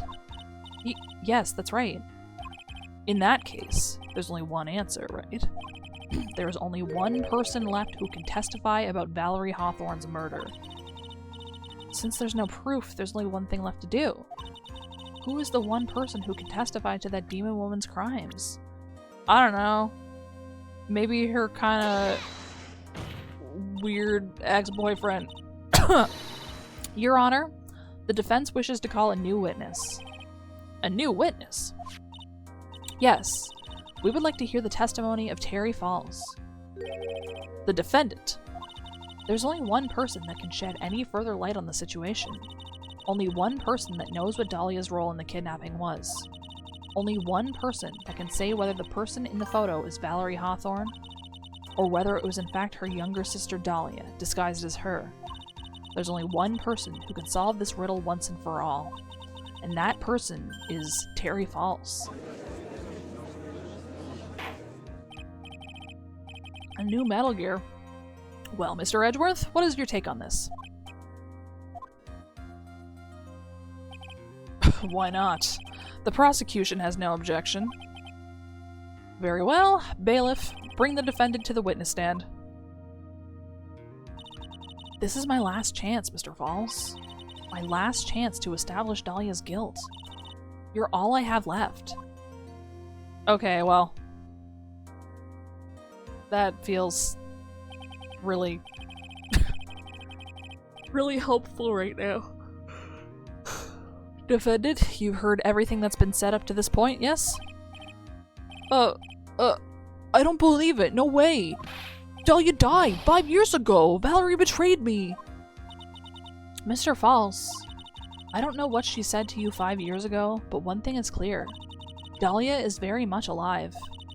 And you were used for $2 million. That's not true. Mr. Falls, there's only one question I want the answer to. 2 days ago on Dusky Bridge, who did you meet? Was it Valerie Hawthorne, or was it Dahlia Hawthorne? Dahlia, did you betray me?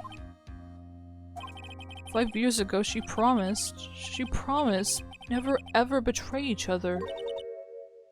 Terry? Dahlia! It's true! You are alive! You don't trust me anymore. That makes me sad. Tell the truth! The real truth! I believed in you! I shouldn't need to say it. You should already know. But there is one thing that I will say. My life is in your hands right now, Terry. Great. Yeah. I will allow Mr. Falls to testify once and once only. Well then, Mr. Falls, yours will be the final testimony in this trial. Witness. I'm sorry. He's... water, please, water! Hmm? Can't talk. Water. Oh well, I guess it'll have to be my coffee instead. At least it'll match the way he's probably feeling right now. Darker and bitterer than hell itself. He's ooh-ahing. Oh, okay. That day, 4 p.m., I stopped the car. I was in front of Bridge. She wasn't there, so I waited on Bridge. I watched my car from Bridge! I never put no body in that car! Finally, one woman came. She stood in front of me. We talked, then she left. That was Valerie. Not my Dahlia. I mean, there's still water in there, but I think it's like a +2 -1 type thing. Mr. Falls, you're covering for her. Do you think she would do the same for you? That's enough, Miss Faye. His last statement was a fitting way to end the final testimony of the trial. Well then, Miss Faye, please proceed with your cross-examination. Is this how you want it to end, Mr. Falls? Another guilty verdict to go along with your death sentence? There's only one person who can stop it. You, kitten. I think. I think. Great, thanks. Thanks for your crazy, helpful, support. Who Terry Falls saw. Alright. 4 p.m. I stopped the car. He was in front of Bridge. According to the note, the meeting was supposed to take place at 4:30. You certainly arrived early, didn't you? It was raining. Already dark, too. You waited on the bridge for 30 minutes. It was dark? Mr. Falls. Eagle Mountain? That spot? Strong memories. Why did he just clam up? Could it be he's hiding something here? Well, yeah. She wasn't there. Yeah, he's kind of losing his faith in us, I think. You were quite early, so you waited on the bridge, correct? Yeah, I like waiting. I'm used to it. I'm sure he is. Zero Boy waited 5 years to ask a single question. To find out why a woman betrayed him.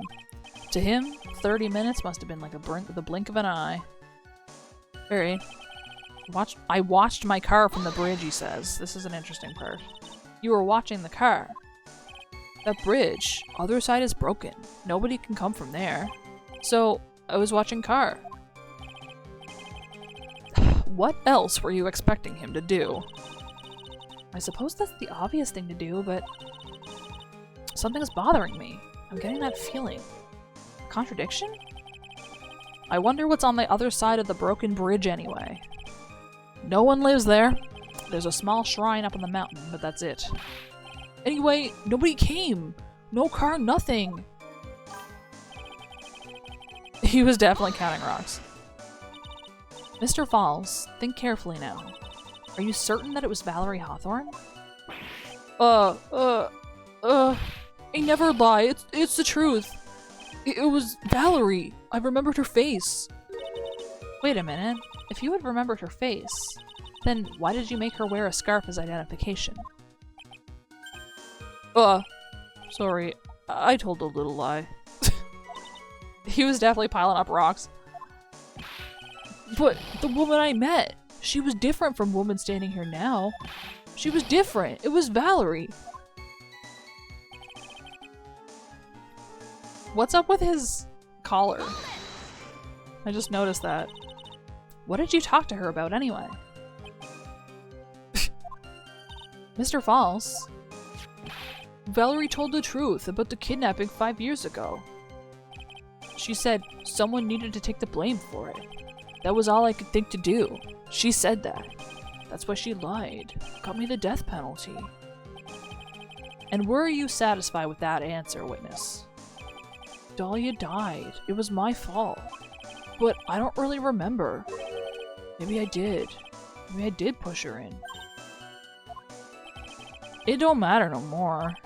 Either way, my Dahlia, my sweet teen angel, dead. But you just saw that she isn't dead.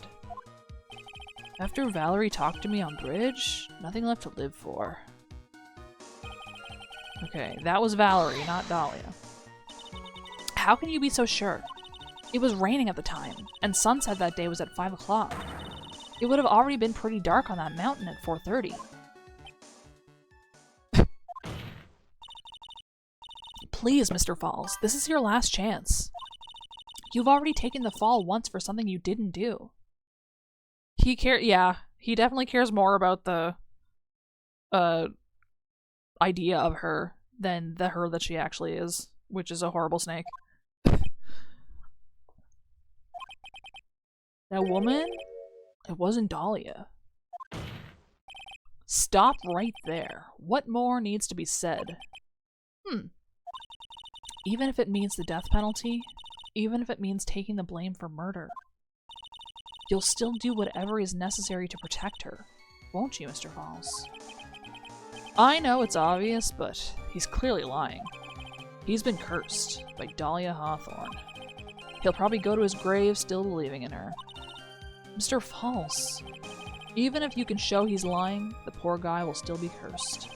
You'll still have to point out the contradiction anyway. That's the curse of being a defense lawyer, I guess. Okay. That was Valerie. Interesting to talk about being cursed by Dahlia Hawthorne, my friend. Okay, she wasn't there. I watched my car from bridge. You couldn't have. Also, what about her breaking into the fucking trunk? She stood in front of me. But she was standing on the outer side. Right? Behind her is the broken part. So why is she back there and not him? That was Valerie, not Dahlia.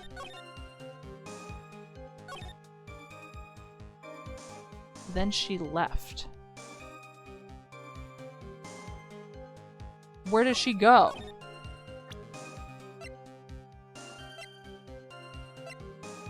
Where'd she go? It's bonkers that this is all the evidence that we have, by the way.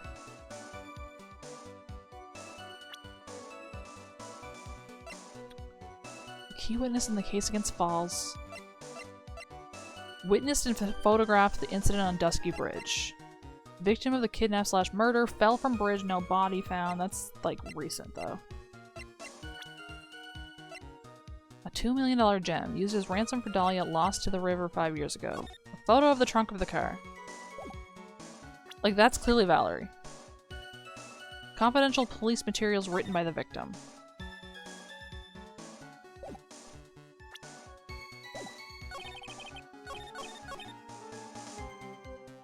Watch my car from the bridge. I never put no body in that car.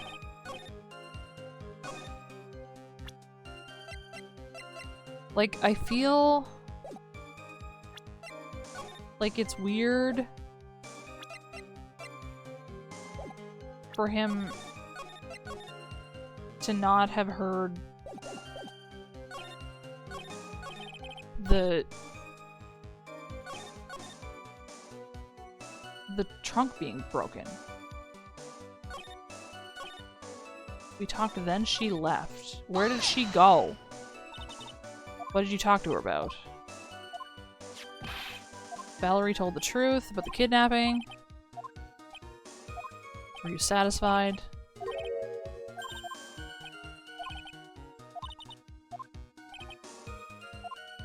Okay, wait, let me go back. He clams up here, right? The meeting was supposed to take place at 4:30. You were early. It was raining and dark. You waited on the bridge for 30 minutes.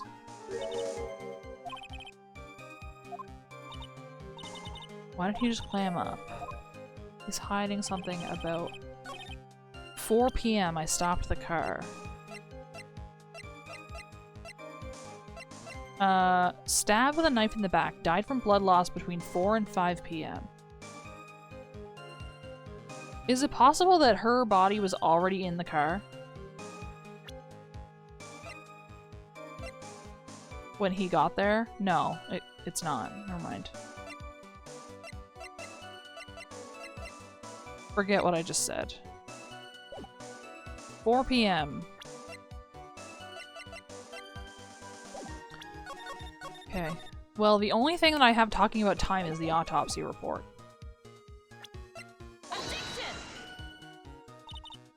Okay. It's not usually the very first one like that. But you never know.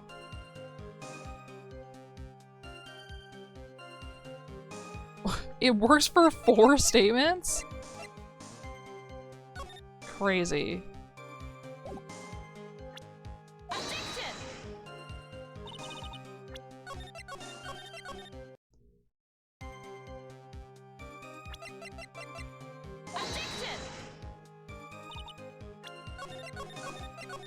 I'm just throwing things at the wall right now. I watched my car from bridge. I don't see how you could have missed this happening.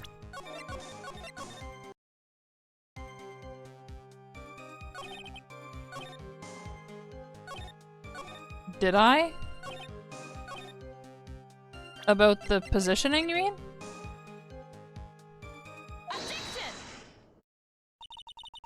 So, when you got to the bridge, no one had arrived, huh? Because, like, her being farther in on the bridge implies that she got there first. So you waited on the bridge. You're sure of that? Yeah, I'm sure. You're sure, huh? Well, then I'm sure too, Mr. Falls. I'm sure that you're lying. Huh! Sobbing. Oh, I would love to hear your rationale on this, Miss Faye. 10 minutes. You want to know who arrived at the bridge first? Just look at this photo. It's perfectly clear. Obviously the person that came first would be the one at the end of the bridge, right? Unless they like traded places, but why would they do that? But that's the victim at the end of the bridge. Uh-huh. Precisely my point. In other words, Mr. Falls, you must have arrived at the bridge after she did. Bro is shitting for real. Mr. Falls, please don't get so worked up. We just want the truth. I got there around 4 o'clock. It's true. I had somewhere to go. A special place. Did you go to this special place before you went to the bridge? Yeah, it's an old temple about 15 minutes from the bridge. 5 years ago, me and Dahlia, we promised each other. We swore we wouldn't betray each other. She brought a memento to represent our love. A memento? That's a really hard word to say. 5 years ago, I hid it under base of tree there. It's a special memory for me. This is it. This is what I went to get. This little bottle on a necklace is your memento. It's quite charming, but it looks empty. Your Honor, you heard what my client said. He arrived at the scene at 4 o'clock. But he then left his car unattended and walked away. He was gone for approximately 30 minutes. With that much time, Dahlia Hawthorne could have easily hidden the body in the trunk of his car. How does she know what the sister was gonna wear? I guess it didn't matter. Indeed, there certainly was enough time for it. It doesn't really matter what the sister was wearing compared to her, because she would have, you know. I've still got a chance. Mr. Falls, there's no mistaking it.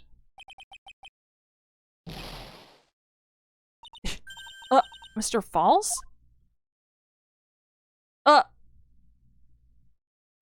Well... that's enough. Please. Witness? I promised her 5 years ago. If it ever happens that we can't trust each other no more, then we're supposed to drink bottle. No, stop the trial. Your Honor, we need a recess. I was stupid. Couldn't keep promise. So I did it. I drank this. No, we're so close. Just a little more. I was gonna prove your innocence. No, don't want that. Don't trust self. Maybe kill again. Kill sweet Dahlia again. Mr. Falls! Mr. Armando? Thanks for the coffee. That's so nice. What the fuck? Well. Yeah, I wouldn't come back either. And so my first trial ended, suddenly and tragically. It ended with no winners, only losers. I ended up with a wound that cut so deep into my soul I thought it'd never heal. I'm sure it was the same for the young prosecutor as well. But one person, the true criminal, Dahlia Hawthorne, she left the courtroom with a secret smile on her demonically sweet face. You gotta thank the bus driver. Unforgivable. That witch. Mr. Armando. We were so close to the truth. It was right there in front of us. You were just a little too soft, kitten. It's my fault! It's all my fault that Mr. Falls killed himself. Don't cry, kitten. You're gonna make my coffee all salty. Okay. I'm so fucking sorry. I knew it. I knew I wasn't cut out for this. Mia. The music. Don't you get it? You can't cry yet. Don't do that, that's crazy. The only time a lawyer can cry is when it's all over. Mr. Armando!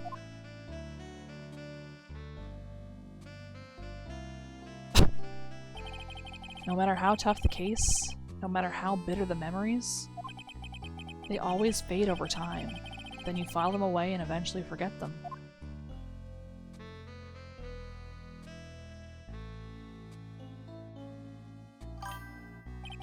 One year later, in this very same courthouse, I myself got wrapped up in that case.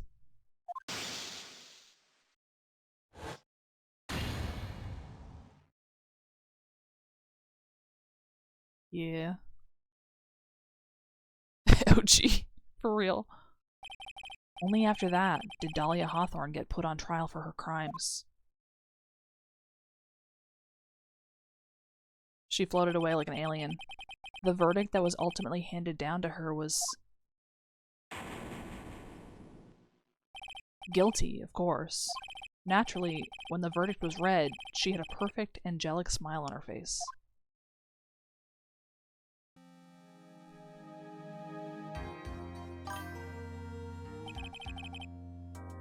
Dude, he would have. It was finally all over. At least, that's what I thought at the time. Unfortunately, I couldn't have been more wrong. It's been 5 years, but now something has happened that's made me remember all this.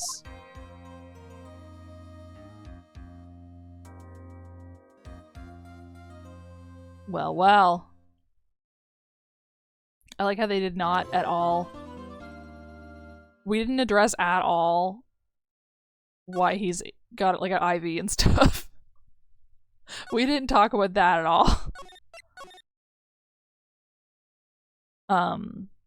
I like that it's the same little bottle. How many of those do you think she has? At least 2. I feel weird pressing start because I might as well save it for tomorrow. But it's like, what do I do for the next 2 minutes? Nothing, I guess. Honestly, I could probably just end. Oh my god, he had surgery for his kidney stones. Miserable. Fuck, dude.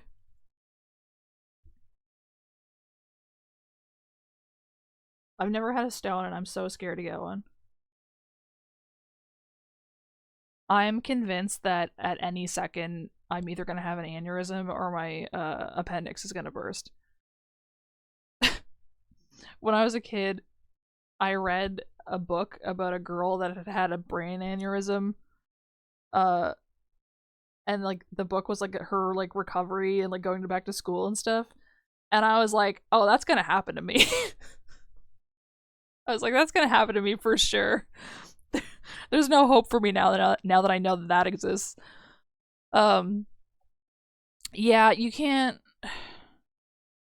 They say drinking pop like that will fuck up your kidneys. I don't know if that would directly cause it, but I'm sure it can't help.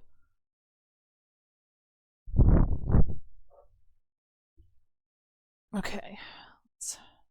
Let's slash raid. Let's go ahead and slash raid.